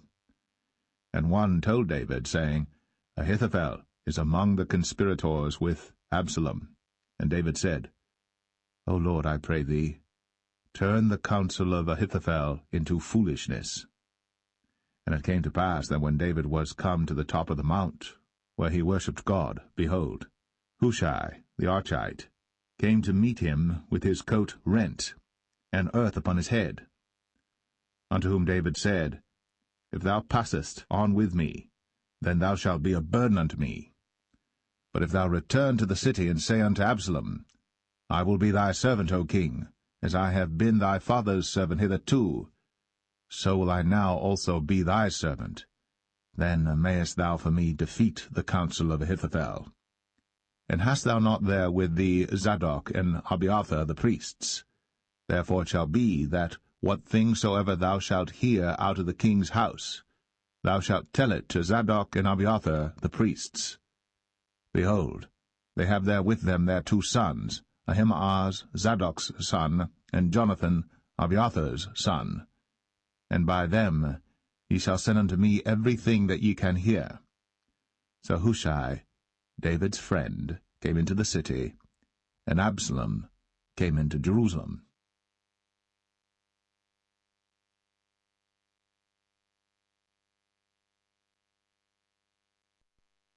2 Samuel 16. And when David was a little past the top of the hill, behold, Ziba, the servant of Mephibosheth, met him with a couple of asses saddled, and upon them 200 loaves of bread, and 100 bunches of raisins, and 100 of summer fruits, and a bottle of wine. And the king said unto Ziba, What meanest thou by these? And Ziba said, The asses be for the king's household to ride on, and the bread and summer fruit for the young men to eat, and the wine, that such as be faint in the wilderness may drink. And the king said, And where is thy master's son? And Ziba said unto the king, Behold, he abideth at Jerusalem, for he said, Today shall the house of Israel restore me the kingdom of my father. Then said the king to Ziba, Behold, thine are all that pertained unto Mephibosheth. And Ziba said, I humbly beseech thee that I may find grace in thy sight, my lord, O king. And when King David came to Bahurim, behold, thence came out a man of the family of the house of Saul, whose name was Shimei, the son of Gera. He came forth, and cursed still as he came. And he cast stones at David, and at all the servants of King David. And all the people and all the mighty men were on his right hand and on his left. And thus said Shimei, when he cursed, come out, thou bloody man, and thou man of Belial. The Lord hath returned upon thee all the blood of the house of Saul, in whose stead thou hast reigned. And the Lord hath delivered the kingdom into the hand of Absalom thy son, and behold, thou art taken in thy mischief, because thou art a bloody man. Then said Abishai the son of Zeruiah unto the king, Why should this dead dog curse my lord the king? Let me go over, I pray thee, and take off his head. And the king said, What have I to do with you, ye sons of Zeruiah? So let him curse, because the Lord hath said unto him, Curse David. Who shall then say, Wherefore hast thou done so? And David said to Abishai and to all his servants, Behold, my son, which came forth of my bowels, seeketh my life. How much more now may this Benjamite do it? Let him alone, and let him curse, for the Lord hath bidden him.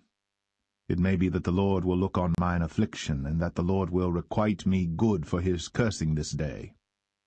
And as David and his men went by the way, Shimei went along on the hill's side over against him, and cursed as he went, and threw stones at him, and cast dust. And the king and all the people that were with him came weary, and refreshed themselves there. And Absalom and all the people, the men of Israel, came to Jerusalem, and Ahithophel with him. And it came to pass, when Hushai the Archite, David's friend, was come unto Absalom, that Hushai said unto Absalom, God save the king, God save the king. And Absalom said to Hushai, Is this thy kindness to thy friend? Why wentest thou not with thy friend?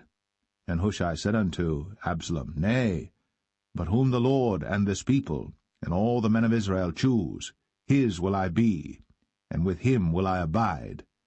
And again, whom should I serve? Should I not serve in the presence of his son? As I have served in thy father's presence, so will I be in thy presence. Then said Absalom to Ahithophel, Give counsel among you what we shall do. And Ahithophel said unto Absalom, Go in unto thy father's concubines, which he hath left to keep the house, and all Israel shall hear that thou art abhorred of thy father. Then shall the hands of all that are with thee be strong. So they spread Absalom a tent upon the top of the house. And Absalom went in unto his father's concubines in the sight of all Israel. And the counsel of Ahithophel, which he counselled in those days, was as if a man had inquired at the oracle of God. So was all the counsel of Ahithophel, both with David and with Absalom.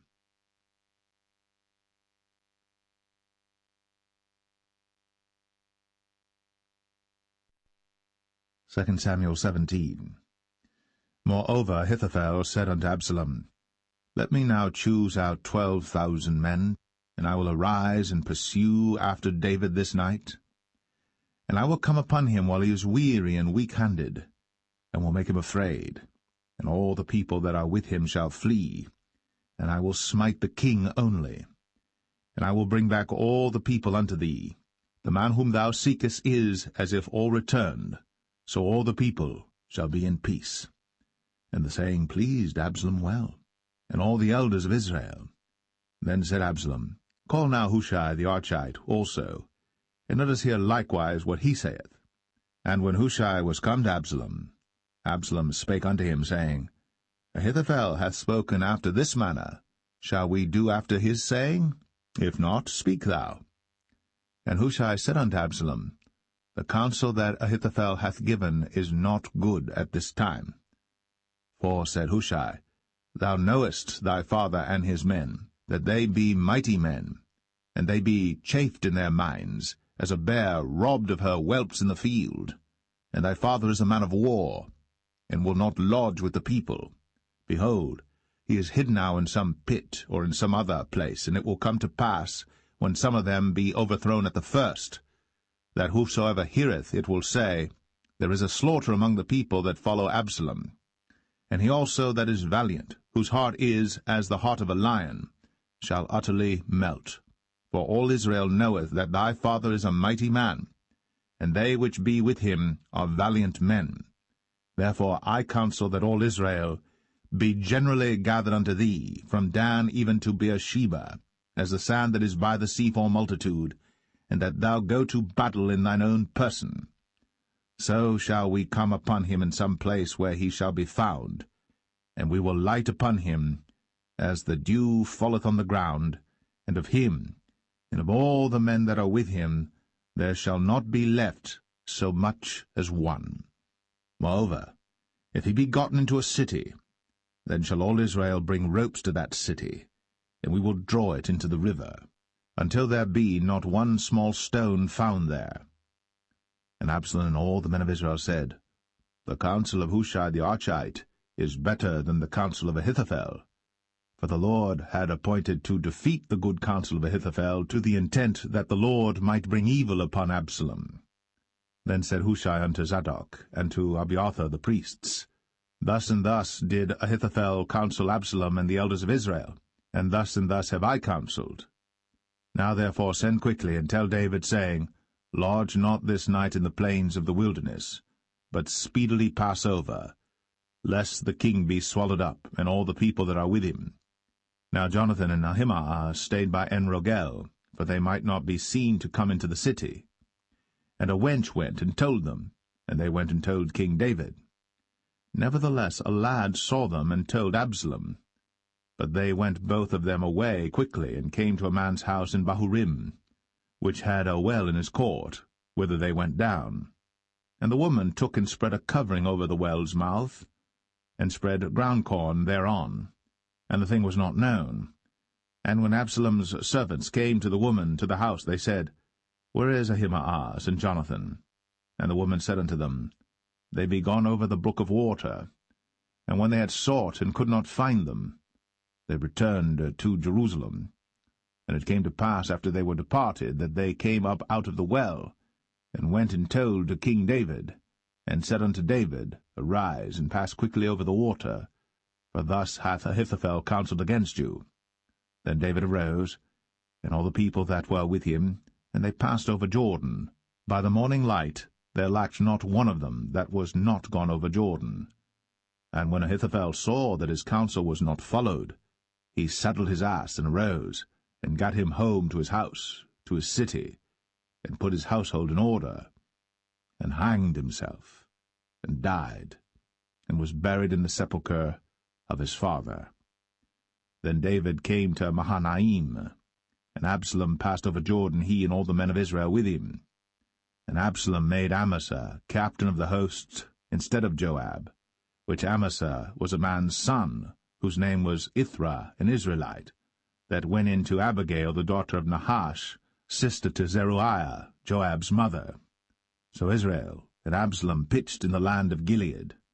And it came to pass, when David was come to Mahanaim, that Shobai the son of Nahash of Rabbah, of the children of Ammon, and Machir the son of Amiel of Lo-debar, and Barzillai the Gileadite of Rogelim, brought beds and basins and earthen vessels, and wheat and barley and flour, and parched corn and beans and lentils and parched pulse, and honey and butter and sheep and cheese of kine for David and for the people that were with him to eat.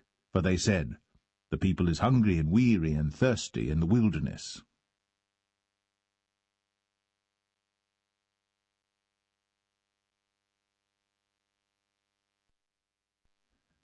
2 Samuel 18. And David numbered the people that were with him, and set captains of thousands and captains of hundreds over them. And David sent forth a third part of the people under the hand of Joab, and a third part under the hand of Abishai the son of Zeruiah, Joab's brother, and a third part under the hand of Ittai the Gittite. And the king said unto the people, I will surely go forth with you myself also. But the people answered, Thou shalt not go forth, for if we flee away, they will not care for us, neither, if half of us die, will they care for us.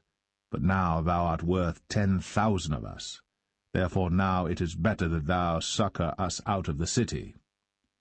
And the king said unto them, What seemeth you best, I will do. And the king stood by the gate side, and all the people came out by hundreds and by thousands. And the king commanded Joab and Abishai and Ittai, saying, Deal gently for my sake with the young man, even with Absalom. And all the people heard when the king gave all the captains charge concerning Absalom. So the people went out into the field against Israel, and the battle was in the wood of Ephraim, where the people of Israel were slain before the servants of David, and there was there a great slaughter that day of 20,000 men. For the battle was there scattered over the face of all the country, and the wood devoured more people that day than the sword devoured. And Absalom met the servants of David, and Absalom rode upon a mule, and the mule went under the thick boughs of a great oak, and his head caught hold of the oak, and he was taken up between the heaven and the earth, and the mule that was under him went away. And a certain man saw it, and told Joab, and said, Behold, I saw Absalom hanged in an oak. And Joab said unto the man that told him, And behold, thou sawest him, and why didst thou not smite him there to the ground? And I would have given thee 10 shekels of silver and a girdle. And the man said unto Joab, Though I should receive 1,000 shekels of silver in mine hand, yet would I not put forth mine hand against the king's son. For in our hearing the king charged thee and Abishai and Ittai, saying, Beware that none touch the young man Absalom. Otherwise I should have wrought falsehood against mine own life. For there is no matter hid from the king, and thou thyself wouldest have set thyself against me.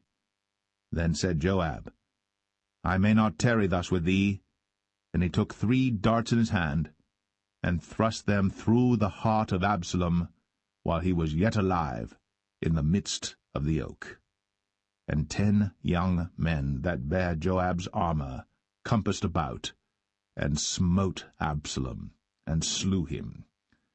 And Joab blew the trumpet, and the people returned from pursuing after Israel. For Joab held back the people. And they took Absalom, and cast him into a great pit in the wood, and laid a very great heap of stones upon him. And all Israel fled, every one to his tent. Now Absalom, in his lifetime, had taken and reared up for himself a pillar which is in the king's dale, for he said, I have no son to keep my name in remembrance. And he called the pillar after his own name, and it is called unto this day Absalom's place. Then said Ahimaaz, the son of Zadok, Let me now run, and bear the king tidings, how that the Lord hath avenged him of his enemies.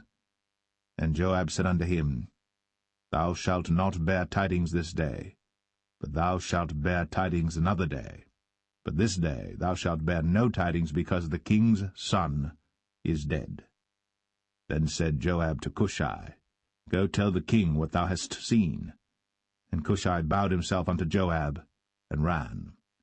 Then said Ahimaaz, the son of Zadok, yet again to Joab, But howsoever let me, I pray thee, also run after Cushai.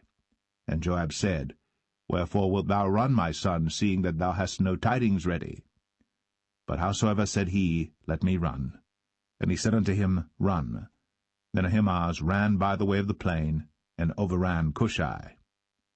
And David sat between the two gates, and the watchman went up to the roof over the gate unto the wall, and lifted up his eyes, and looked, and behold, a man running alone.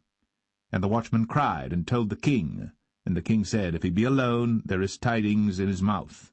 And he came apace, and drew near. And the watchman saw another man running. And the watchman called unto the porter, and said, Behold, another man running alone. And the king said, He also bringeth tidings. And the watchman said, Methinketh the running of the foremost is like the running of Ahimaaz the son of Zadok. And the king said, He is a good man, and cometh with good tidings. And Ahimaaz called, and said unto the king, All is well. And he fell down to the earth upon his face before the king, and said, Blessed be the Lord thy God, which hath delivered up the men that lifted up their hand against my lord the king. And the king said, Is the young man Absalom safe? And Ahimaaz answered, When Joab sent the king's servant, and me thy servant, I saw a great tumult, but I knew not what it was. And the king said unto him, Turn aside, and stand here. And he turned aside, and stood still. And behold, Cushai came. And Cushai said, Tidings, my lord the king. For the Lord hath avenged thee this day of all them that rose up against thee. And the king said unto Cushai, Is the young man Absalom safe? And Cushai answered, The enemies of my lord the king, and all that rise against thee to do thee hurt, be as that young man is. And the king was much moved, and went up to the chamber over the gate, and wept. And as he went, thus he said, O my son Absalom, my son Absalom, would God I had died for thee, O Absalom, my son, my son.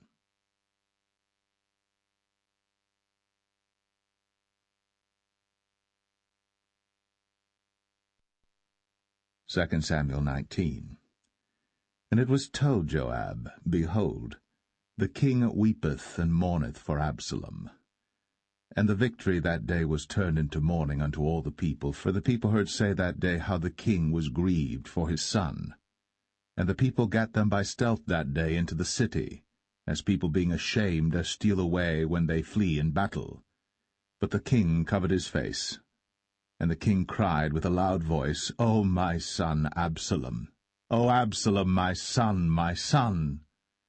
And Joab came into the house to the king, and said, Thou hast shamed this day the faces of all thy servants, which this day have saved thy life, and the lives of thy sons and of thy daughters, and the lives of thy wives, and the lives of thy concubines, in that thou lovest thine enemies, and hatest thy friends. For thou hast declared this day that thou regardest neither princes nor servants. For this day I perceive that if Absalom had lived, and all we had died this day, then it had pleased thee well. Now therefore arise, go forth, and speak comfortably unto thy servants. For I swear by the Lord, if thou go not forth, there will not tarry one with thee this night. And that will be worse unto thee than all the evil that befell thee from thy youth until now. Then the king arose and sat in the gate. And they told unto all the people, saying, Behold, the king doth sit in the gate. And all the people came before the king, for Israel had fled every man to his tent. And all the people were at strife throughout all the tribes of Israel, saying, The king saved us out of the hand of our enemies, and he delivered us out of the hand of the Philistines, and now he is fled out of the land for Absalom. And Absalom, whom we anointed over us, is dead in battle. Now therefore why speak ye not a word of bringing the king back? And King David sent to Zadok and to Abiathar the priests, saying, Speak unto the elders of Judah, saying, Why are ye the last to bring the king back to his house, seeing the speech of all Israel is come to the king, even to his house? Ye are my brethren, ye are my bones and my flesh, wherefore then are ye the last to bring back the king? And say ye to Amasa, Art thou not of my bone and of my flesh?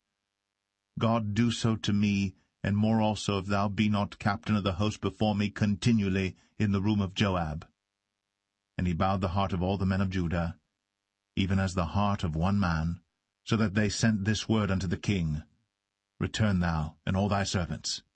So the king returned, and came to Jordan, and Judah came to Gilgal, to go to meet the king, to conduct the king over Jordan.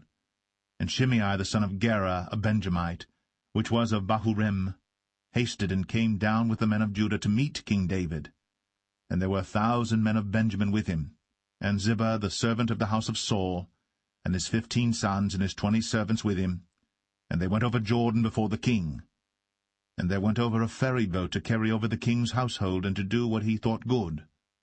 And Shimei the son of Gera fell down before the king, as he was come over Jordan, and said unto the king, Let not my lord impute iniquity unto me, neither do thou remember that which thy servant did perversely the day that my lord the king went out of Jerusalem, that the king should take it to his heart. For thy servant doth know that I have sinned. Therefore, behold, I am come the first this day of all the house of Joseph, to go down to meet my lord the king. But Abishai the son of Zeruiah answered and said, Shall not Shimei be put to death for this, because he cursed the Lord's anointed? And David said, What have I to do with you, ye sons of Zeruiah, that ye should this day be adversaries unto me? Shall there any man be put to death this day in Israel? For do not I know that I am this day king over Israel? Therefore the king said unto Shimei, Thou shalt not die. And the king sware unto him. And Mephibosheth, the son of Saul, came down to meet the king, and had neither dressed his feet, nor trimmed his beard, nor washed his clothes, from the day the king departed until the day he came again in peace. And it came to pass, when he was come to Jerusalem to meet the king, that the king said unto him, Wherefore wentest not thou with me, Mephibosheth? And he answered, My lord, O king, my servant deceived me. For thy servant said, I will saddle me an ass, that I may ride thereon, and go to the king, because thy servant is lame. And he hath slandered thy servant unto my lord the king. But my lord the king is as an angel of God. Do therefore what is good in thine eyes. For all of my father's house were but dead men before my lord the king. Yet didst thou set thy servant among them that did eat at thine own table? What right therefore have I yet to cry any more unto the king? And the king said unto him, Why speakest thou any more of thy matters? I have said, Thou and Ziba divide the land. And Mephibosheth said unto the king, Yea, let him take all, for as much as my lord the king is come again in peace unto his own house.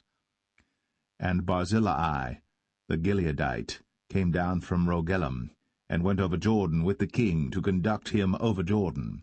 Now Barzillai was a very aged man, even 80 years old, and he had provided the king of sustenance while he lay at Mahanaim, for he was a very great man. And the king said unto Barzillai, Come thou over with me, and I will feed thee with me in Jerusalem.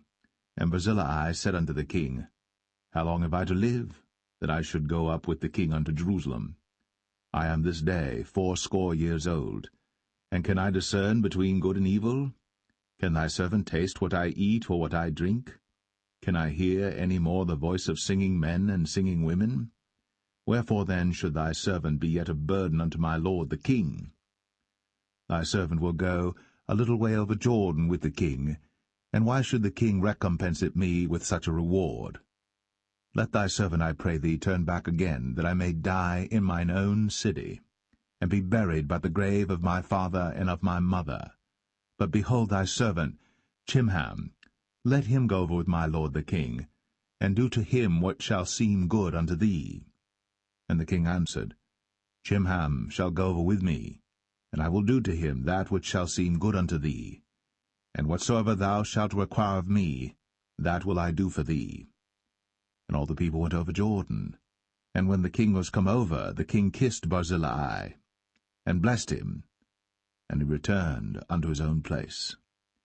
Then the king went on to Gilgal, and Chimham went on with him. And all the people of Judah conducted the king, and also half the people of Israel. And behold, all the men of Israel came to the king, and said unto the king, Why have our brethren the men of Judah stolen thee away, and have brought the king and his household and all David's men with him over Jordan? And all the men of Judah answered the men of Israel, Because the king is near of kin to us, wherefore then be ye angry for this matter? Have we eaten at all of the king's cost, or hath he given us any gift? And the men of Israel answered the men of Judah, and said, We have 10 parts in the king, and we have also more right in David than ye. Why then did ye despise us, that our advice should not be first had in bringing back our king? And the words of the men of Judah were fiercer than the words of the men of Israel.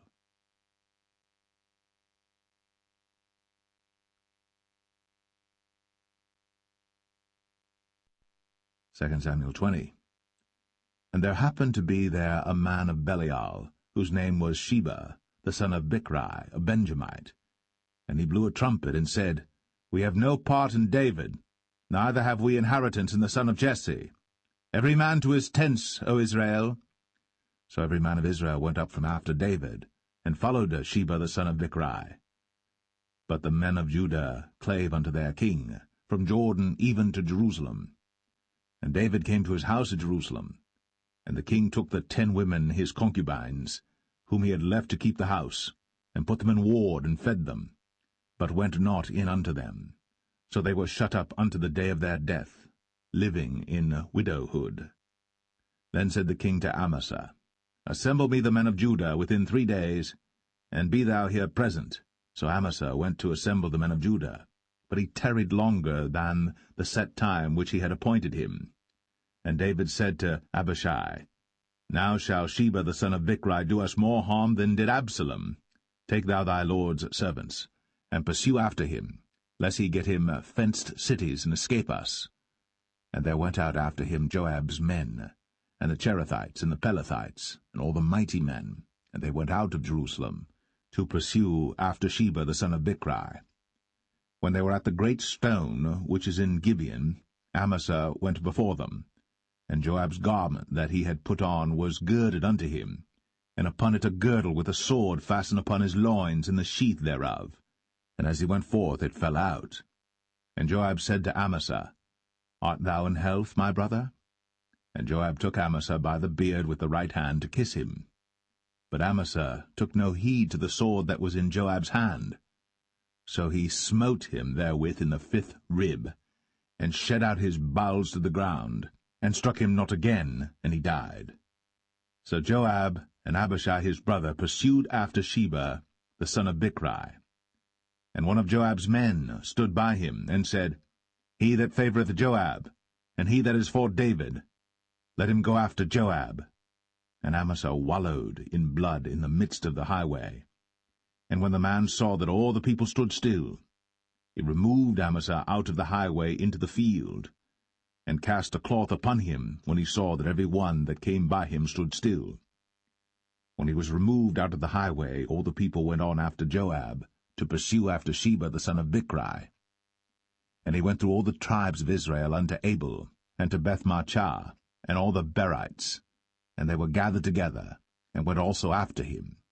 And they came and besieged him in Abel of Bethmachah. And they cast up a bank against the city, and it stood in the trench, and all the people that were with Joab battered the wall to throw it down.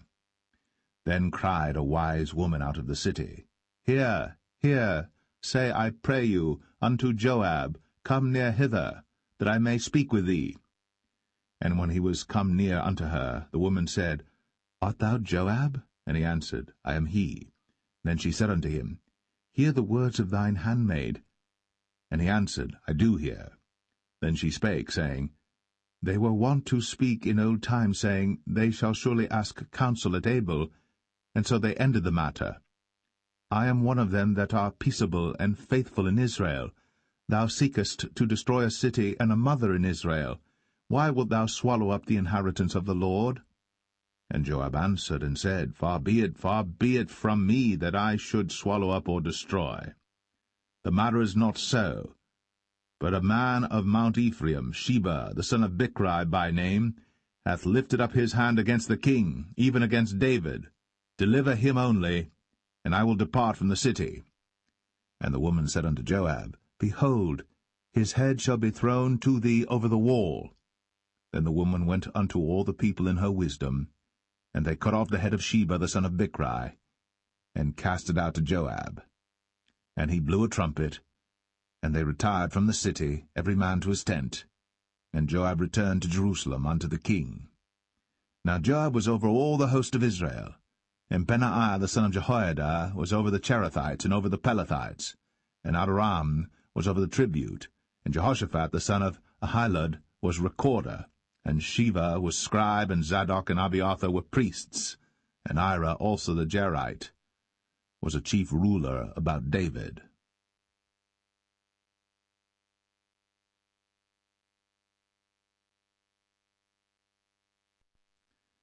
2 Samuel 21. Then there was a famine in the days of David 3 years, year after year. And David inquired of the Lord. And the Lord answered, It is for Saul and for his bloody house, because he slew the Gibeonites. And the king called the Gibeonites, and said unto them, Now the Gibeonites were not of the children of Israel, but of the remnant of the Amorites, and the children of Israel had sworn unto them. And Saul sought to slay them in his zeal to the children of Israel and Judah. Wherefore David said unto the Gibeonites, What shall I do for you? And wherewith shall I make the atonement, that ye may bless the inheritance of the Lord? And the Gibeonites said unto him, We will have no silver nor gold of Saul, nor of his house, neither for us shalt thou kill any man in Israel. And he said, What ye shall say, that will I do for you. And they answered the king, The man that consumed us, and that devised against us, that we should be destroyed from remaining in any of the coasts of Israel. Let 7 men of his sons be delivered unto us, and we will hang them up unto the Lord in Gibeah of Saul, whom the Lord did choose. And the king said, I will give them. But the king spared Mephibosheth, the son of Jonathan the son of Saul, because of the Lord's oath that was between them, between David and Jonathan the son of Saul. But the king took the 2 sons of Rizpah, the daughter of Aiah, whom she bare unto Saul, Armoni and Mephibosheth, and the 5 sons of Michal the daughter of Saul, whom she brought up for Adriel the son of Barzillai the Maholathite. And he delivered them into the hands of the Gibeonites, and they hanged them in the hill before the Lord. And they fell all 7 together, and were put to death in the days of harvest, in the first days, in the beginning of barley harvest.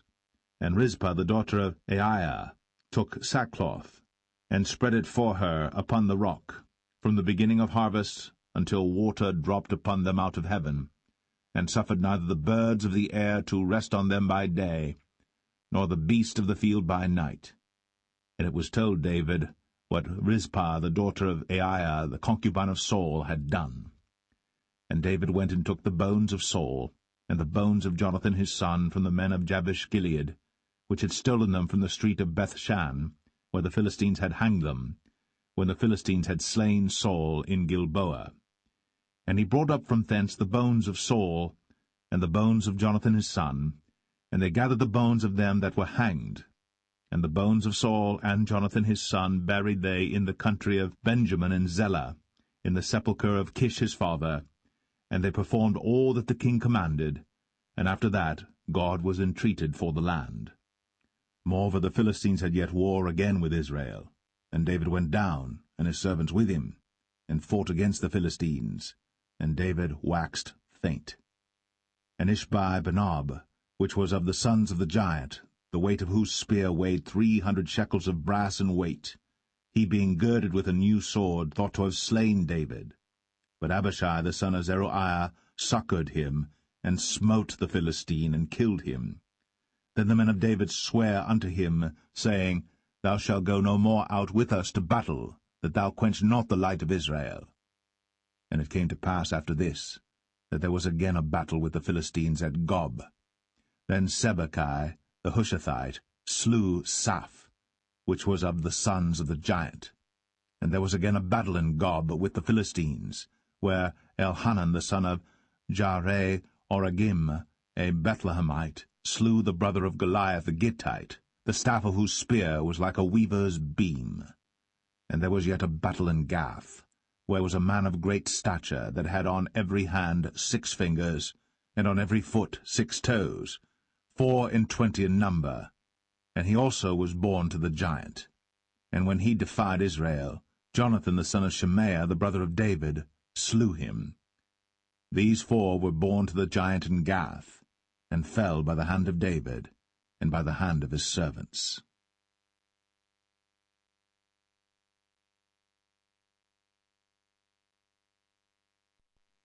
2 Samuel 22. And David spake unto the Lord the words of this song in the day that the Lord had delivered him out of the hand of all his enemies, and out of the hand of Saul. And he said, The Lord is my rock, and my fortress, and my deliverer. The God of my rock, in him will I trust. He is my shield, and the horn of my salvation, my high tower, and my refuge, my Saviour. Thou savest me from violence. I will call on the Lord, who is worthy to be praised. So shall I be saved from mine enemies. When the waves of death compassed me, the floods of ungodly men made me afraid. The sorrows of hell compassed me about, the snares of death prevented me. In my distress I called upon the Lord, and cried to my God, and he did hear my voice out of his temple, and my cry did enter into his ears. Then the earth shook and trembled, the foundations of heaven moved and shook, because he was wroth. There went up a smoke out of his nostrils, and fire out of his mouth devoured. Coals were kindled by it. He bowed the heavens also, and came down, and darkness was under his feet. And he rode upon a cherub, and did fly, and he was seen upon the wings of the wind. And he made darkness pavilions round about him, dark waters, and thick clouds of the skies. Through the brightness before him were coals of fire kindled. The Lord thundered from heaven, and the Most High uttered his voice. And he sent out arrows, and scattered them, lightning, and discomfited them. And the channels of the sea appeared. The foundations of the world were discovered, at the rebuking of the Lord, at the blast of the breath of his nostrils. He sent from above, he took me, he drew me out of many waters. He delivered me from my strong enemy, and from them that hated me, for they were too strong for me. They prevented me in the day of my calamity. But the Lord was my stay. He brought me forth also into a large place. He delivered me because he delighted in me.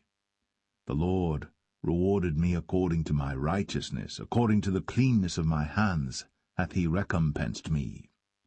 For I have kept the ways of the Lord, and have not wickedly departed from my God. For all his judgments were before me, and as for his statutes, I did not depart from them. I was also upright before him, and have kept myself from mine iniquity. Therefore the Lord hath recompensed me according to my righteousness, according to my cleanness in his eyesight. With the merciful thou wilt show thyself merciful, and with the upright man thou wilt show thyself upright. With the pure thou wilt show thyself pure, and with the froward thou wilt show thyself unsavoury. And the afflicted people thou wilt save, but thine eyes are upon the haughty, that thou mayest bring them down. For thou art my lamp, O Lord, and the Lord will lighten my darkness. For by thee I have run through a troop, by my God have I leaped over a wall. As for God, his way is perfect. The word of the Lord is tried. He is a buckler to all them that trust in him. For who is God save the Lord? And who is a rock save our God? God is my strength and power, and he maketh my way perfect. He maketh my feet like hinds' feet, and setteth me upon my high places. He teacheth my hands to war, so that a bow of steel is broken by mine arms. Thou hast also given me the shield of thy salvation, and thy gentleness hath made me great. Thou hast enlarged my steps under me, so that my feet did not slip. I have pursued mine enemies, and destroyed them, and turned not again until I had consumed them. And I have consumed them and wounded them, that they could not arise, yea, they are fallen under my feet. For thou hast girded me with strength to battle. Them that rose up against me hast thou subdued under me. Thou hast also given me the necks of mine enemies, that I might destroy them that hate me. They looked, but there was none to save, even unto the Lord. But he answered them not. Then did I beat them as small as the dust of the earth. I did stamp them as the mire of the street, and did spread them abroad. Thou also hast delivered me from the strivings of my people. Thou hast kept me to be head of the heathen. A people which I knew not shall serve me. Strangers shall submit themselves unto me.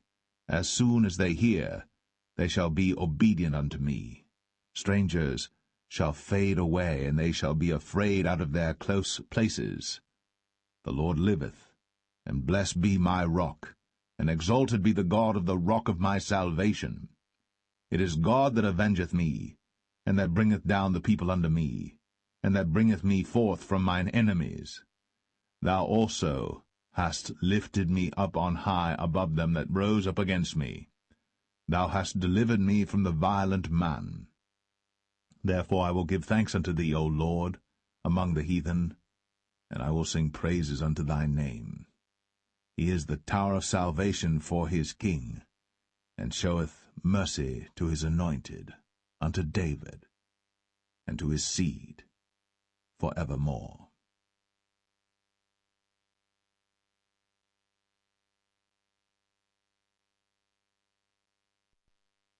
2 Samuel 23. Now these be the last words of David.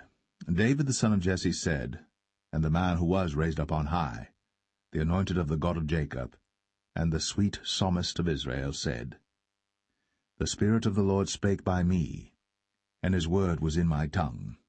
The God of Israel said, The rock of Israel spake to me. He that ruleth over men must be just, ruling in the fear of God. And he shall be as the light of the morning, when the sun riseth, even a morning without clouds, as the tender grass springing out of the earth by clear shining after rain. Although my house be not so with God, yet he hath made with me an everlasting covenant, ordered in all things and sure. For this is all my salvation and all my desire, although he make it not to grow. But the sons of Belial shall be all of them as thorns thrust away, because they cannot be taken with hands. But the man that shall touch them must be fenced with iron, and the staff of a spear, and they shall be utterly burned with fire in the same place. These be the names of the mighty men whom David had. The Tachmonite, that sat in the seat, chief among the captains. The same was Adino, the Eznite. He lift up his spear against 800, whom he slew at one time. And after him was Eleazar the son of Dodo the Ahohite, one of the 3 mighty men with David, when they defied the Philistines that were there gathered together to battle, and the men of Israel were gone away. He arose, and smote the Philistines until his hand was weary, and his hand clave unto the sword. And the Lord wrought a great victory that day, and the people returned after him only to spoil. And after him was Shammah the son of Agi, the Herahite. And the Philistines were gathered together into a troop, where was a piece of ground full of lentils, and the people fled from the Philistines. But he stood in the midst of the ground, and defended it, and slew the Philistines, and the Lord wrought a great victory. And 3 of the 30 chief went down, and came to David in the harvest time unto the cave of Adullam. And the troop of the Philistines pitched in the valley of Rephaim. And David was then in an hold, and the garrison of the Philistines was then in Bethlehem. And David longed, and said, Oh, that one would give me drink of the water of the well of Bethlehem, which is by the gate. And the 3 mighty men brake through the host of the Philistines, and drew water out of the well of Bethlehem that was by the gate, and took it, and brought it to David. Nevertheless he would not drink thereof, but poured it out unto the Lord. And he said, Be it far from me, O Lord, that I should do this. Is not this the blood of the men that went in jeopardy of their lives? Therefore he would not drink it. These things did these 3 mighty men. And Abishai the brother of Joab, the son of Zeruiah, was chief among 3. And he lifted up his spear against 300, and slew them, and had the name among 3. Was he not most honourable of 3? Therefore he was their captain, howbeit he attained not unto the first 3. And Benaiah the son of Jehoiada, the son of a valiant man of Kabzeel, who had done many acts, he slew 2 lion-like men of Moab. He went down also and slew a lion in the midst of a pit in time of snow. And he slew an Egyptian, a goodly man. And the Egyptian had a spear in his hand. But he went down to him with a staff, and plucked the spear out of the Egyptian's hand, and slew him with his own spear. These things did Benaiah the son of Jehoiada, and had the name among 3 mighty men. He was more honourable than the 30, but he attained not to the first 3. And David set him over his guard. Asahel the brother of Joab was one of the 30, Elhanan the son of Dodo of Bethlehem, Shammah the Harodite, Elika the Harodite, Helez the Paltite, Ira the son of Ikesh the Tekoite, Abiezer the Anethathite, Mebunai the Hushathite, Zalman the Ahohite, Maharai the Netophathite, Heleb the son of Baanah a Netophathite, Ittai the son of Ribai, out of Gibeah of the children of Benjamin, Benaiah the Parathonite, Hiddai of the brooks of Gaash, Abialbon the Arbathite, Asmaveth the Bahamite, Eliabah the Shaalbanite, of the sons of Jashan, Jonathan, Shammah the Hararite, Ahiam the son of Sharah, the Hararite, Eliphalet the son of Ahasbai, the son of the Maacathite, Eliam the son of Ahithophel the Gelonite, Hezrai the Carmelite, Parai the Arbite, Igal the son of Nathan of Zobah, Bani the Gadite, Zelek the Ammonite, Naharai the Barathite, Armabera to Joab the son of Zeruiah, Ira and Ithrite, Gareb and Ithrite, Uriah the Hittite, 37 in all.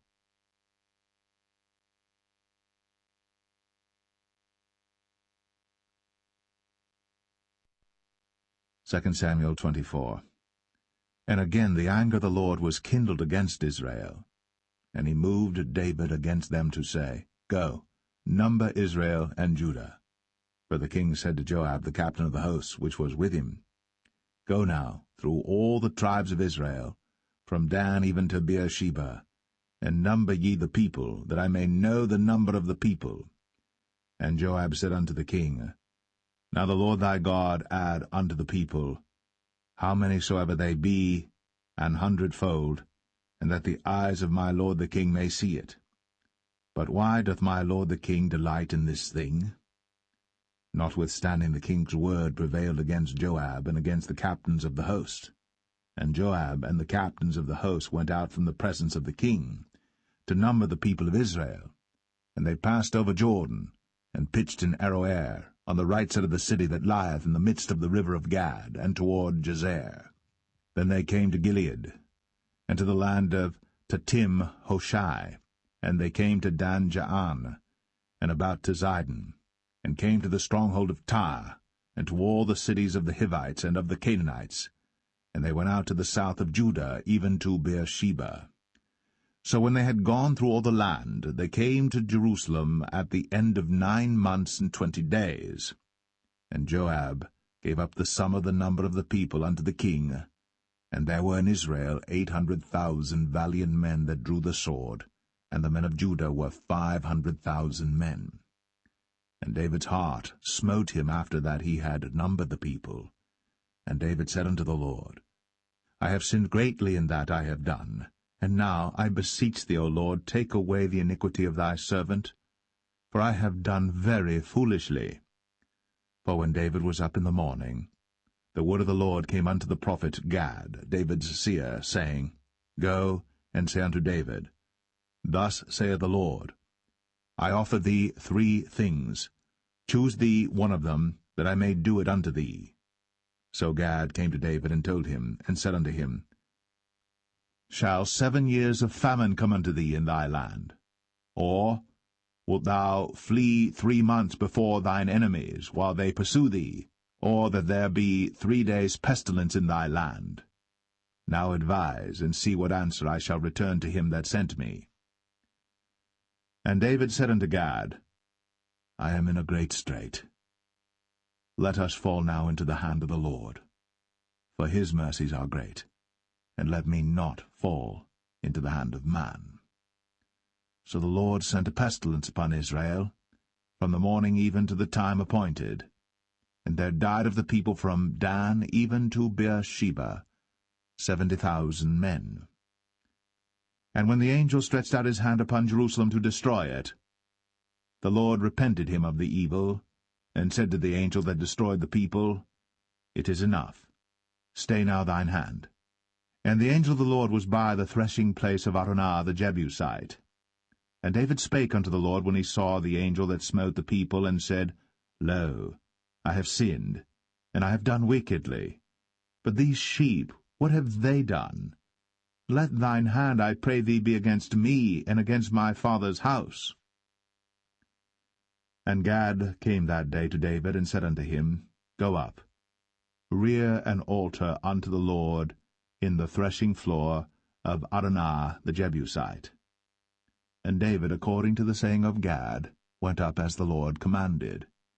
And Araunah looked, and saw the king and his servants coming on toward him. And Araunah went out, and bowed himself before the king on his face upon the ground.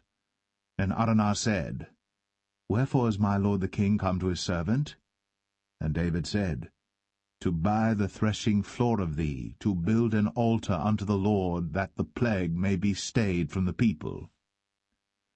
And Araunah said unto David, Let my lord the king take and offer up what seemeth good unto him. Behold, here be oxen for burnt sacrifice, and threshing instruments, and other instruments of the oxen for wood.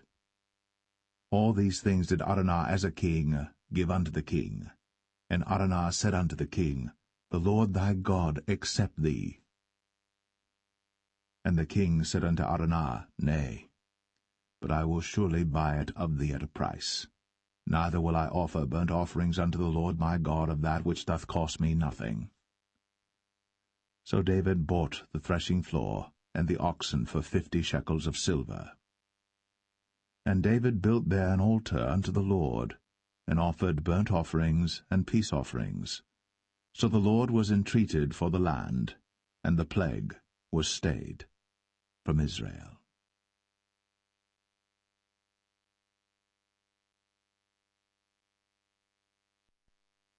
The first book of Kings, chapter 1. Now King David was old, and stricken in years, and they covered him with clothes, but he gat no heat. Wherefore his servants said unto him, Let there be sought for my lord the king a young virgin, and let her stand before the king, and let her cherish him, and let her lie in thy bosom, that my lord the king may get heat. So they sought for a fair damsel throughout all the coasts of Israel, and found Abishag, a Shunammite, and brought her to the king. And the damsel was very fair, and cherished the king, and ministered to him. But the king knew her not. Then Adonijah the son of Haggith exalted himself, saying, I will be king. And he prepared him chariots and horsemen, and 50 men to run before him. And his father had not displeased him at any time in saying, Why hast thou done so? And he also was a very goodly man. And his mother bare him after Absalom. And he conferred with Joab the son of Zeruiah, and with Abiathar the priest, And they, following Adonijah, helped him.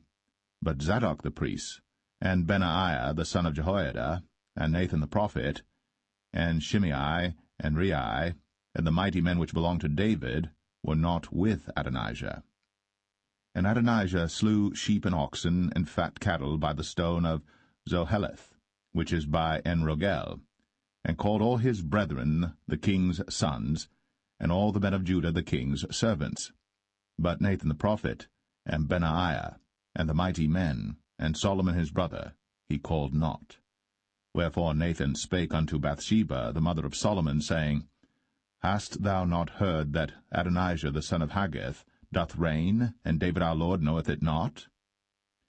Now therefore come, let me, I pray thee, give thee counsel, that thou mayest save thine own life, and the life of thy son Solomon. Go and get thee in unto King David, and say unto him, Didst not thou, my lord, O king, swear unto thine handmaid, saying, Assuredly Solomon thy son shall reign after me, and he shall sit upon my throne. Why then doth Adonijah reign? Behold, while thou yet talkest there with the king, I also will come in after thee, and confirm thy words. And Bathsheba went in unto the king into the chamber. And the king was very old, and Abishag the Shunammite ministered unto the king. And Bathsheba bowed, and did obeisance unto the king. And the king said, What wouldst thou? And she said unto him, My lord, thou swearest by the Lord thy God unto thine handmaid, saying, Assuredly Solomon thy son shall reign after me, and he shall sit upon my throne. And now, behold, Adonijah reigneth. And now, my lord the king, thou knowest it not. And he hath slain oxen and fat cattle, and sheep in abundance, and hath called all the sons of the king, and Abiathar the priest, and Joab the captain of the host. But Solomon thy servant hath he not called. And thou, my lord, O king, the eyes of all Israel are upon thee, that thou shouldst tell them who shall sit on the throne of my lord the king after him. Otherwise it shall come to pass, when my lord the king shall sleep with his fathers, that I and my son Solomon shall be counted offenders. And lo, while she yet talked with the king, Nathan the prophet also came in. And they told the king, saying, Behold, Nathan the prophet. And when he was come in before the king, he bowed himself before the king with his face to the ground. And Nathan said, My lord, O king, hast thou said, Adonijah shall reign after me, and he shall sit upon my throne? For he is gone down this day, and hath slain oxen and fat cattle and sheep in abundance, and hath called all the king's sons, and the captains of the host, and Abiathar the priest, and behold, they eat and drink before him, and say, God save King Adonijah. But me, even me thy servant, and Zadok the priest, and Benaiah the son of Jehoiada, and thy servant Solomon hath he not called. Is this thing done by my lord the king? And thou hast not showed it unto thy servant, who should sit on the throne of my lord the king after him? Then King David answered and said, Call me Bathsheba. And she came into the king's presence, and stood before the king. And the king sware, and said, As the Lord liveth, that hath redeemed my soul out of all distress, even as I swear unto thee by the Lord God of Israel, saying, Assuredly Solomon thy son shall reign after me, and he shall sit upon my throne in my stead, even so will I certainly do this day. Then Bathsheba bowed with her face to the earth, and did reverence to the king, and said, Let my lord King David live for ever. And King David said, Call me Zadok the priest, and Nathan the prophet, and Benaiah the son of Jehoiada. And they came before the king. The king also said unto them, Take with you the servants of your lord, and cause Solomon my son to ride upon mine own mule, and bring him down to Gin. And let Zadok the priest, and Nathan the prophet, anoint him there king over Israel. And blow ye with the trumpet, and say, God save King Solomon. Then ye shall come up after him, that he may come and sit upon my throne, for he shall be king in my stead. And I have appointed him to be ruler over Israel and over Judah. And Benaiah the son of Jehoiada answered the king, and said, Amen. The Lord God of my lord the king say so too. As the Lord hath been with my lord the king, even so be he with Solomon, and make his throne greater than the throne of my lord, King David. So Zadok the priest, and Nathan the prophet, and Benaiah the son of Jehoiada, and the Cherethites, and the Pelethites, went down, and caused Solomon to ride upon King David's mule, and brought him to Gihon. And Zadok the priest took an horn of oil out of the tabernacle, and anointed Solomon, and they blew the trumpet. And all the people said, God save King Solomon. And all the people came up after him, and the people piped with pipes, and rejoiced with great joy, so that the earth rent with the sound of them. And Adonijah and all the guests that were with him heard it as they had made an end of eating. And when Joab heard the sound of the trumpet, he said, Wherefore is this noise of the city being in an uproar? And while he yet spake, behold, Jonathan the son of Abiathar the priest came. And Adonijah said unto him, Come in, for thou art a valiant man, and bringest good tidings. And Jonathan answered and said to Adonijah, Verily, our lord King David hath made Solomon king. And the king hath sent with him Zadok the priest, and Nathan the prophet, and Benaiah the son of Jehoiada, and the Cherethites and the Pelethites, and they have caused him to ride upon the king's mule.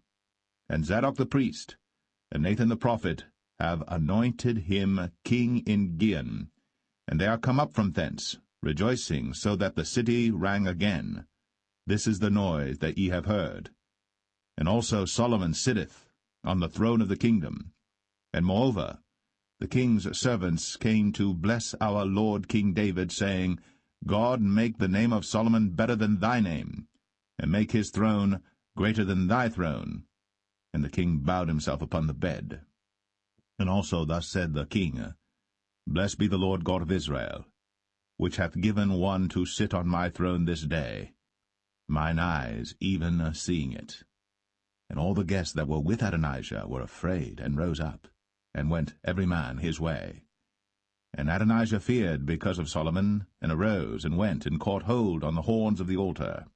And it was told Solomon, saying, Behold, Adonijah feareth King Solomon, for lo, he hath caught hold on the horns of the altar, saying, Let King Solomon swear unto me today, that he will not slay his servant with the sword. And Solomon said, If he will show himself a worthy man, there shall not an hair of him fall to the earth. But if wickedness shall be found in him, he shall die. So King Solomon sent, and they brought him down from the altar, and he came, and bowed himself to King Solomon. And Solomon said unto him, Go to thine house.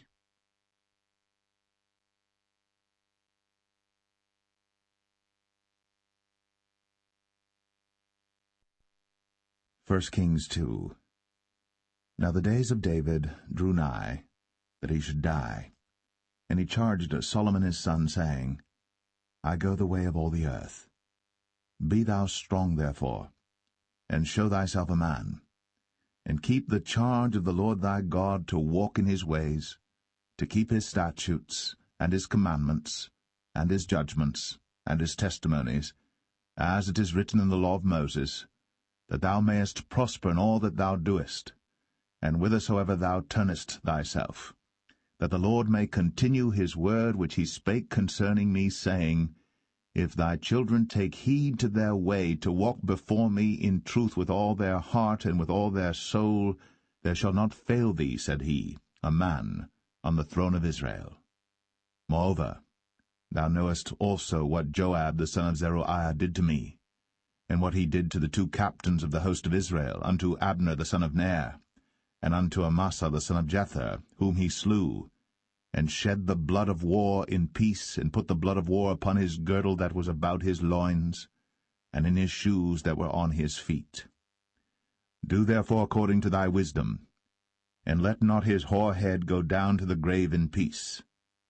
But show kindness unto the sons of Barzillai the Gileadite, and let them be of those that eat at thy table. For so they came to me when I fled because of Absalom thy brother. And behold, thou hast with thee Shimei the son of Gera, a Benjamite of Bahurim, which cursed me with a grievous curse, in the day when I went to Mahanaim. But he came down to meet me at Jordan, and I sware to him by the Lord, saying, I will not put thee to death with the sword. Now therefore hold him not guiltless, for thou art a wise man, and knowest what thou oughtest to do unto him. but his whorehead bring thou down to the grave with blood. So David slept with his fathers, and was buried in the city of David. And the days that David reigned over Israel were 40 years. 7 years reigned he in Hebron, and 33 years reigned he in Jerusalem. Then sat Solomon upon the throne of David his father, and his kingdom was established greatly.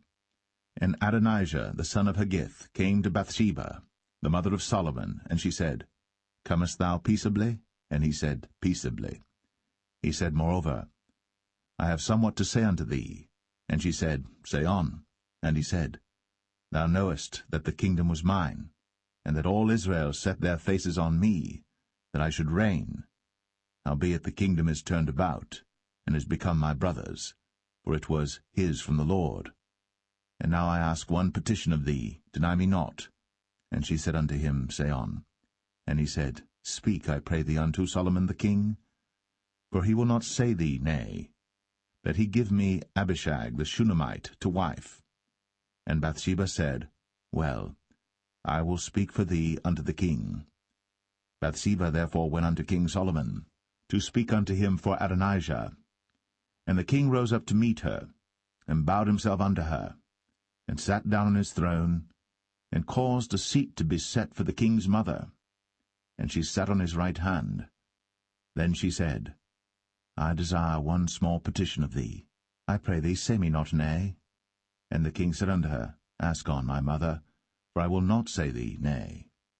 And she said, Let Abishag the Shunammite be given to Adonijah thy brother to wife. And King Solomon answered and said unto his mother, And why dost thou ask Abishag the Shunammite for Adonijah? Ask for him the kingdom also? For he is mine elder brother, even for him, and for Abiathar the priest, and for Joab the son of Zeruiah. Then King Solomon sware by the Lord, saying, God do so to me, and more also, if Adonijah have not spoken this word against his own life. Now therefore, as the Lord liveth, which hath established me, and set me on the throne of David my father, and who hath made me an house, as he promised, Adonijah shall be put to death this day. And King Solomon sent by the hand of Benaiah the son of Jehoiada, and he fell upon him, that he died. And unto Abiathar the priest said the king, Get thee to Anathoth, unto thine own fields, for thou art worthy of death. But I will not at this time put thee to death, because thou bearest the ark of the Lord God before David my father, and because thou hast been afflicted in all wherein my father was afflicted. So Solomon thrust out Abiathar from being priest unto the Lord, that he might fulfill the word of the Lord, which he spake concerning the house of Eli in Shiloh. Then tidings came to Joab. For Joab had turned after Adonijah, though he turned not after Absalom. And Joab fled unto the tabernacle of the Lord, and caught hold on the horns of the altar. And it was told King Solomon that Joab was fled unto the tabernacle of the Lord, and behold, he is by the altar.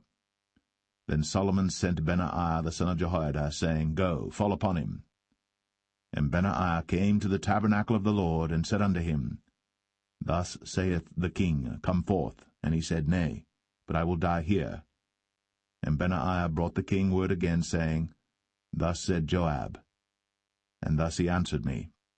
And the king said unto him, Do as he hath said, and fall upon him, and bury him, that thou mayest take away the innocent blood, which Joab shed from me, and from the house of my father.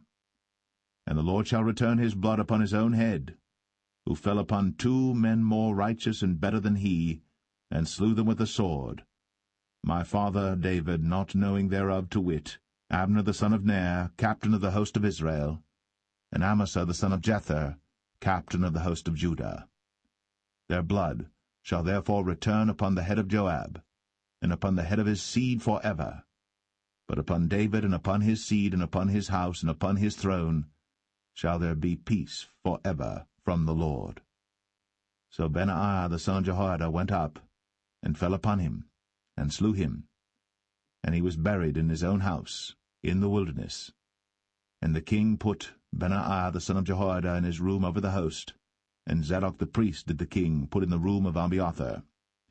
And the king sent and called for Shimei, and said unto him, Build thee an house in Jerusalem, and dwell there, and go not forth thence any whither.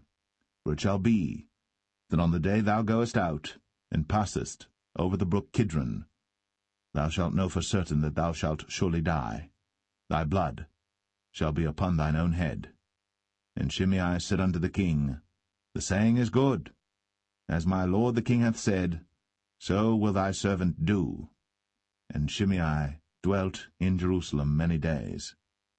And it came to pass at the end of 3 years, that 2 of the servants of Shimei ran away unto Achish, son of Maachah, king of Gath.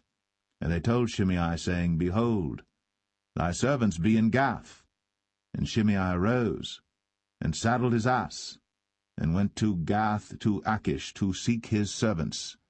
And Shimei went, and brought his servants from Gath. And it was told Solomon that Shimei had gone from Jerusalem to Gath, and was come again. And the king sent and called for Shimei, and said unto him, Did I not make thee to swear by the Lord, and protested unto thee, saying, Know for a certain, on the day thou goest out, and walkest abroad any whither, that thou shalt surely die? And thou saidst unto me, The word that I have heard is good.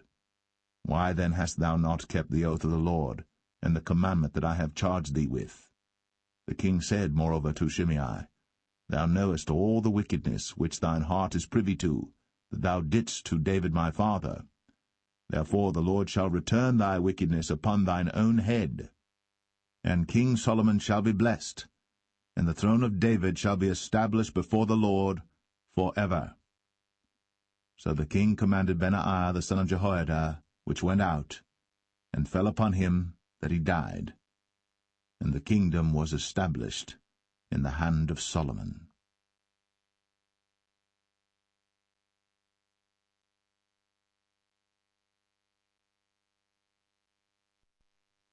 1 Kings 3.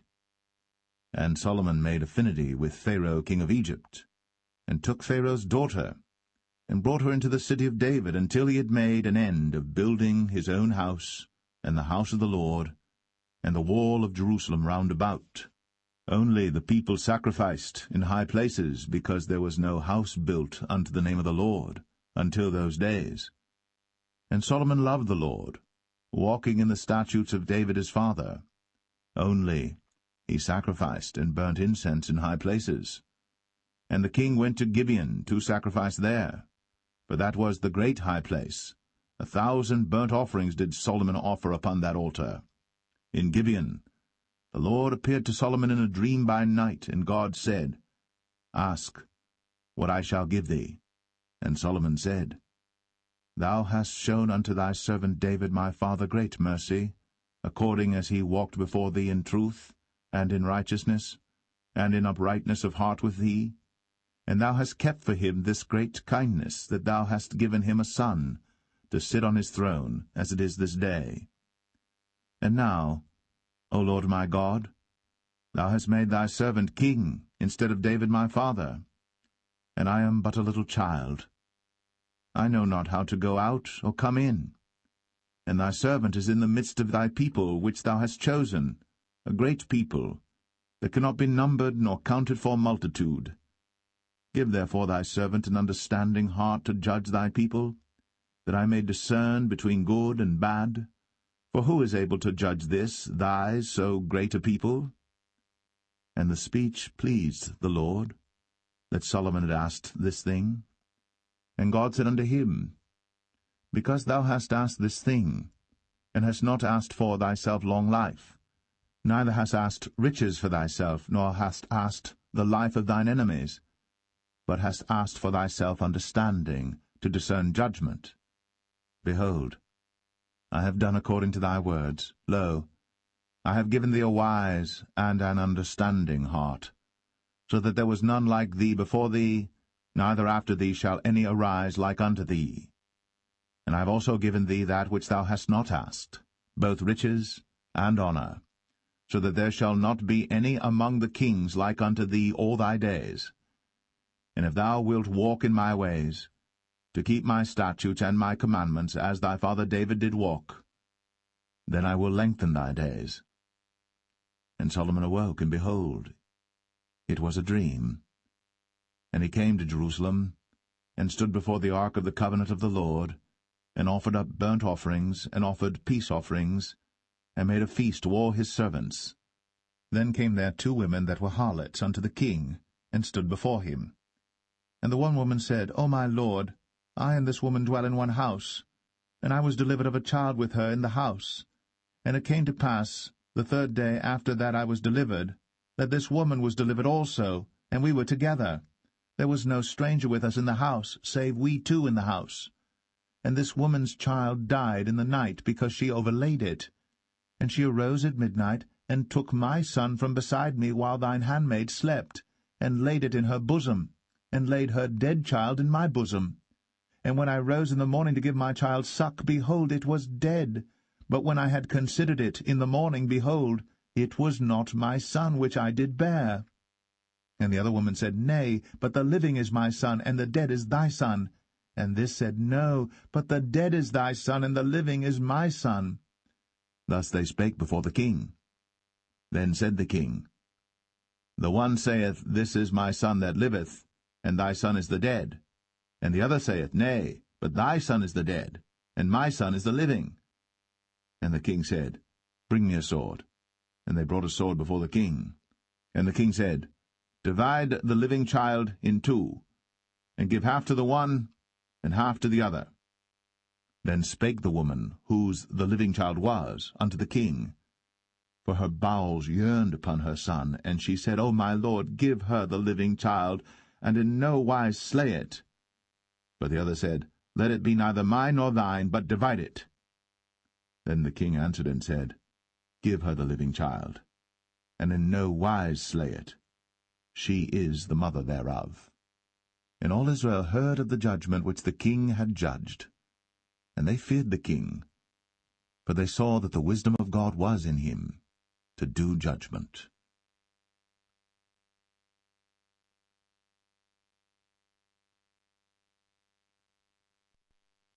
1 Kings 4. So King Solomon was king over all Israel. And these were the princes which he had: Azariah the son of Zadok the priest, Elihoreph and Ahiah the sons of Shishah, scribes, Jehoshaphat the son of Ahilud, the recorder, and Benaiah the son of Jehoiada was over the host, and Zadok and Abiathar were the priests. And Azariah the son of Nathan was over the officers, and Zabud the son of Nathan was principal officer, and the king's friend. And Ahishah was over the household, and Adoniram the son of Abda was over the tribute. And Solomon had 12 officers over all Israel, which provided victuals for the king and his household. Each man his month in a year made provision. And these are their names: the son of Hur, in Mount Ephraim, the son of Dekar, in Makaz, and in Shaalbim, and in Beth-Shemesh, and Elon Bethanan, the son of Hesed, in Arabath. To him pertained Socho, in all the land of Hepher, the son of Abinadab, in all the region of Dor, which had Taphath, the daughter of Solomon, to wife. Baanah, the son of Ahilud, to him pertained Tanakh and Megiddo, and all Bethshan, which is by Zartanah beneath Jezreel, from Bethshan to Abel-Meholah, even unto the place that is beyond Jokneam. The son of Geber, in Ramoth-Gilead, to him pertain the towns of Jair the son of Manasseh, which are in Gilead. To him also pertain the region of Argob, which is in Bashan, 80 great cities with walls and brazen bars. Ahinadab the son of Edo had Mahanaim. Ahimaaz was in Naphtali. He also took Basmath, the daughter of Solomon, to wife. Baanah the son of Hushai was in Asher and in Aloth. Jehoshaphat the son of Paruah in Issachar. Shimei the son of Elah in Benjamin. Geber the son of Uri was in the country of Gilead, in the country of Sihon the king of the Amorites, and of Og the king of Bashan, and he was the only officer which was in the land. Judah and Israel were many, as the sand which is by the sea in multitude, eating and drinking and making merry. And Solomon reigned over all kingdoms, from the river unto the land of the Philistines, and unto the border of Egypt. They brought presents, and served Solomon all the days of his life. And Solomon's provisions for one day was 30 measures of fine flour, and 80 measures of meal, 10 fat oxen, and 20 oxen out of the pastures, and 100 sheep beside harts and roebucks, and fallow deer and fatted fowl. For he had dominion over all the region on this side the river, from Tiphsah even to Azar, over all the kings on this side the river, and he had peace on all sides round about him. And Judah and Israel dwelt safely, every man under his vine and under his fig tree, from Dan even to Beersheba, all the days of Solomon. And Solomon had 40,000 stalls of horses for his chariots, and 12,000 horsemen. And those officers provided victual for King Solomon, and for all that came unto King Solomon's table every man in his month, they lacked nothing. Barley also, and straw for the horses, and dromedaries brought they unto the place where the officers were, every man according to his charge. And God gave Solomon wisdom and understanding exceeding much, and largeness of heart, even as the sand that is on the seashore. And Solomon's wisdom excelled the wisdom of all the children of the east country, and all the wisdom of Egypt. For he was wiser than all men, than Ethan the Ezrahite, and Heman, and Chalcol, and Darda, the sons of Mahol, and his fame was in all nations round about. And he spake 3,000 proverbs, and his songs were 1,005. And he spake of trees, from the cedar tree that is in Lebanon even unto the hyssop that springeth out of the wall. He spake also of beasts, and of fowl, and of creeping things, and of fishes. And there came of all people to hear the wisdom of Solomon, from all kings of the earth, which had heard of his wisdom.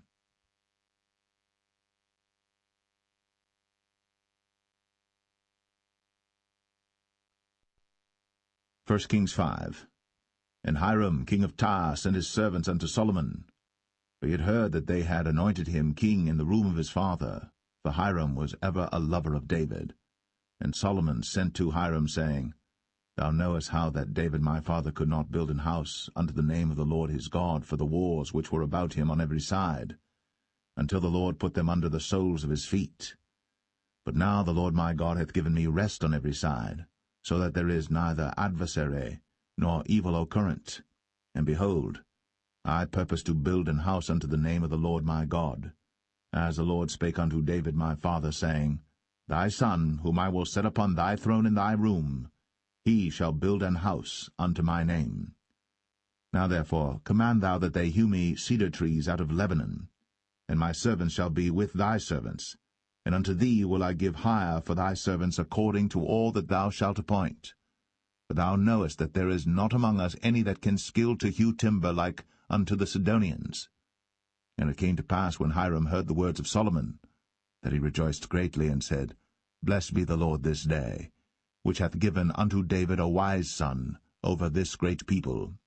And Hiram sent to Solomon, saying, I have considered the things which thou sentest to me for, and I will do all thy desire concerning timber of cedar, and concerning timber of fir. My servants shall bring them down from Lebanon unto the sea, and I will convey them by sea in floats unto the place that thou shalt appoint me, and will cause them to be discharged there. And thou shalt receive them, and thou shalt accomplish my desire in giving food for my household. So Hiram gave Solomon cedar trees and fir trees, according to all his desire. And Solomon gave Hiram 20,000 measures of wheat for food to his household, and 20 measures of pure oil. Thus gave Solomon to Hiram year by year. And the Lord gave Solomon wisdom, as he promised him. And there was peace between Hiram and Solomon, and they two made a league together. And King Solomon raised a levy out of all Israel, and the levy was 30,000 men. And he sent them to Lebanon, 10,000 a month by courses. A month they were in Lebanon, and 2 months at home, and Adoniram was over the levy. And Solomon had 70,000 that bare burdens, and 80,000 hewers in the mountains, beside the chief of Solomon's officers which were over the work, 3,300 which ruled over the people that wrought in the work. And the king commanded, and they brought great stones, costly stones, and hewed stones, to lay the foundation of the house. And Solomon's builders and Hiram's builders did hew them, and the stone squarers, so they prepared timber and stones to build the house.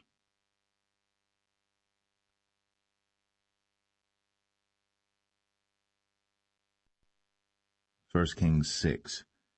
And it came to pass in the 480th year, after the children of Israel were come out of the land of Egypt, in the 4th year of Solomon's reign over Israel, in the month Ziph, which is the 2nd month, that he began to build the house of the Lord. And the house which King Solomon built for the Lord, the length thereof was 80 cubits, and the breadth thereof 20 cubits, and the height thereof 30 cubits. And the porch before the temple of the house 20 cubits was the length thereof, according to the breadth of the house, and 10 cubits was the breadth thereof before the house. And for the house he made windows of narrow lights. And against the wall of the house he built chambers round about, against the walls of the house round about, both of the temple and of the oracle, and he made chambers round about. The nethermost chamber was 5 cubits broad, and the middle was 6 cubits broad, and the third was 7 cubits broad. For without, in the wall of the house, he made narrowed rests round about, that the beams should not be fastened in the walls of the house.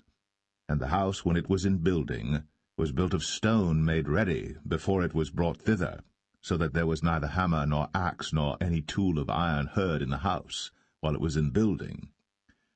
The door for the middle chamber was in the right side of the house, and they went up with winding stairs into the middle chamber, and out of the middle into the third. So he built the house, and finished it, and covered the house with beams and boards of cedar. And then he built chambers against all the house, 5 cubits high, and they rested on the house with timber of cedar. And the word of the Lord came to Solomon, saying, Concerning this house, which thou art in building, if thou wilt walk in my statutes, and execute my judgments, and keep all my commandments to walk in them, then will I perform my word with thee, which I spake unto David thy father, and I will dwell among the children of Israel, and will not forsake my people Israel.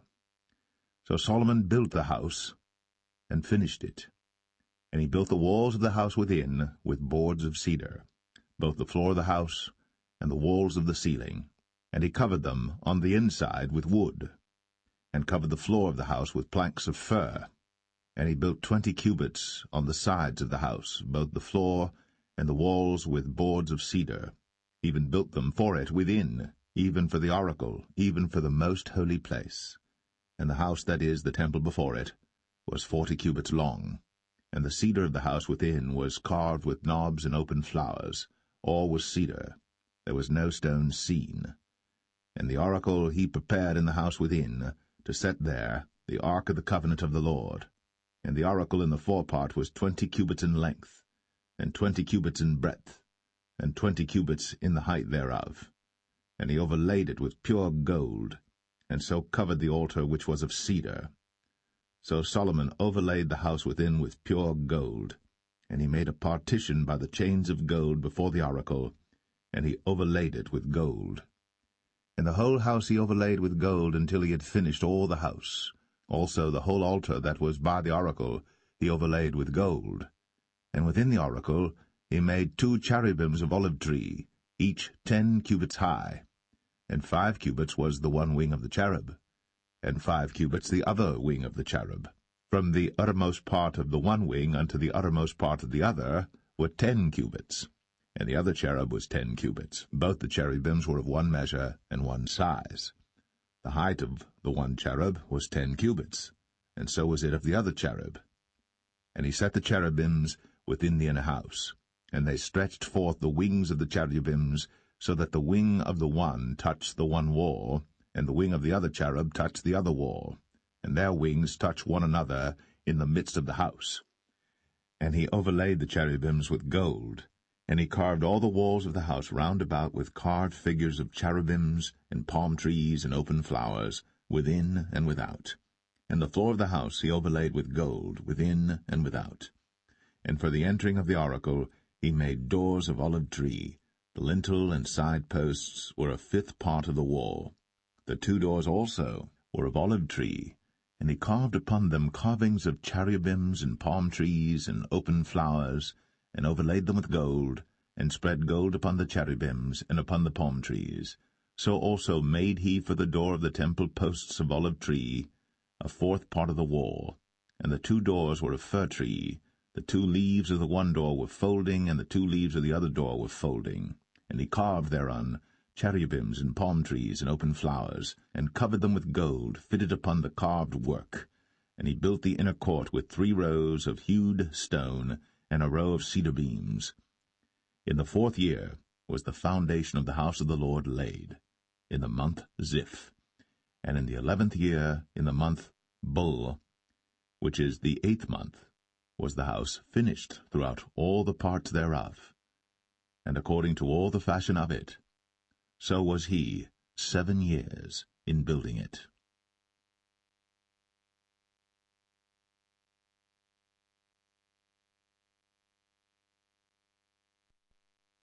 1 Kings 7. But Solomon was building his own house 13 years, and he finished all his house.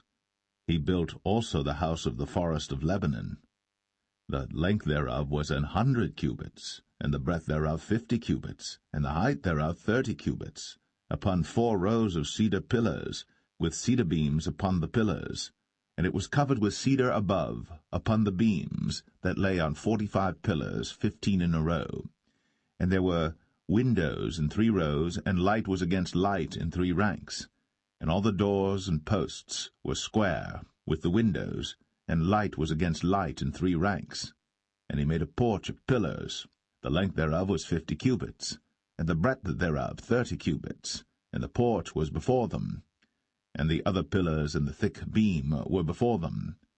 Then he made a porch for the throne where he might judge, even the porch of judgment, and it was covered with cedar from one side of the floor to the other. And his house where he dwelt had another court within the porch, which was of the like work.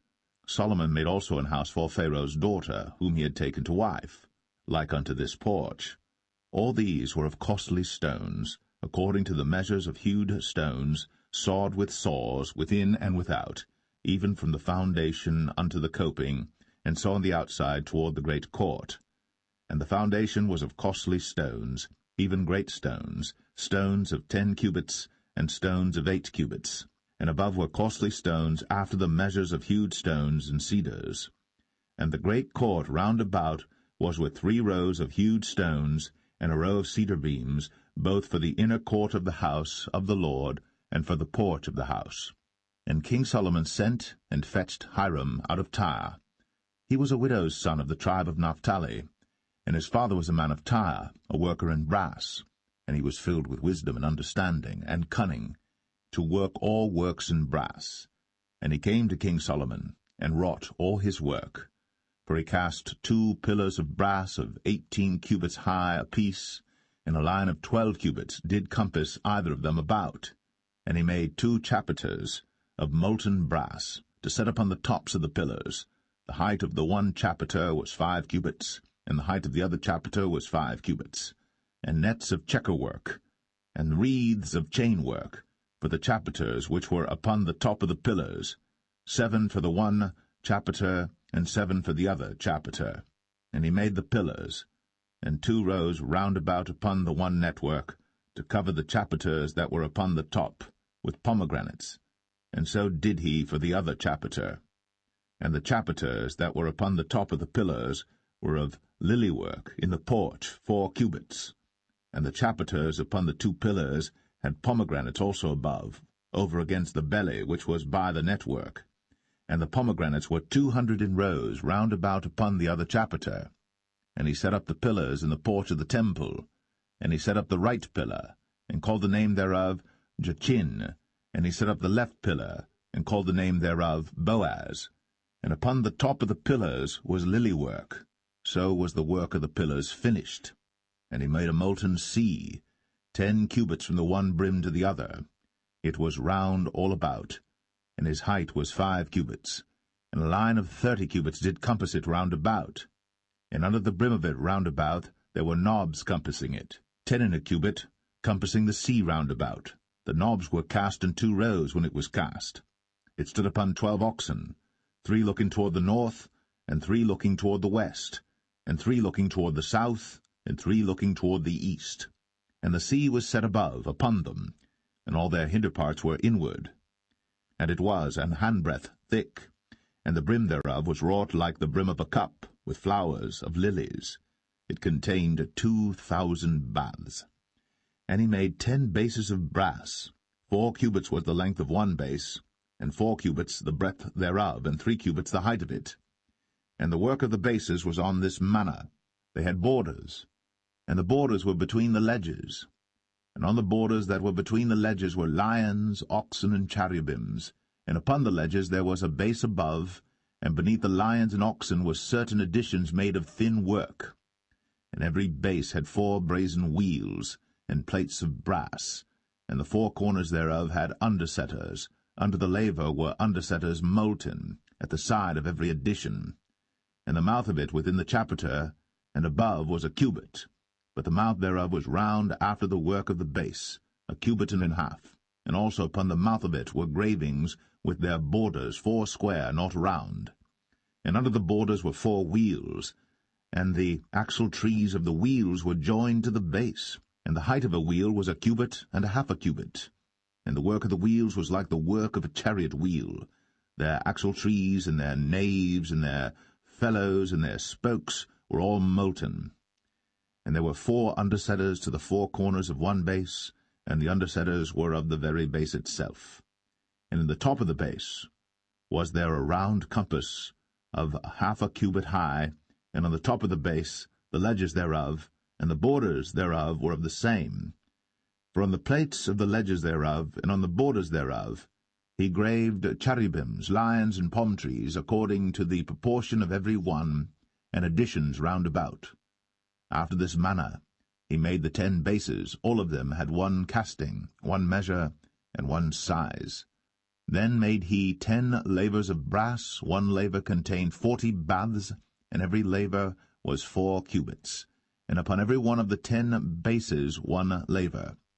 And he put 5 bases on the right side of the house, and 5 on the left side of the house, and he set the sea on the right side of the house eastward over against the south.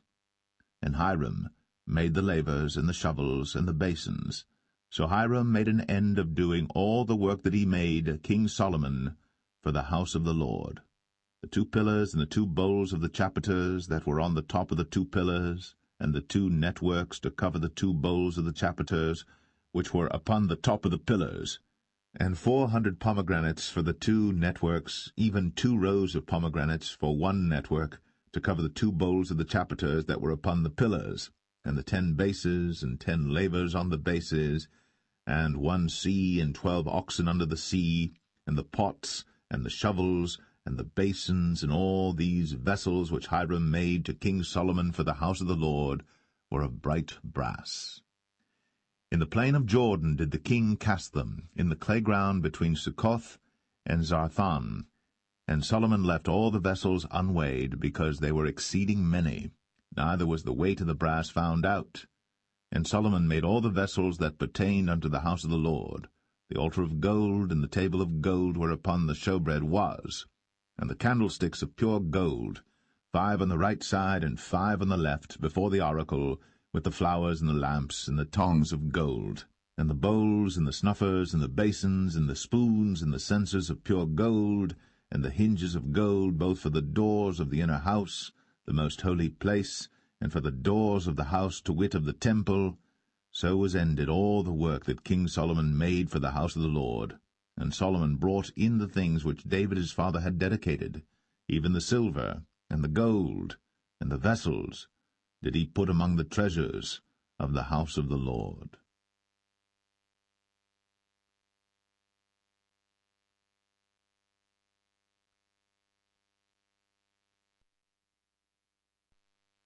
1 Kings 8. Then Solomon assembled the elders of Israel, and all the heads of the tribes, the chief of the fathers of the children of Israel, unto King Solomon in Jerusalem, that they might bring up the ark of the covenant of the Lord out of the city of David, which is Zion. And all the men of Israel assembled themselves unto King Solomon at the feast in the month Ethanim, which is the 7th month. And all the elders of Israel came, and the priests took up the ark, and they brought up the ark of the Lord, and the tabernacle of the congregation, and all the holy vessels that were in the tabernacle, even those did the priests and the Levites bring up. And King Solomon and all the congregation of Israel that were assembled unto him were with him before the ark, sacrificing sheep and oxen that could not be told nor numbered for multitude. And the priests brought in the ark of the covenant of the Lord unto his place, into the oracle of the house, to the most holy place, even under the wings of the cherubims. For the cherubims spread forth their 2 wings over the place of the ark, and the cherubims covered the ark and the staves thereof above. And they drew out the staves, that the ends of the staves were seen out in the holy place before the oracle, and they were not seen without. And there they are unto this day. There was nothing in the ark save the 2 tables of stone, which Moses put there at Horeb, when the Lord made a covenant with the children of Israel, when they came out of the land of Egypt. And it came to pass, when the priests were come out of the holy place, that the cloud filled the house of the Lord, so that the priests could not stand to minister because of the cloud, for the glory of the Lord had filled the house of the Lord. Then spake Solomon, The Lord said that he would dwell in the thick darkness. I have surely built thee an house to dwell in, a settled place for thee to abide in for ever. And the king turned his face about, and blessed all the congregation of Israel. And all the congregation of Israel stood, and he said, Blessed be the Lord God of Israel, which spake with his mouth unto David my father, and hath with his hand fulfilled it, saying, Since the day that I brought forth my people Israel out of Egypt, I chose no city out of all the tribes of Israel to build an house, that my name might be therein. But I chose David to be over my people Israel. And it was in the heart of David my father to build an house for the name of the Lord God of Israel. And the Lord said unto David my father, Whereas it was in thine heart to build an house unto my name, thou didst well that it was in thine heart. Nevertheless thou shalt not build the house, but thy son that shall come forth out of thy loins, he shall build the house unto my name. And the Lord hath performed his word that he spake, and I am risen up in the room of David my father, and sit on the throne of Israel, as the Lord promised, and have built an house for the name of the Lord God of Israel.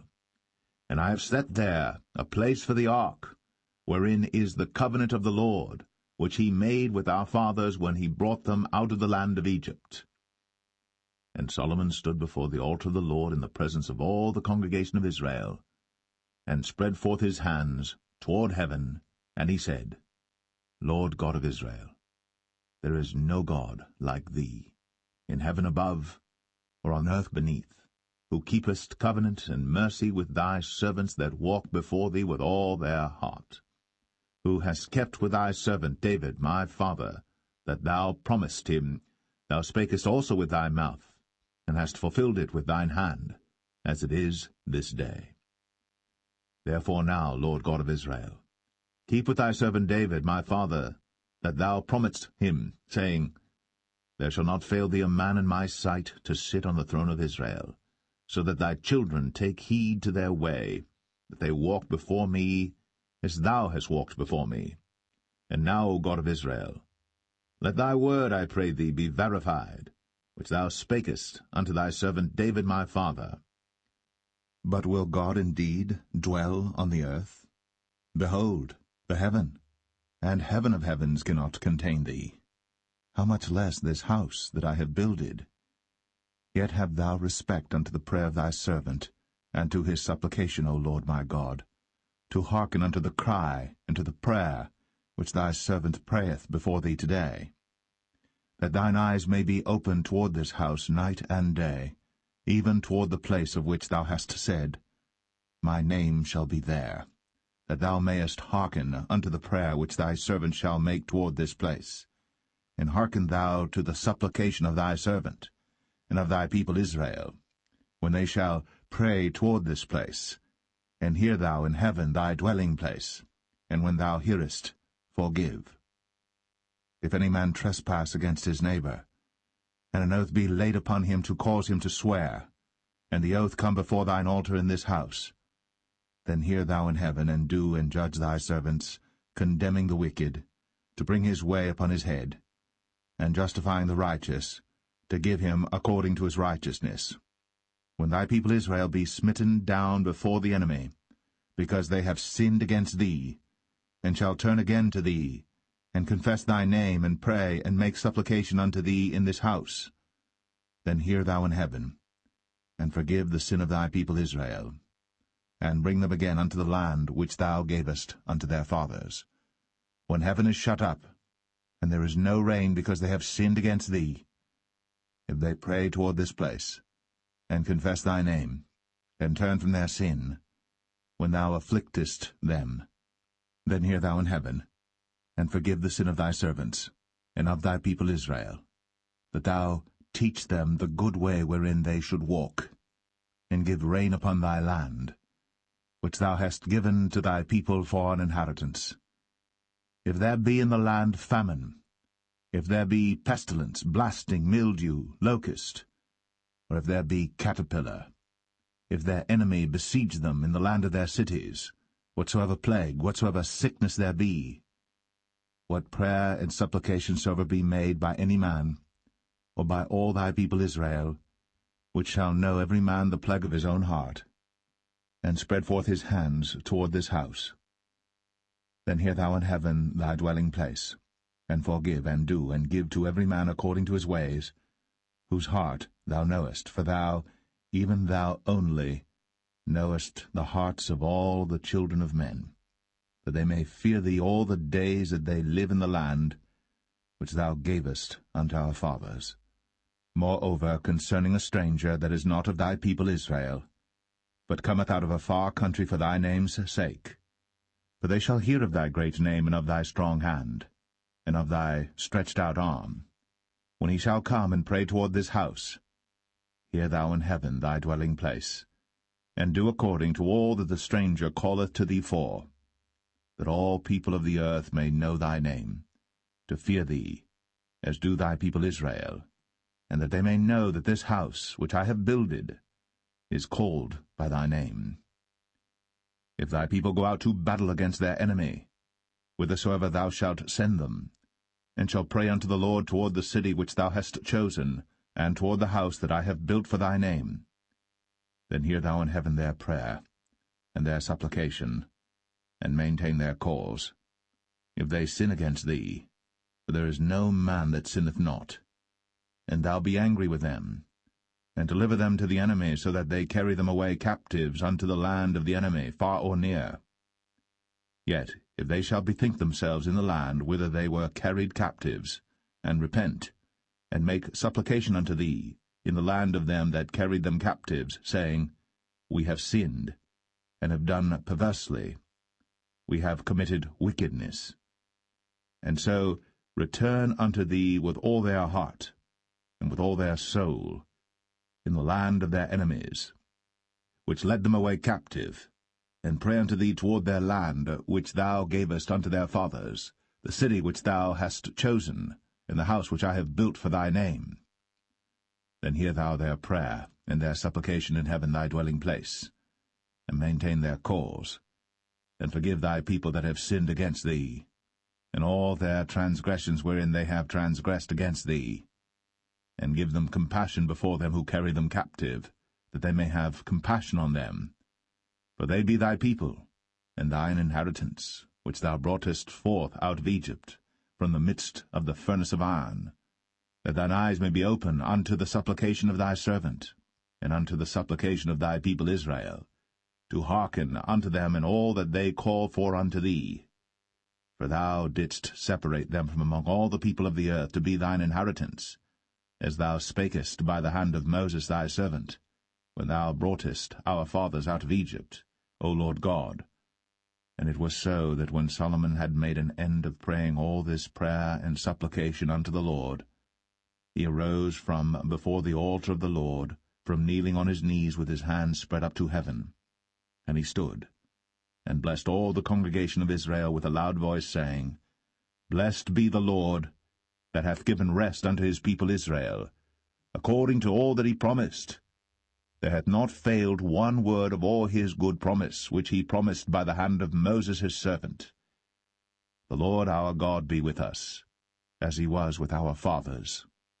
Let him not leave us, nor forsake us, that he may incline our hearts unto him, to walk in all his ways, and to keep his commandments and his statutes and his judgments, which he commanded our fathers. And let these my words wherewith I have made supplication before the Lord be nigh unto the Lord our God day and night, that he maintain the cause of his servant, and the cause of his people Israel at all times, as the matter shall require, that all the people of the earth may know that the Lord is God, and that there is none else. Let your heart therefore be perfect with the Lord our God, to walk in his statutes, and to keep his commandments, as at this day. And the king and all Israel with him offered sacrifice before the Lord. And Solomon offered a sacrifice of peace offerings which he offered unto the Lord, 22,000 oxen, and 120,000 sheep. So the king and all the children of Israel dedicated the house of the Lord. The same day did the king hallow the middle of the court that was before the house of the Lord, for there he offered burnt offerings and meat offerings, and the fat of the peace offerings, because the brazen altar that was before the Lord was too little to receive the burnt offerings and meat offerings, and the fat of the peace offerings. And at that time Solomon held a feast, and all Israel with him, a great congregation from the entering in of Hamath unto the river of Egypt, before the Lord our God 7 days, and 7 days, even 14 days. On the 8th day he sent the people away, and they blessed the king, and went unto their tents joyful and glad of heart, for all the goodness that the Lord had done for David his servant, and for Israel his people.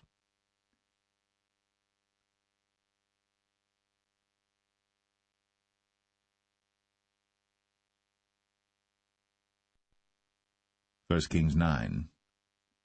And it came to pass, when Solomon had finished the building of the house of the Lord, and the king's house, and all Solomon's desire which he was pleased to do, that the Lord appeared to Solomon the second time, as he had appeared unto him at Gibeon.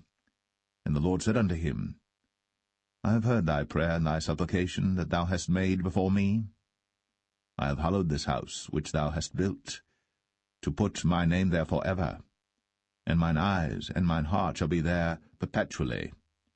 And if thou wilt walk before me, as David thy father walked, in integrity of heart, and in uprightness, to do according to all that I have commanded thee, and wilt keep my statutes and my judgments, then I will establish the throne of thy kingdom upon Israel forever, as I promised to David thy father, saying, There shall not fail thee a man upon the throne of Israel. But if ye shall at all turn from following me, ye or your children, and will not keep my commandments and my statutes which I have set before you, but go and serve other gods, and worship them, then will I cut off Israel out of the land which I have given them, and this house which I have hallowed for my name will I cast out of my sight, and Israel shall be a proverb and a byword among all people. And at this house which is high, every one that passeth by it shall be astonished, and shall hiss, and they shall say, Why hath the Lord done thus unto this land, and to this house? And they shall answer, Because they forsook the Lord their God, who brought forth their fathers out of the land of Egypt, and had taken hold upon other gods, and have worshipped them, and served them. Therefore hath the Lord brought upon them all this evil. And it came to pass at the end of 20 years, when Solomon had built the 2 houses, the house of the Lord, and the king's house. Now Hiram the king of Tyre had furnished Solomon with cedar trees and fir trees, and with gold according to all his desire. that then King Solomon gave Hiram 20 cities in the land of Galilee. And Hiram came out from Tyre to see the cities which Solomon had given him, and they pleased him not. And he said, What cities are these which thou hast given me, my brother? And he called them the land of Cabul unto this day. And Hiram sent to the king 60 talents of gold. And this is the reason of the levy which King Solomon raised, for to build the house of the Lord and his own house, and Millo, and the wall of Jerusalem, and Hazor, and Megiddo, and Gezer. For Pharaoh king of Egypt had gone up and taken Gezer, and burnt it with fire, and slain the Canaanites that dwelt in the city, and given it for a present unto his daughter Solomon's wife. And Solomon built Gezer, and Beth-horon the nether, and Baalath, and Tadmor in the wilderness in the land, and all the cities of store that Solomon had, and cities for his chariots, and cities for his horsemen, and that which Solomon desired to build in Jerusalem, and in Lebanon, and in all the land of his dominion. And all the people that were left of the Amorites, Hittites, Perizzites, Hivites, and Jebusites, which were not of the children of Israel, their children that were left after them in the land, whom the children of Israel also were not able utterly to destroy, upon those did Solomon levy a tribute of bondservice unto this day. But of the children of Israel did Solomon make no bondmen, but they were men of war, and his servants, and his princes, and his captains, and rulers of his chariots, and his horsemen. These were the chief of the officers that were over Solomon's work, 550, which bare rule over the people that wrought in the work. But Pharaoh's daughter came up out of the city of David unto her house, which Solomon had built for her. Then did he build Millo. And 3 times in a year did Solomon offer burnt offerings and peace offerings upon the altar which he built unto the Lord. And he burnt incense upon the altar that was before the Lord. So he finished the house. And King Solomon made a navy of ships in Ezion-Geber, which is beside Eloth, on the shore of the Red Sea, in the land of Edom. And Hiram sent in the navy his servants, shipmen that had knowledge of the sea, with the servants of Solomon.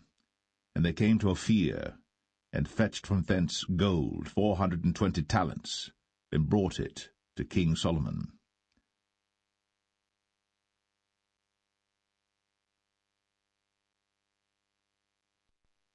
1 Kings 10. And when the queen of Sheba heard of the fame of Solomon concerning the name of the Lord, she came to prove him with hard questions. And she came to Jerusalem with a very great train, with camels that bare spices, and very much gold, and precious stones. And when she was come to Solomon, she communed with him of all that was in her heart. And Solomon told her all her questions.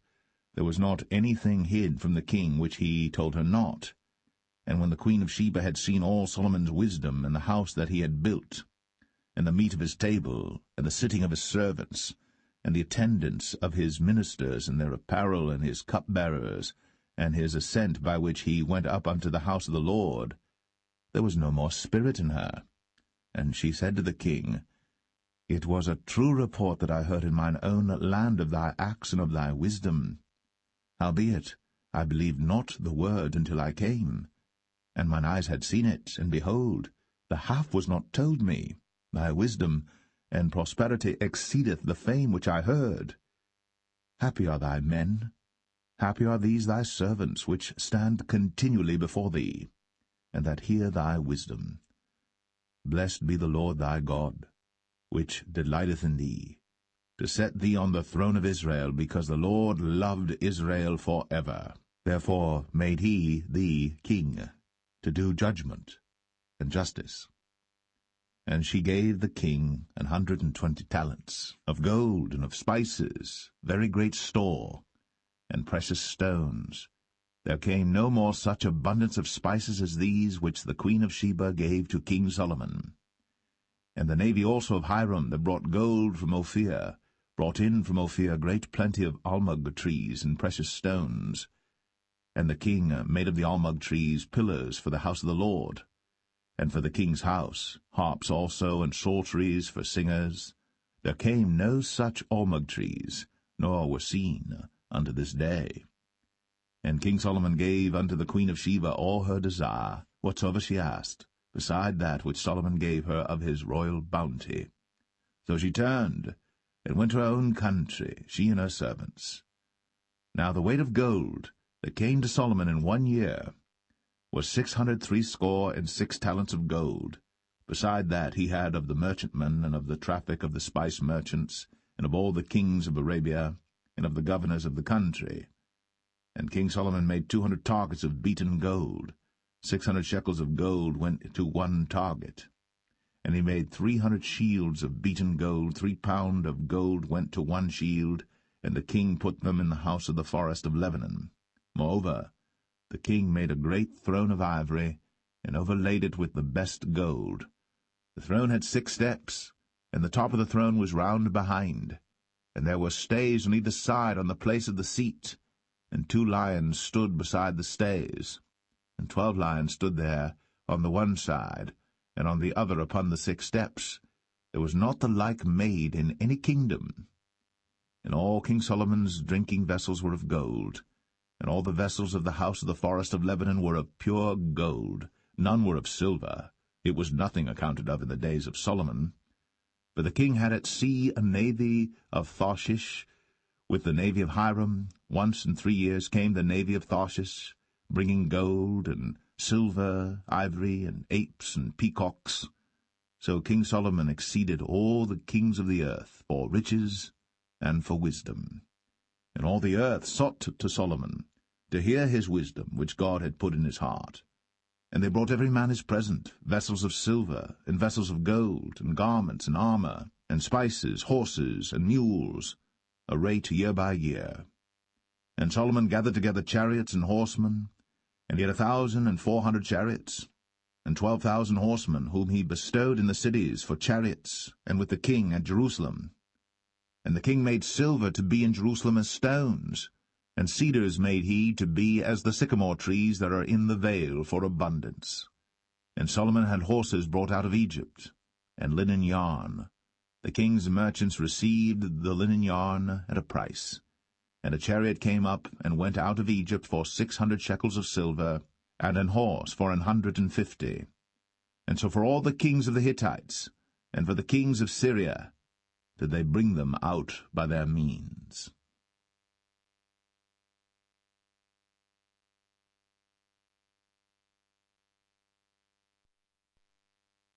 1 Kings 11. But King Solomon loved many strange women, together with the daughter of Pharaoh, women of the Moabites, Ammonites, Edomites, Zidonians, and Hittites. Of the nations concerning which the Lord said unto the children of Israel, Ye shall not go in to them, neither shall they come in unto you, for surely they will turn away your heart after their gods. Solomon clave unto these in love. And he had 700 wives, princesses, and 300 concubines, and his wives turned away his heart. For it came to pass, when Solomon was old, that his wives turned away his heart after other gods. And his heart was not perfect with the Lord his God, as was the heart of David his father. For Solomon went after Ashtoreth, the goddess of the Zidonians, and after Milcom, the abomination of the Ammonites. And Solomon did evil in the sight of the Lord, and went not fully after the Lord, as did David his father. Then did Solomon build an high place for Chemosh, the abomination of Moab, in the hill that is before Jerusalem, and for Molech, the abomination of the children of Ammon. And likewise did he for all his strange wives, which burnt incense, and sacrificed unto their gods. And the Lord was angry with Solomon, because his heart was turned from the Lord God of Israel, which had appeared unto him twice, and had commanded him concerning this thing, that he should not go after other gods. But he kept not that which the Lord commanded. Wherefore the Lord said unto Solomon, Forasmuch as this is done of thee, and thou hast not kept my covenant and my statutes, which I have commanded thee, I will surely rend the kingdom from thee, and will give it to thy servant. Notwithstanding, in thy days, I will not do it for David thy father's sake, but I will rend it out of the hand of thy son. Howbeit, I will not rend away all the kingdom, but will give one tribe to thy son, for David my servant's sake, and for Jerusalem's sake, which I have chosen.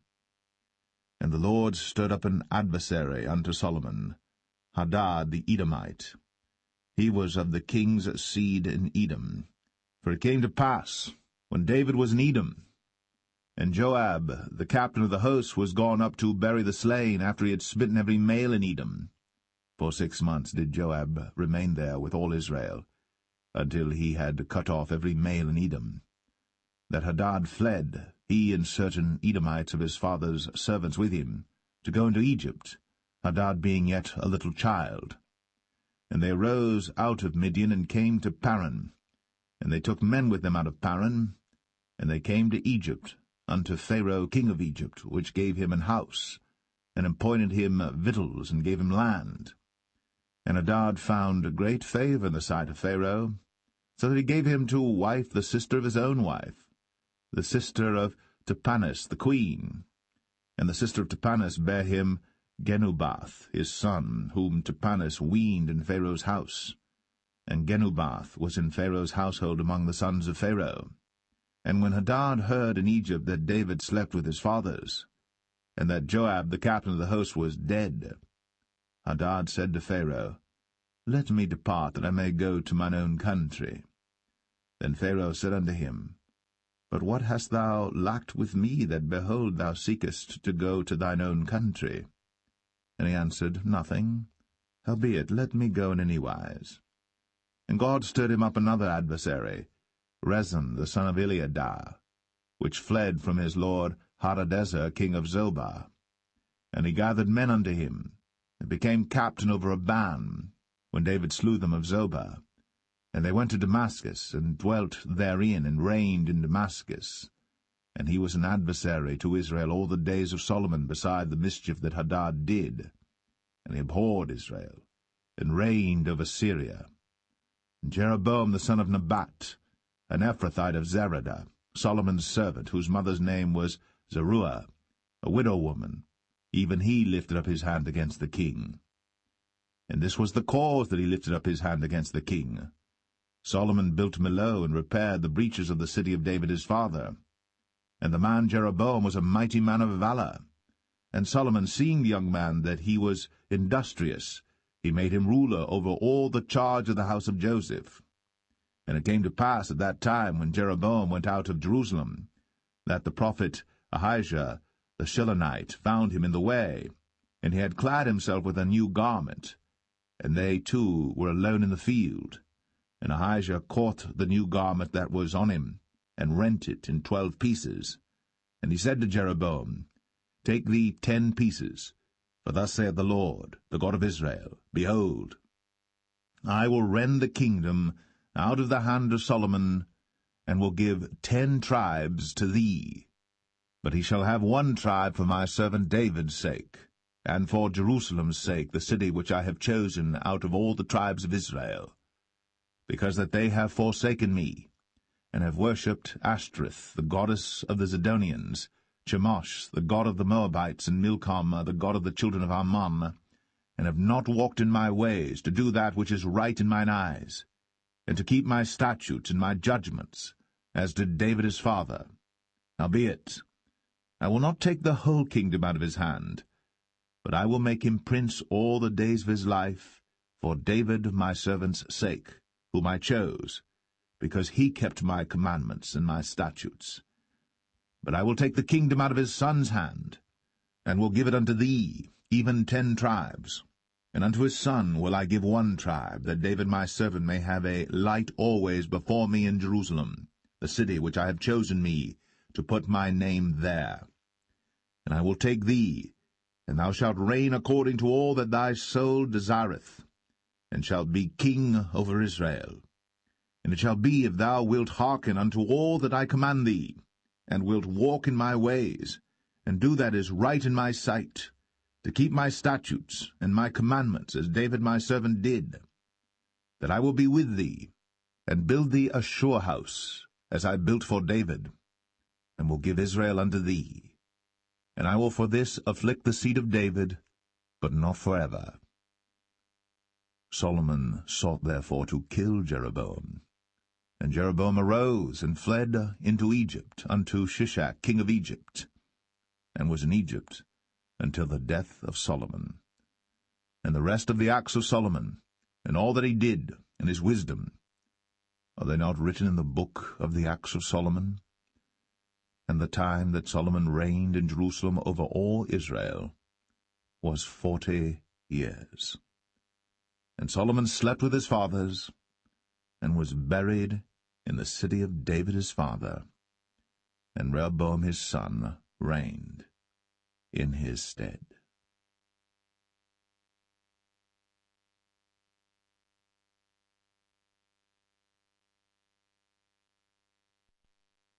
First Kings 12. And Rehoboam went to Shechem, for all Israel were come to Shechem to make him king. And it came to pass, when Jeroboam the son of Nebat, who was yet in Egypt, heard of it, for he was fled from the presence of King Solomon, and Jeroboam dwelt in Egypt, that they sent and called him. And Jeroboam and all the congregation of Israel came and spake unto Rehoboam, saying, Thy father made our yoke grievous. Now therefore make thou the grievous service of thy father, and his heavy yoke which he put upon us lighter, and we will serve thee. And he said unto them, Depart yet for 3 days, then come again to me. And the people departed. And King Rehoboam consulted with the old men that stood before Solomon his father while he yet lived, and said, How do ye advise that I may answer this people? And they spake unto him, saying, If thou wilt be a servant unto this people this day, and wilt serve them, and answer them, and speak good words to them, then they will be thy servants forever. But he forsook the counsel of the old men which they had given him, and consulted with the young men that were grown up with him, and which stood before him. And he said unto them, What counsel give ye that we may answer this people who have spoken to me, saying, Make the yoke which thy father did put upon us lighter? And the young men that were grown up with him spake unto him, saying, Thus shalt thou speak unto this people that spake unto thee, saying, Thy father made our yoke heavy, but make thou it lighter unto us. Thus shalt thou say unto them, My little finger shall be thicker than my father's loins. And now, whereas my father delayed you with a heavy yoke, I will add to your yoke. My father hath chastised you with whips, but I will chastise you with scorpions.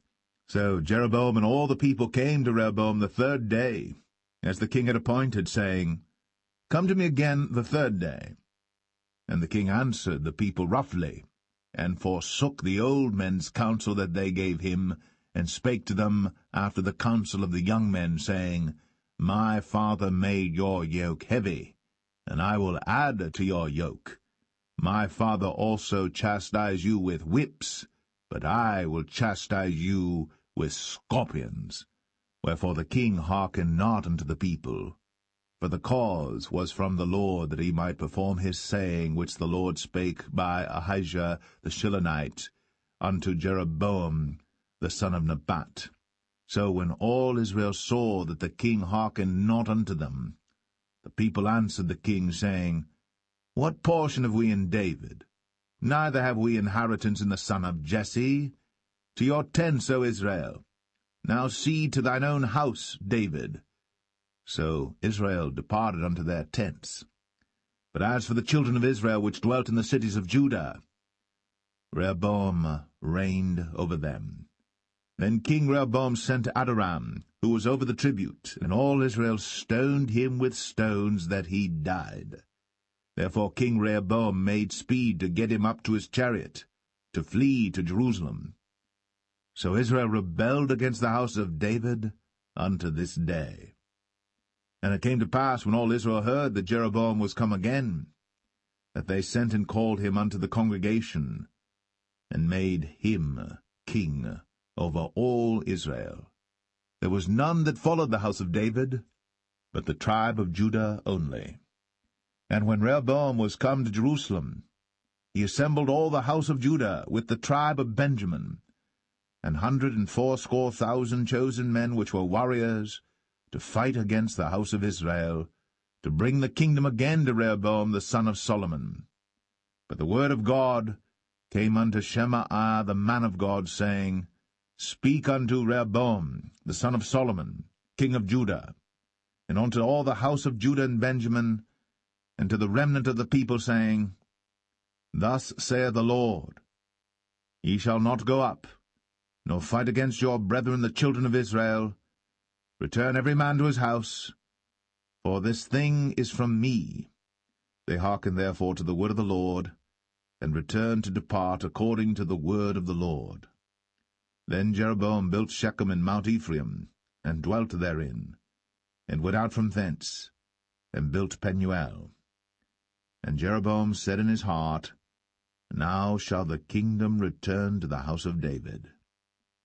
If this people go up to do sacrifice in the house of the Lord at Jerusalem, then shall the heart of this people turn again unto their Lord, even unto Rehoboam king of Judah, and they shall kill me, and go again to Rehoboam king of Judah. Whereupon the king took counsel, and made 2 calves of gold, and said unto them, It is too much for you to go up to Jerusalem.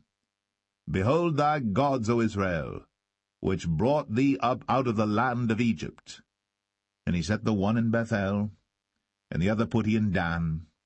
And this thing became a sin, for the people went to worship before the one, even unto Dan. And he made an house of high places, and made priests of the lowest of the people, which were not of the sons of Levi. And Jeroboam ordained a feast in the 8th month, on the 15th day of the month, like unto the feast that is in Judah. And he offered upon the altar. So did he in Bethel, sacrificing unto the calves that he had made. And he placed in Bethel the priests of the high places which he had made. So he offered upon the altar which he had made in Bethel the 15th day of the 8th month, even in the month which he had devised of his own heart, and ordained a feast unto the children of Israel. And he offered upon the altar, and burnt incense.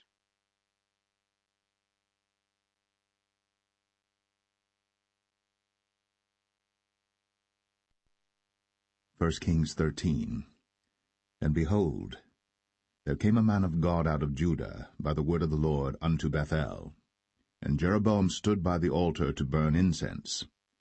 And he cried against the altar in the word of the Lord, and said, O altar, altar, thus saith the Lord, Behold, a child shall be born unto the house of David, Josiah by name. And upon thee shall he offer the priests of the high places that burn incense upon thee, and men's bones shall be burnt upon thee.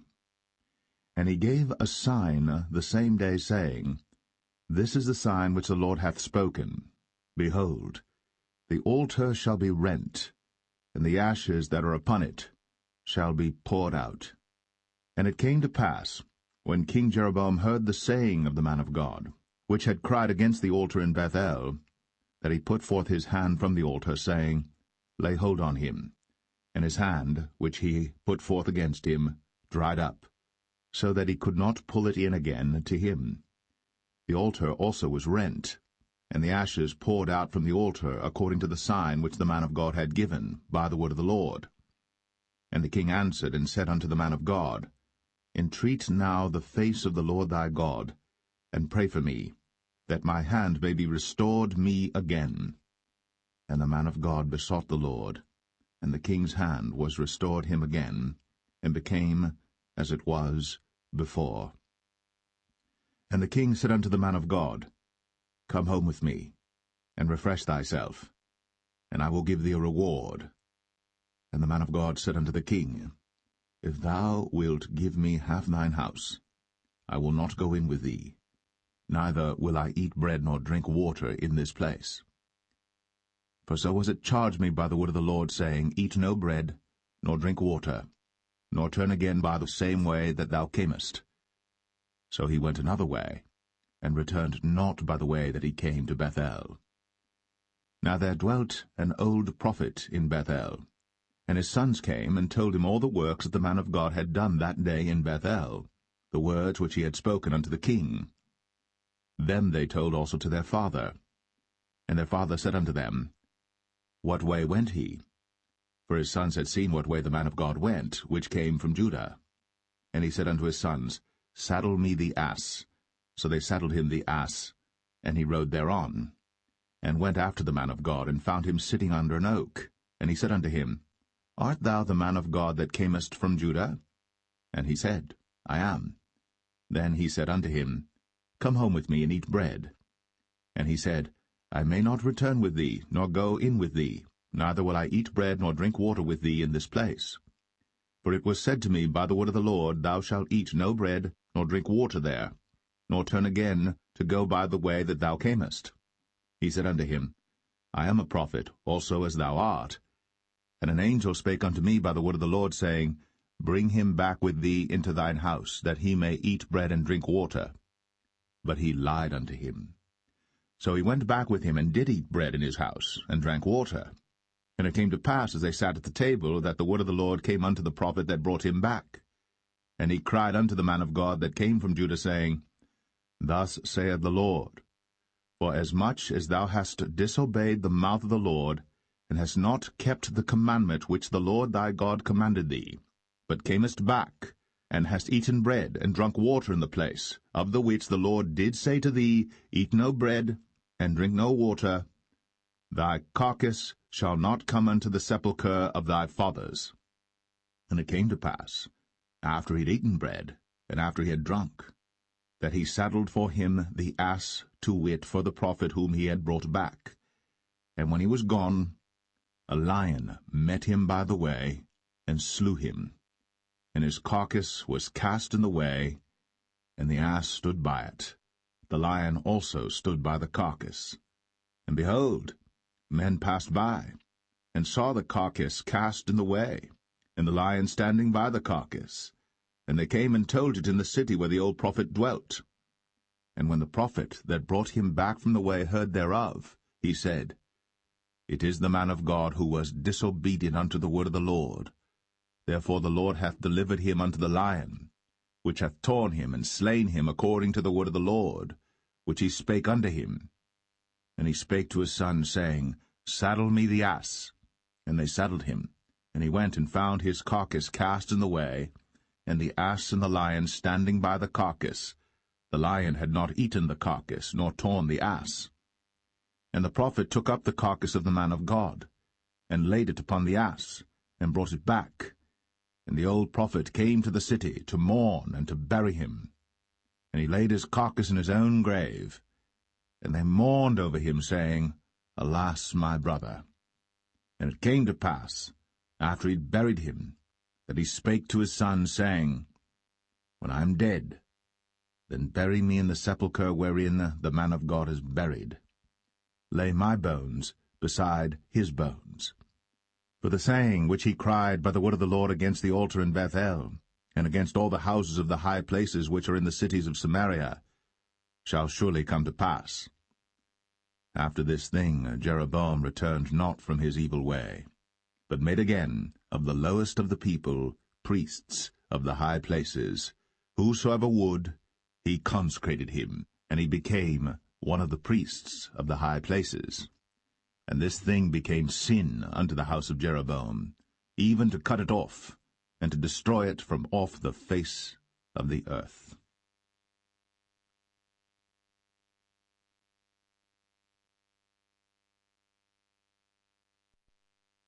1 Kings 14.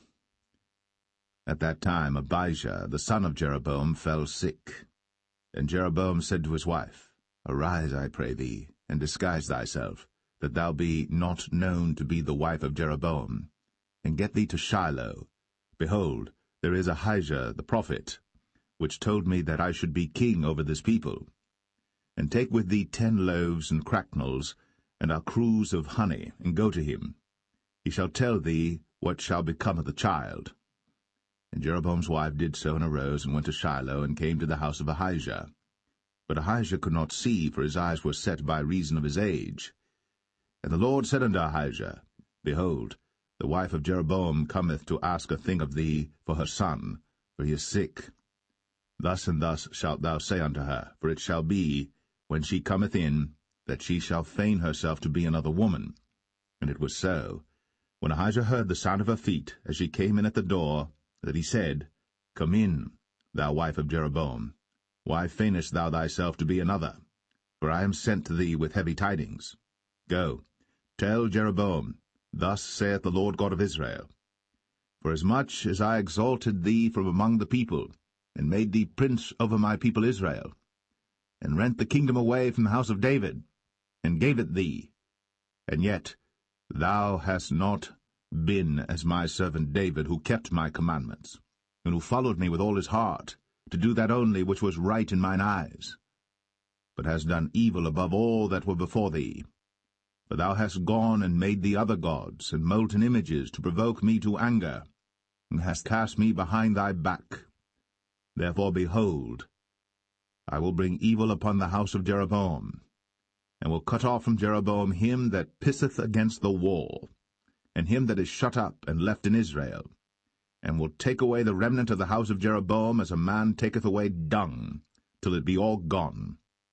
Him that dieth of Jeroboam in the city shall the dogs eat, and him that dieth in the field shall the fowls of the air eat. For the Lord hath spoken it. Arise thou therefore, get thee to thine own house, and when thy feet enter into the city, the child shall die. And all Israel shall mourn for him, and bury him. For he only of Jeroboam shall come to the grave, because in him there is found some good thing toward the Lord God of Israel in the house of Jeroboam. Moreover, the Lord shall raise him up a king over Israel, who shall cut off the house of Jeroboam that day. But what? Even now. For the Lord shall smite Israel, as a reed is shaken in the water, and he shall root up Israel out of this good land, which he gave to their fathers, and shall scatter them beyond the river, because they have made their groves, provoking the Lord to anger. And he shall give Israel up, because of the sins of Jeroboam, who did sin, and who made Israel to sin. And Jeroboam's wife arose and departed, and came to Tirzah. And when she came to the threshold of the door, the child died, and they buried him. And all Israel mourned for him according to the word of the Lord, which he spake by the hand of his servant Ahijah the prophet. And the rest of the acts of Jeroboam, how he warred and how he reigned, behold, they are written in the book of the Chronicles of the kings of Israel. And the days which Jeroboam reigned were 22 years, and he slept with his fathers, and Nadab his son reigned in his stead. And Rehoboam the son of Solomon reigned in Judah. Rehoboam was 41 years old when he began to reign, and he reigned 17 years in Jerusalem, the city which the Lord did choose out of all the tribes of Israel, to put his name there. And his mother's name was Naamah, an Ammonitess. And Judah did evil in the sight of the Lord, and they provoked him to jealousy with their sins which they had committed, above all that their fathers had done. For they also built them high places and images and groves on every high hill, and under every green tree. And there were also Sodomites in the land, and they did according to all the abominations of the nations which the Lord cast out before the children of Israel. And it came to pass in the 5th year of King Rehoboam, that Shishak king of Egypt came up against Jerusalem. And he took away the treasures of the house of the Lord, and the treasures of the king's house, even took away all, and he took away all the shields of gold which Solomon had made. And King Rehoboam made in their stead brazen shields, and committed them unto the hands of the chief of the guard which kept the door of the king's house. And it was so, when the king went into the house of the Lord, that the guard bare them and brought them back into the guard chamber. Now the rest of the acts of Rehoboam, and all that he did, are they not written in the book of the Chronicles of the kings of Judah? And there was war between Rehoboam and Jeroboam all their days. And Rehoboam slept with his fathers, and was buried with his fathers in the city of David. And his mother's name was Naamah, an Ammonitess. And Abijam, his son, reigned in his stead.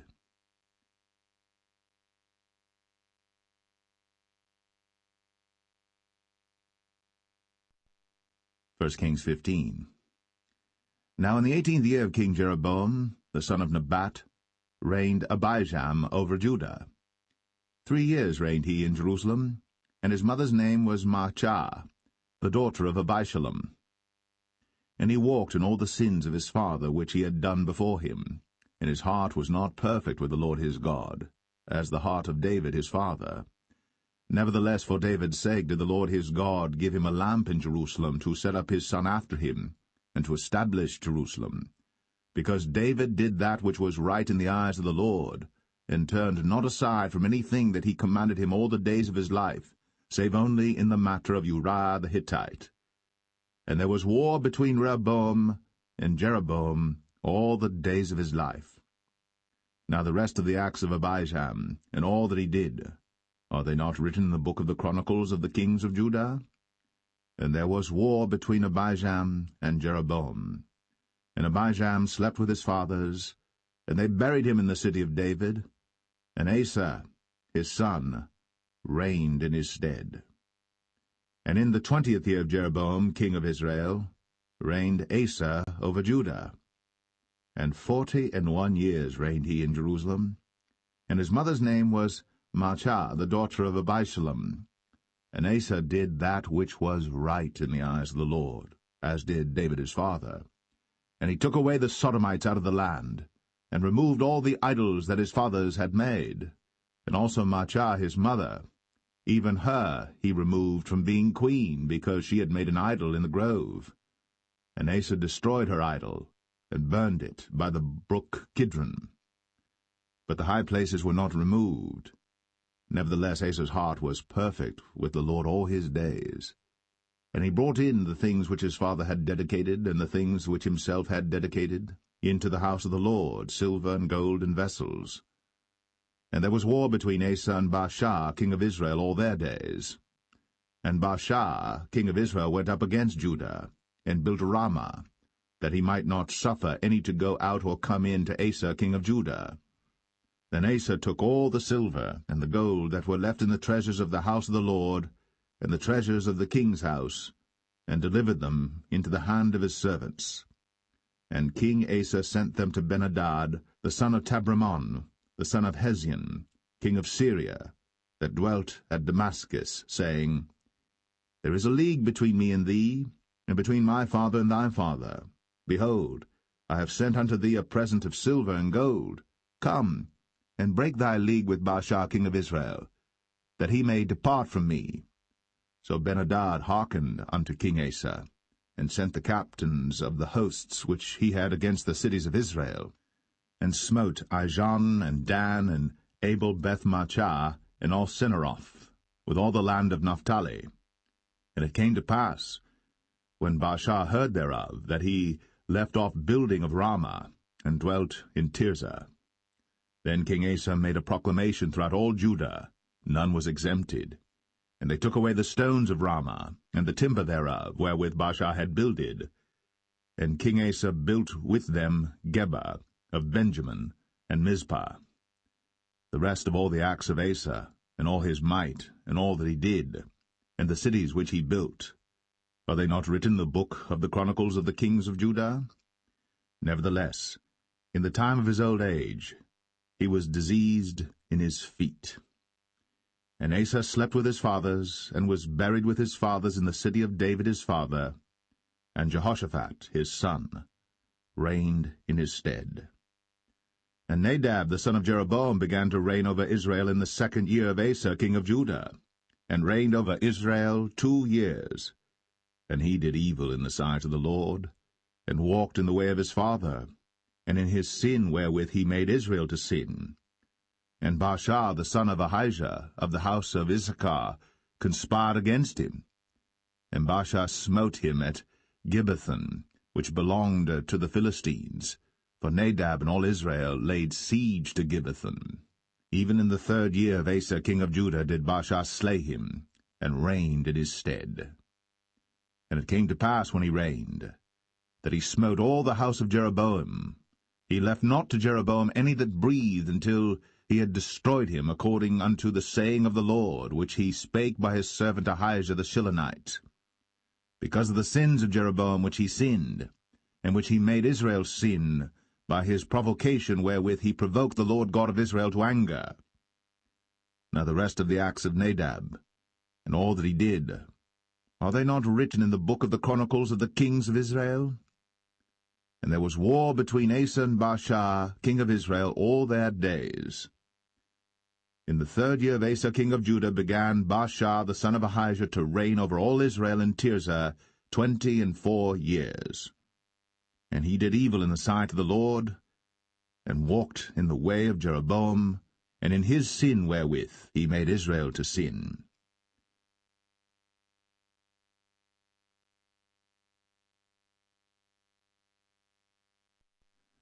First Kings 16.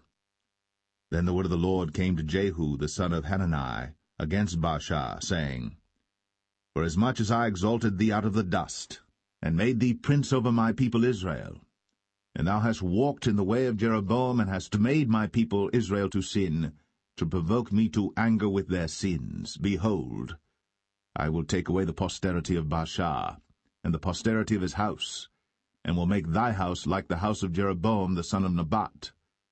Him that dieth of Baasha in the city shall the dogs eat, and him that dieth of his in the fields shall the fowls of the air eat. Now the rest of the acts of Baasha, and what he did, and his might, are they not written in the book of the Chronicles of the kings of Israel? So Baasha slept with his fathers, and was buried in Tirzah, and Elah his son reigned in his stead.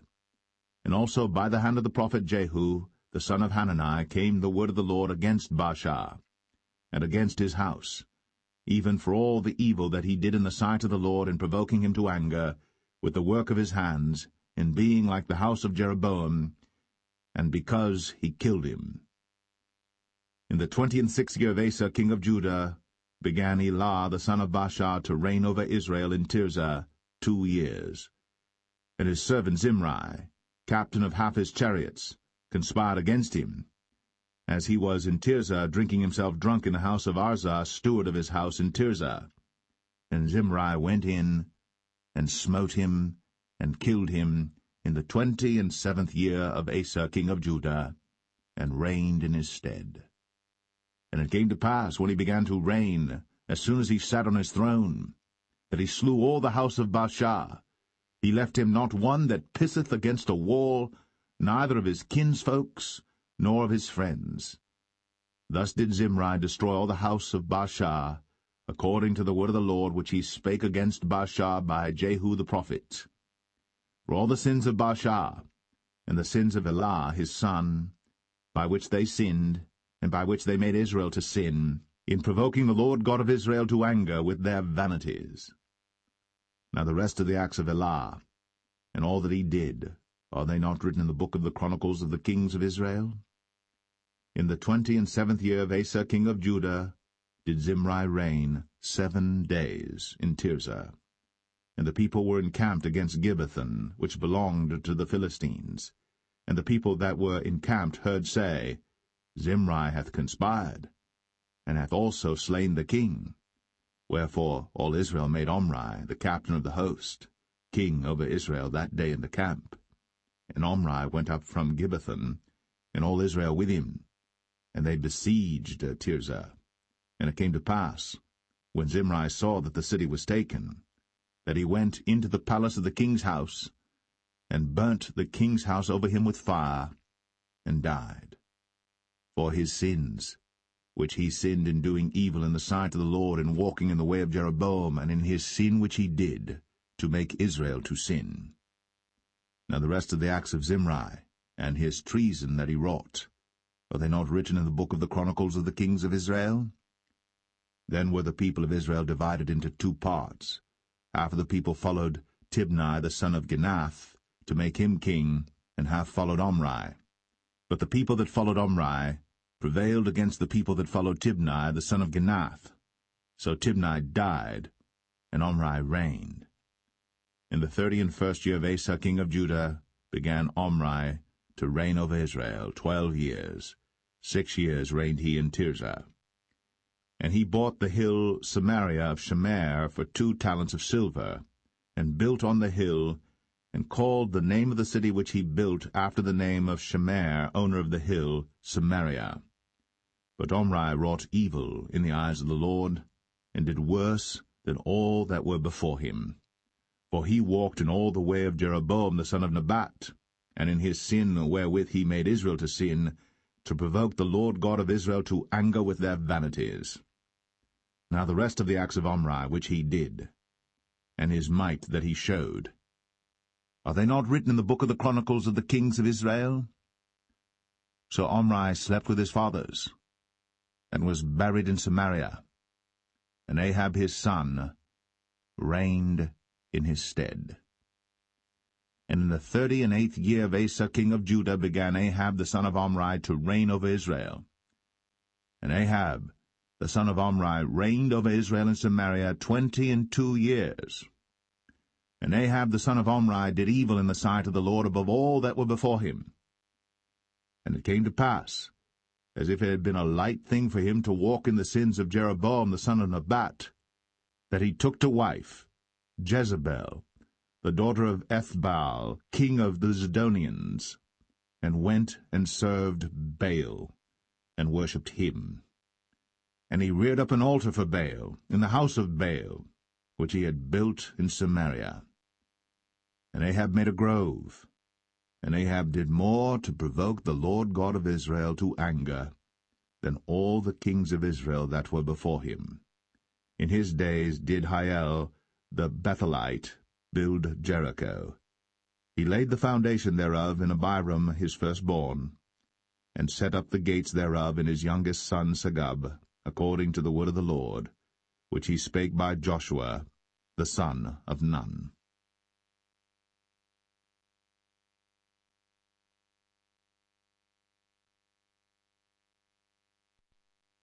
1 Kings 17. And Elijah the Tishbite, who was of the inhabitants of Gilead, said unto Ahab, As the Lord God of Israel liveth, before whom I stand, there shall not be dew nor rain these years, but according to my word. And the word of the Lord came unto him, saying, Get thee hence, and turn thee eastward, and hide thyself by the brook Cherith, that is before Jordan. And it shall be that thou shalt drink of the brook, and I have commanded the ravens to feed thee there. So he went and did according unto the word of the Lord, for he went and dwelt by the brook Cherith, that is before Jordan. And the ravens brought him bread and flesh in the morning, and bread and flesh in the evening, and he drank of the brook. And it came to pass after a while that the brook dried up, because there had been no rain in the land. And the word of the Lord came unto him, saying, Arise, get thee to Zarephath, which belongeth to Zidon, and dwell there. Behold, I have commanded a widow woman there to sustain thee. So he arose and went to Zarephath. And when he came to the gate of the city, behold, the widow woman was there gathering of sticks. And he called to her, and said, Fetch me, I pray thee, a little water in a vessel, that I may drink. And as she was going to fetch it, he called to her, and said, Bring me, I pray thee, a morsel of bread in thine hand. And she said, As the Lord thy God liveth, I have not a cake, but an handful of meal in a barrel, and a little oil in a cruse, and behold, I am gathering 2 sticks, that I may go in and dress it for me, and my son, that we may eat it, and die. And Elijah said unto her, Fear not, go and do as thou hast said, but make me thereof a little cake first, and bring it unto me, and after make for thee and for thy son. For thus saith the Lord God of Israel, The barrel of meal shall not waste, neither shall the cruse of oil fail, until the day that the Lord sendeth rain upon the earth. And she went and did according to the saying of Elijah, and she and he and her house did eat many days. And the barrel of meal wasted not, neither did the cruse of oil fail, according to the word of the Lord, which he spake by Elijah. And it came to pass after these things, that the son of the woman, the mistress of the house, fell sick, and his sickness was so sore, that there was no breath left in him. And she said unto Elijah, What have I to do with thee, O thou man of God? Art thou come unto me to call my sin to remembrance, and to slay my son? And he said unto her, give me thy son. And he took him out of her bosom, and carried him up into a loft, where he abode, and laid him upon his own bed. And he cried unto the Lord, and said, O Lord my God, hast thou also brought evil upon the widow with whom I sojourn by slaying her son? And he stretched himself upon the child 3 times, and cried unto the Lord, and said, O Lord my God, I pray thee, let this child's soul come into him again. And the Lord heard the voice of Elijah, and the soul of the child came into him again, and he revived. And Elijah took the child, and brought him down out of the chamber into the house, and delivered him unto his mother. And Elijah said, See, thy son liveth. And the woman said to Elijah, Now by this I know that thou art a man of God, and that the word of the Lord in thy mouth is truth.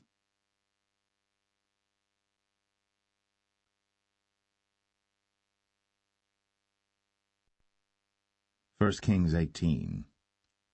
And it came to pass, after many days, that the word of the Lord came to Elijah in the 3rd year, saying, Go, show thyself unto Ahab, and I will send rain upon the earth.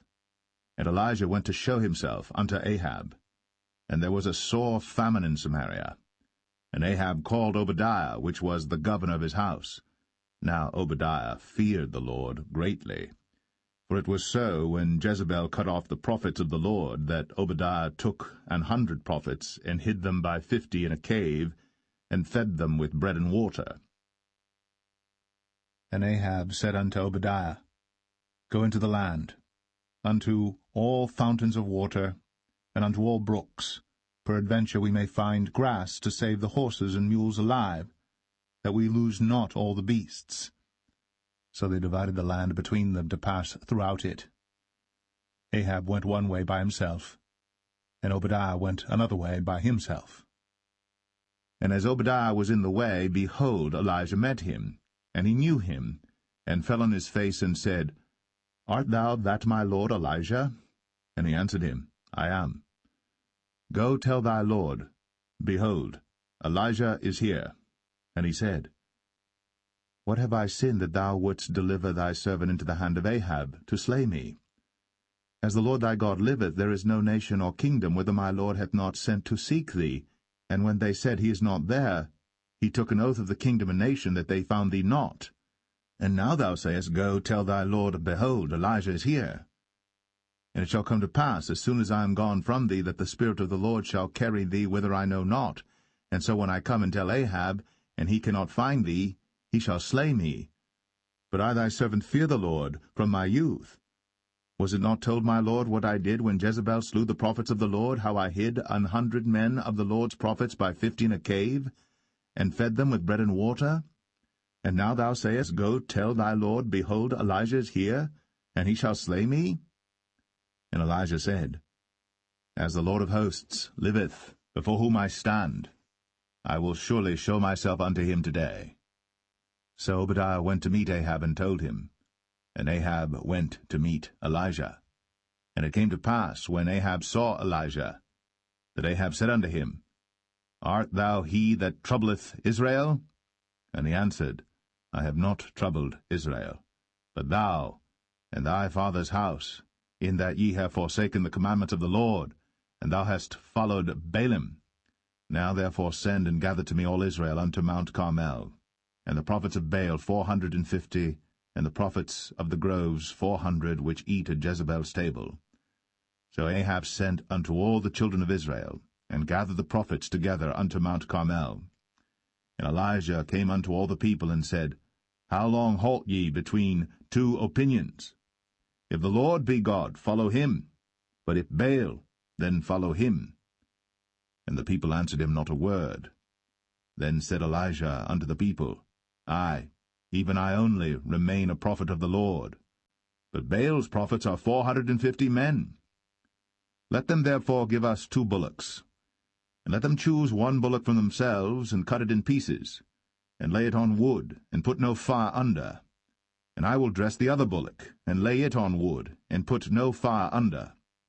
And call ye on the name of your gods, and I will call on the name of the Lord, and the God that answereth by fire, let him be God. And all the people answered and said, It is well spoken.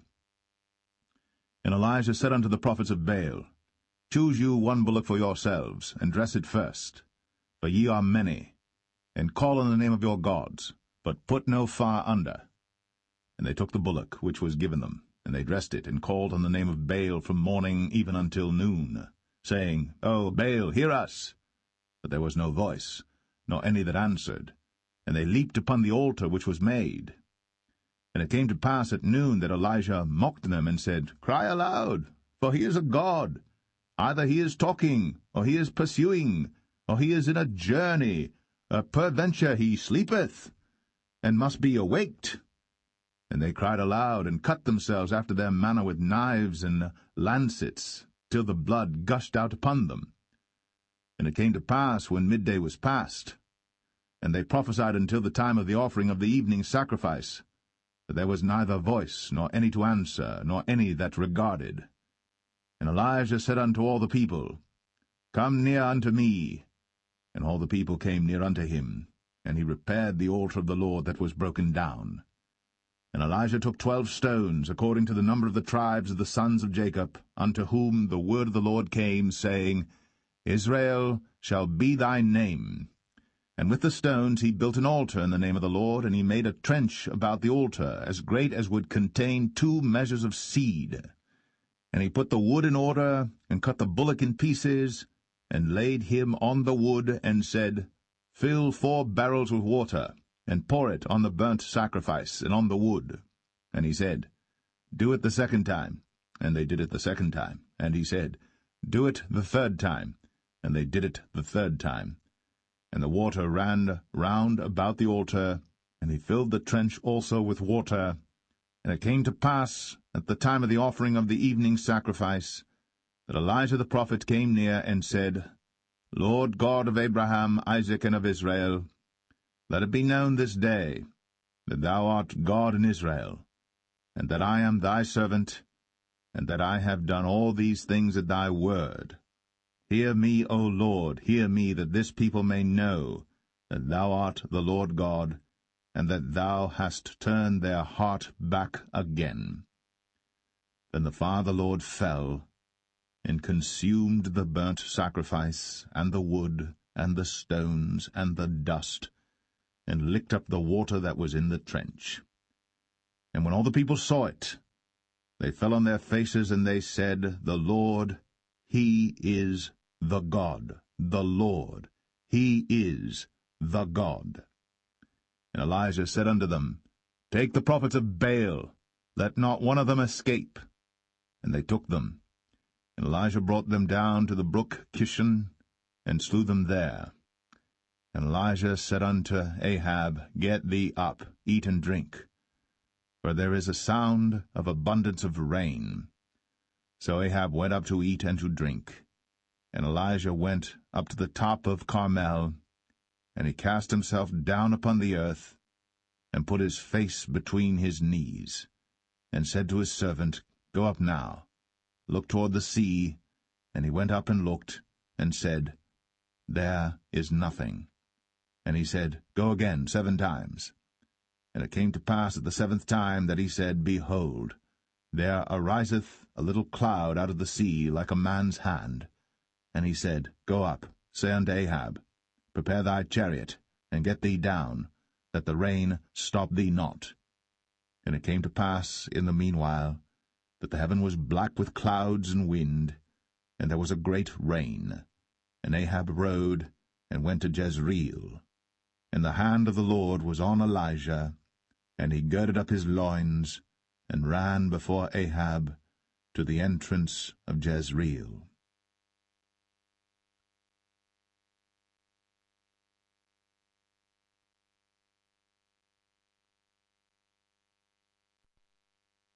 First Kings 19.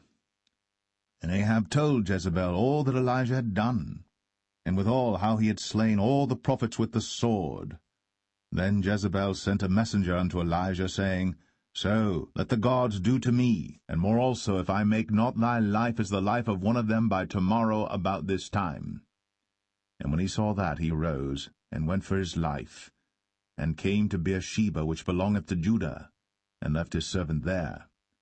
But he himself went a day's journey into the wilderness, and came and sat down under a juniper tree. And he requested for himself that he might die, and said, It is enough. Now, O Lord, take away my life, for I am not better than my fathers. And as he lay and slept under a juniper tree, behold, then an angel touched him, and said unto him, Arise and eat. And he looked, and behold, there was a cake baked on the coals, and a cruse of water at his head. And he did eat and drink, and laid him down again. And the angel of the Lord came again the second time, and touched him, and said, Arise and eat, because the journey is too great for thee. And he arose, and did eat and drink, and went in the strength of that meat 40 days, and 40 nights, unto Horeb the mount of God. And he came thither unto a cave, and lodged there. And behold, the word of the Lord came to him, and he said unto him, What doest thou here, Elijah? And he said, I have been very jealous for the Lord God of hosts, for the children of Israel have forsaken thy covenant, thrown down thine altars, and slain thy prophets with the sword, and I, even I only am left, and they seek my life to take it away. And he said, Go forth, and stand upon the mount before the Lord. And behold, the Lord passed by, and a great and strong wind rent the mountains, and brake in pieces the rocks before the Lord. But the Lord was not in the wind. And after the wind an earthquake. But the Lord was not in the earthquake. And after the earthquake a fire. But the Lord was not in the fire. And after the fire a still small voice. And it was so, when Elijah heard it, that he wrapped his face in his mantle, and went out, and stood in the entering in of the cave.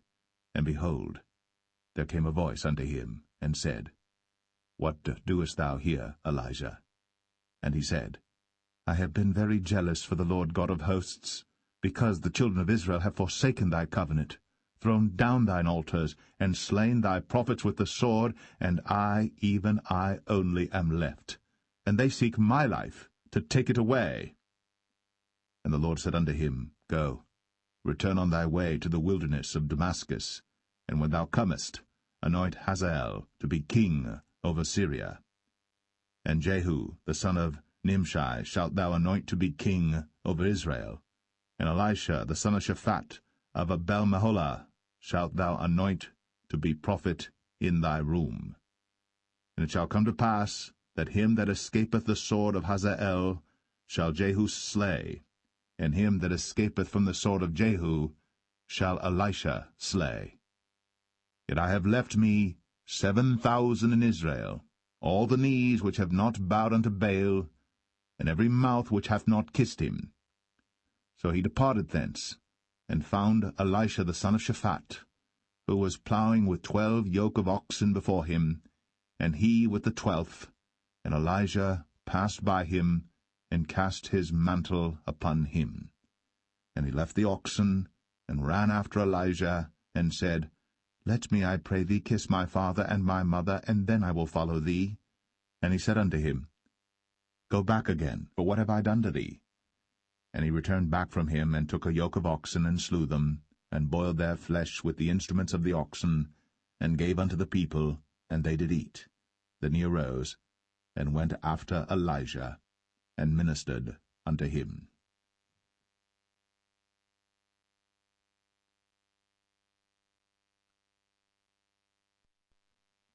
1 Kings 20.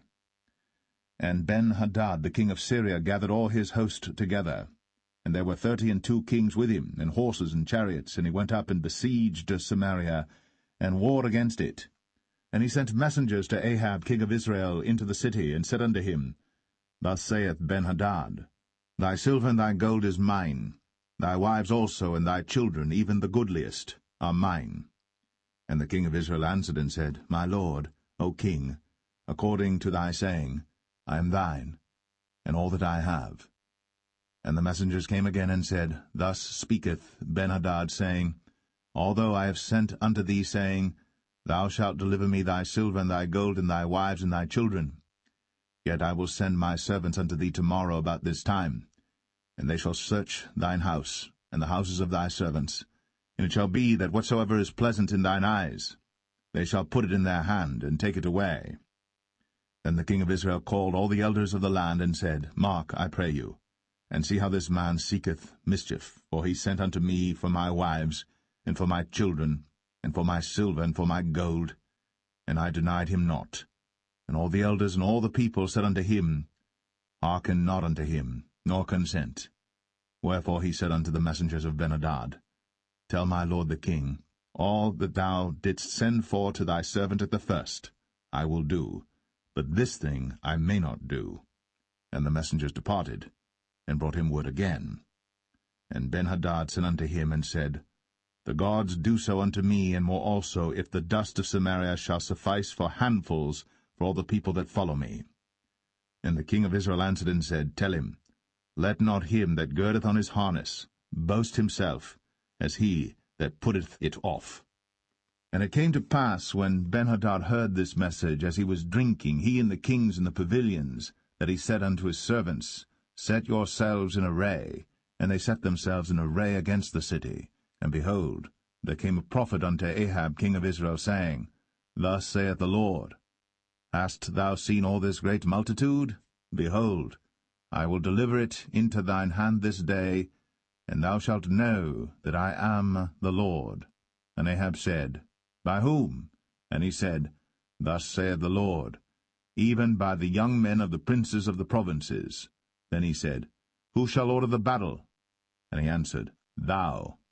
Then he numbered the young men of the princes of the provinces, and they were 232, and after them he numbered all the people, even all the children of Israel, being 7,000. And they went out at noon. But Benhadad was drinking himself drunk in the pavilions, he and the kings, the 32 kings that helped him. And the young men of the princes of the provinces went out first, and Benhadad sent out, and they told him, saying, There are men come out of Samaria. And he said, Whether they be come out for peace, take them alive, or whether they be come out for war, take them alive. So these young men of the princes of the provinces came out of the city, and the army which followed them, and they slew every one his man, and the Syrians fled. And Israel pursued them, and Benhadad the king of Syria escaped on an horse with the horsemen. And the king of Israel went out, and smote the horses and chariots, and slew the Syrians with a great slaughter. And the prophet came to the king of Israel, and said unto him, Go, strengthen thyself, and mark and see what thou doest. For at the return of the year the king of Syria will come up against thee. And the servants of the king of Syria said unto him, Their gods are gods of the hills, therefore they were stronger than we. But let us fight against them in the plain, and surely we shall be stronger than they. And do this thing, take the kings away, every man out of his place, and put captains in their rooms.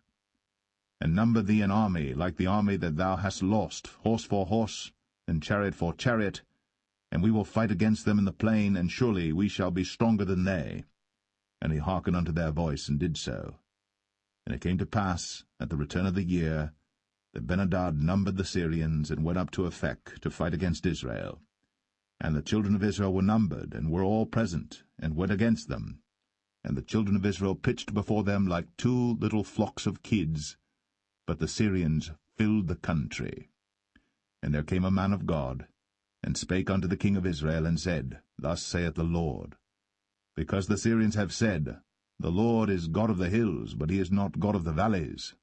Therefore will I deliver all this great multitude into thine hand, and ye shall know that I am the Lord.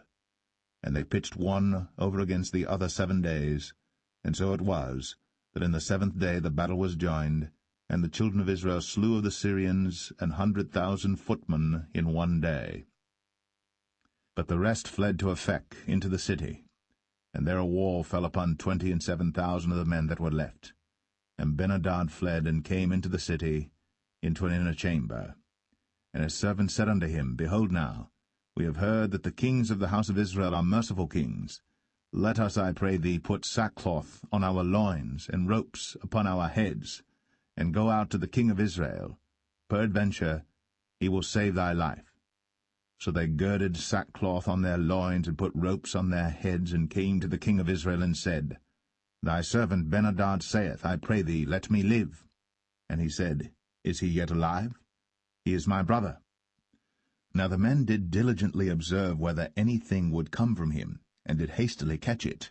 And they said, Thy brother Benhadad. Then he said, Go ye, bring him. Then Benhadad came forth to him, and he caused him to come up into the chariot. And Benhadad said unto him, The cities which my father took from thy father I will restore, and thou shalt make streets for thee in Damascus, as my father made in Samaria.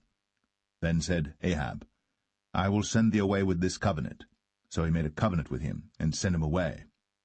And a certain man of the sons of the prophets said unto his neighbor in the word of the Lord, Smite me, I pray thee.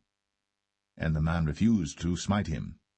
Then said he unto him, Because thou hast not obeyed the voice of the Lord, behold, as soon as thou art departed from me, a lion shall slay thee. And as soon as he was departed from him, a lion found him, and slew him. Then he found another man, and said, Smite me, I pray thee. And the man smote him, so that in smiting he wounded him. So the prophet departed, and waited for the king by the way, and disguised himself with ashes upon his face. And as the king passed by, he cried unto the king, and he said, Thy servant went out into the midst of the battle, and behold, a man turned aside, and brought a man unto me, and said, Keep this man. If by any means he be missing, then shall thy life be for his life, or else thou shalt pay a talent of silver. And as thy servant was busy here and there, he was gone. And the king of Israel said unto him, So shall thy judgment be. Thyself hast decided it. And he hasted, and took the ashes away from his face. And the king of Israel discerned him that he was of the prophets. And he said unto him, Thus saith the Lord, Because thou hast let go out of thy hand a man whom I appointed to utter destruction, therefore thy life shall go for his life, and thy people for his people. And the king of Israel went to his house, heavy and displeased, and came to Samaria.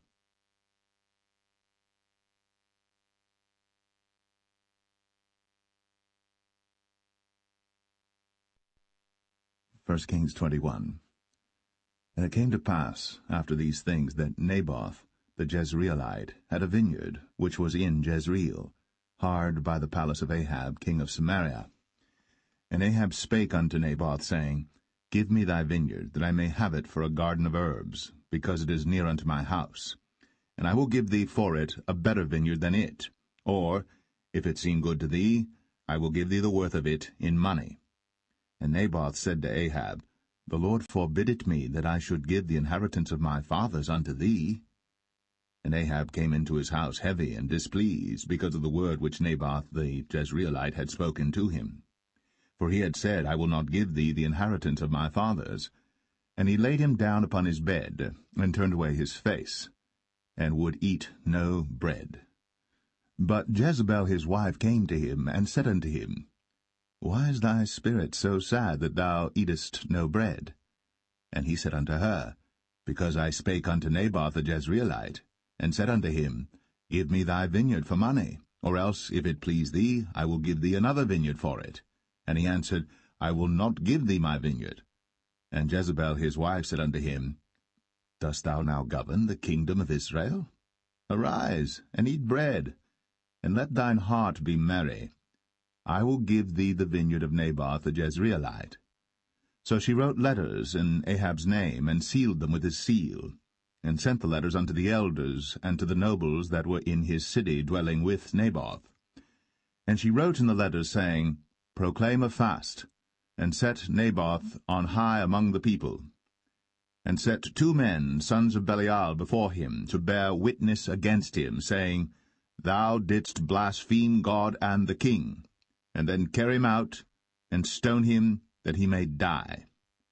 And the men of his city, even the elders and the nobles, who were the inhabitants in his city, did as Jezebel had sent unto them, and as it was written in the letters which she had sent unto them. They proclaimed a fast, and set Naboth on high among the people. And there came in 2 men, children of Belial, and sat before him. And the men of Belial witnessed against him, even against Naboth, in the presence of the people, saying, Naboth did blaspheme God and the king. Then they carried him forth out of the city, and stoned him with stones, that he died. Then they sent to Jezebel, saying, Naboth is stoned, and is dead. And it came to pass, when Jezebel heard that Naboth was stoned, and was dead, that Jezebel said to Ahab, Arise, take possession of the vineyard of Naboth the Jezreelite, which he refused to give thee for money. For Naboth is not alive, but dead. And it came to pass, when Ahab heard that Naboth was dead, that Ahab rose up to go down to the vineyard of Naboth the Jezreelite, to take possession of it. And the word of the Lord came to Elijah the Tishbite, saying, Arise, go down to meet Ahab king of Israel, which is in Samaria. Behold, he is in the vineyard of Naboth, whither he is gone down to possess it. And thou shalt speak unto him, saying, Thus saith the Lord, Hast thou killed and also taken possession? And thou shalt speak unto him, saying, Thus saith the Lord, In the place where dogs licked the blood of Naboth shall dogs lick thy blood, even thine. And Ahab said to Elijah, Hast thou found me, O mine enemy? And he answered, I have found thee, because thou hast sold thyself to work evil in the sight of the Lord. Behold, I will bring evil upon thee, and will take away thy posterity, and will cut off from Ahab him that pisseth against the wall, and him that is shut up and left in Israel, and will make thine house like the house of Jeroboam the son of Nebat, and like the house of Baasha the son of Ahijah, for the provocation wherewith thou hast provoked me to anger, and made Israel to sin. And of Jezebel also spake the Lord, saying, The dogs shall eat Jezebel by the wall of Jezreel. Him that dieth of Ahab in the city the dogs shall eat, and him that dieth in the field shall the fowls of the air eat. But there was none like unto Ahab, which did sell himself to work wickedness in the sight of the Lord, whom Jezebel his wife stirred up. And he did very abominably in following idols, according to all things as did the Amorites, whom the Lord cast out before the children of Israel. And it came to pass, when Ahab heard those words, that he rent his clothes, and put sackcloth upon his flesh, and fasted, and lay in sackcloth, and went softly. And the word of the Lord came to Elijah the Tishbite, saying, Seest thou how Ahab humbleth himself before me? Because he humbleth himself before me, I will not bring the evil in his days, but in his son's days will I bring the evil upon his house.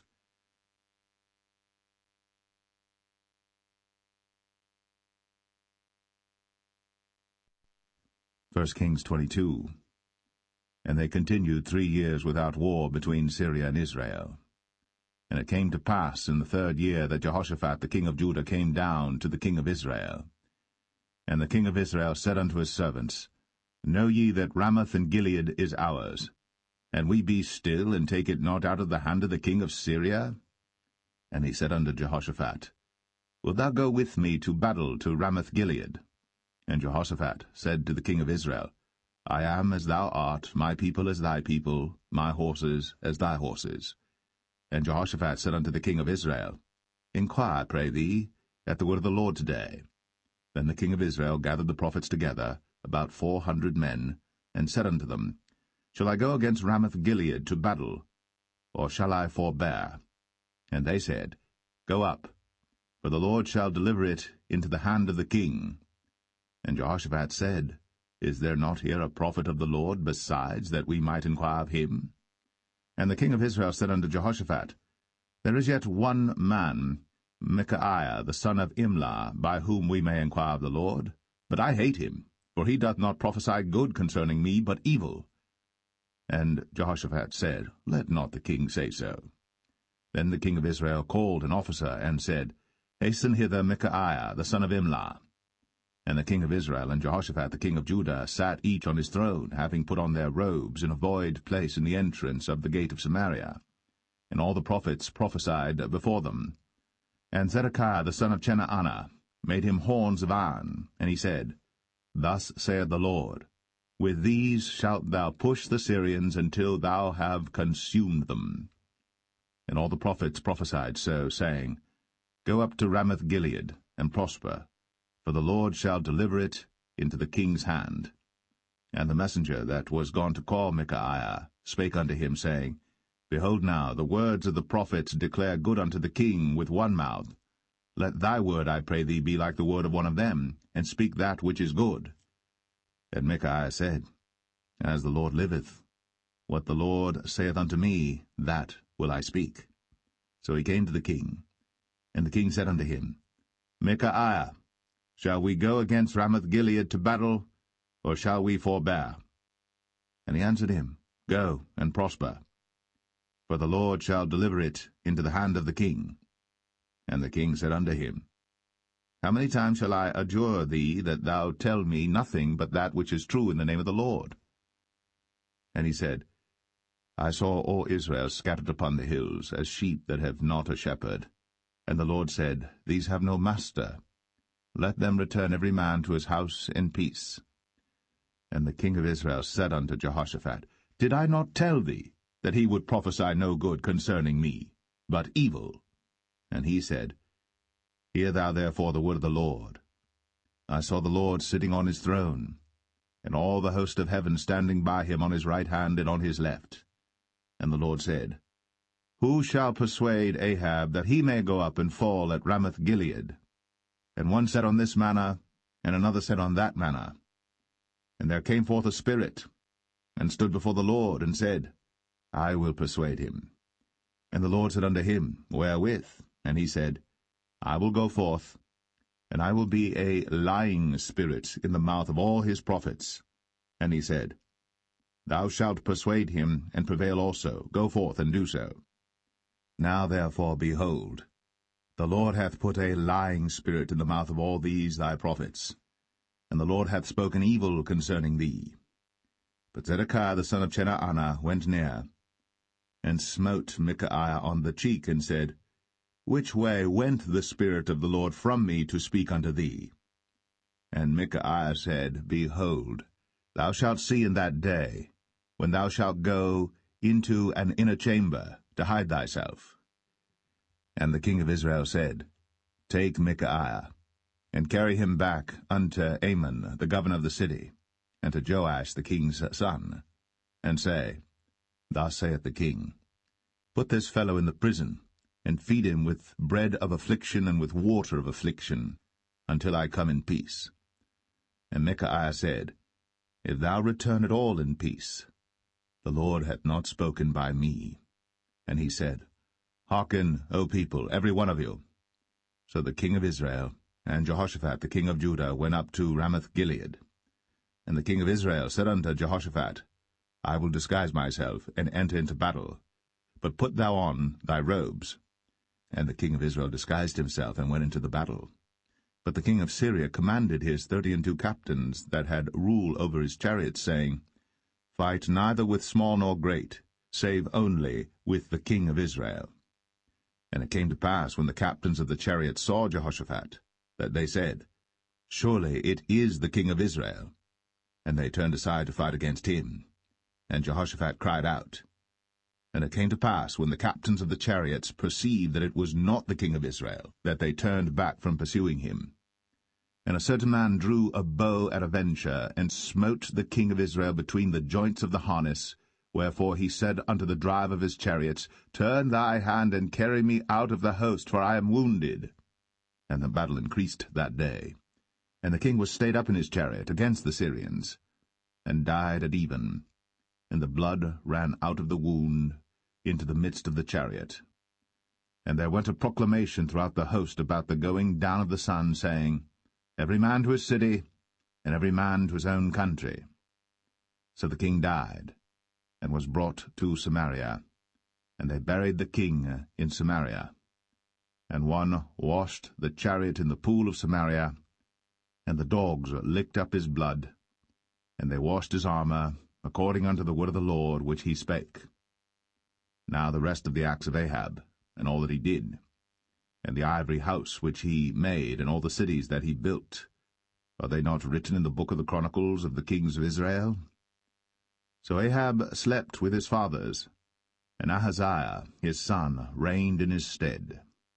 And Jehoshaphat the son of Asa began to reign over Judah in the 4th year of Ahab king of Israel. Jehoshaphat was 35 years old when he began to reign, and he reigned 25 years in Jerusalem. And his mother's name was Azubah, the daughter of Shilhi. And he walked in all the ways of Asa his father. He turned not aside from it, doing that which was right in the eyes of the Lord. Nevertheless the high places were not taken away, for the people offered and burnt incense yet in the high places. And Jehoshaphat made peace with the king of Israel. Now the rest of the acts of Jehoshaphat, and his might that he showed, and how he warred, are they not written in the book of the Chronicles of the kings of Judah? And the remnant of the Sodomites, which remained in the days of his father Asa, he took out of the land. There was then no king in Edom, a deputy was king. Jehoshaphat made ships of Tarshish to go to Ophir for gold, but they went not, for the ships were broken at Ezion-Geber. Then said Ahaziah the son of Ahab unto Jehoshaphat, Let my servants go with thy servants in the ships. But Jehoshaphat would not. And Jehoshaphat slept with his fathers, and was buried with his fathers in the city of David his father. And Jehoram his son reigned in his stead. Ahaziah the son of Ahab began to reign over Israel in Samaria the 17th year of Jehoshaphat king of Judah.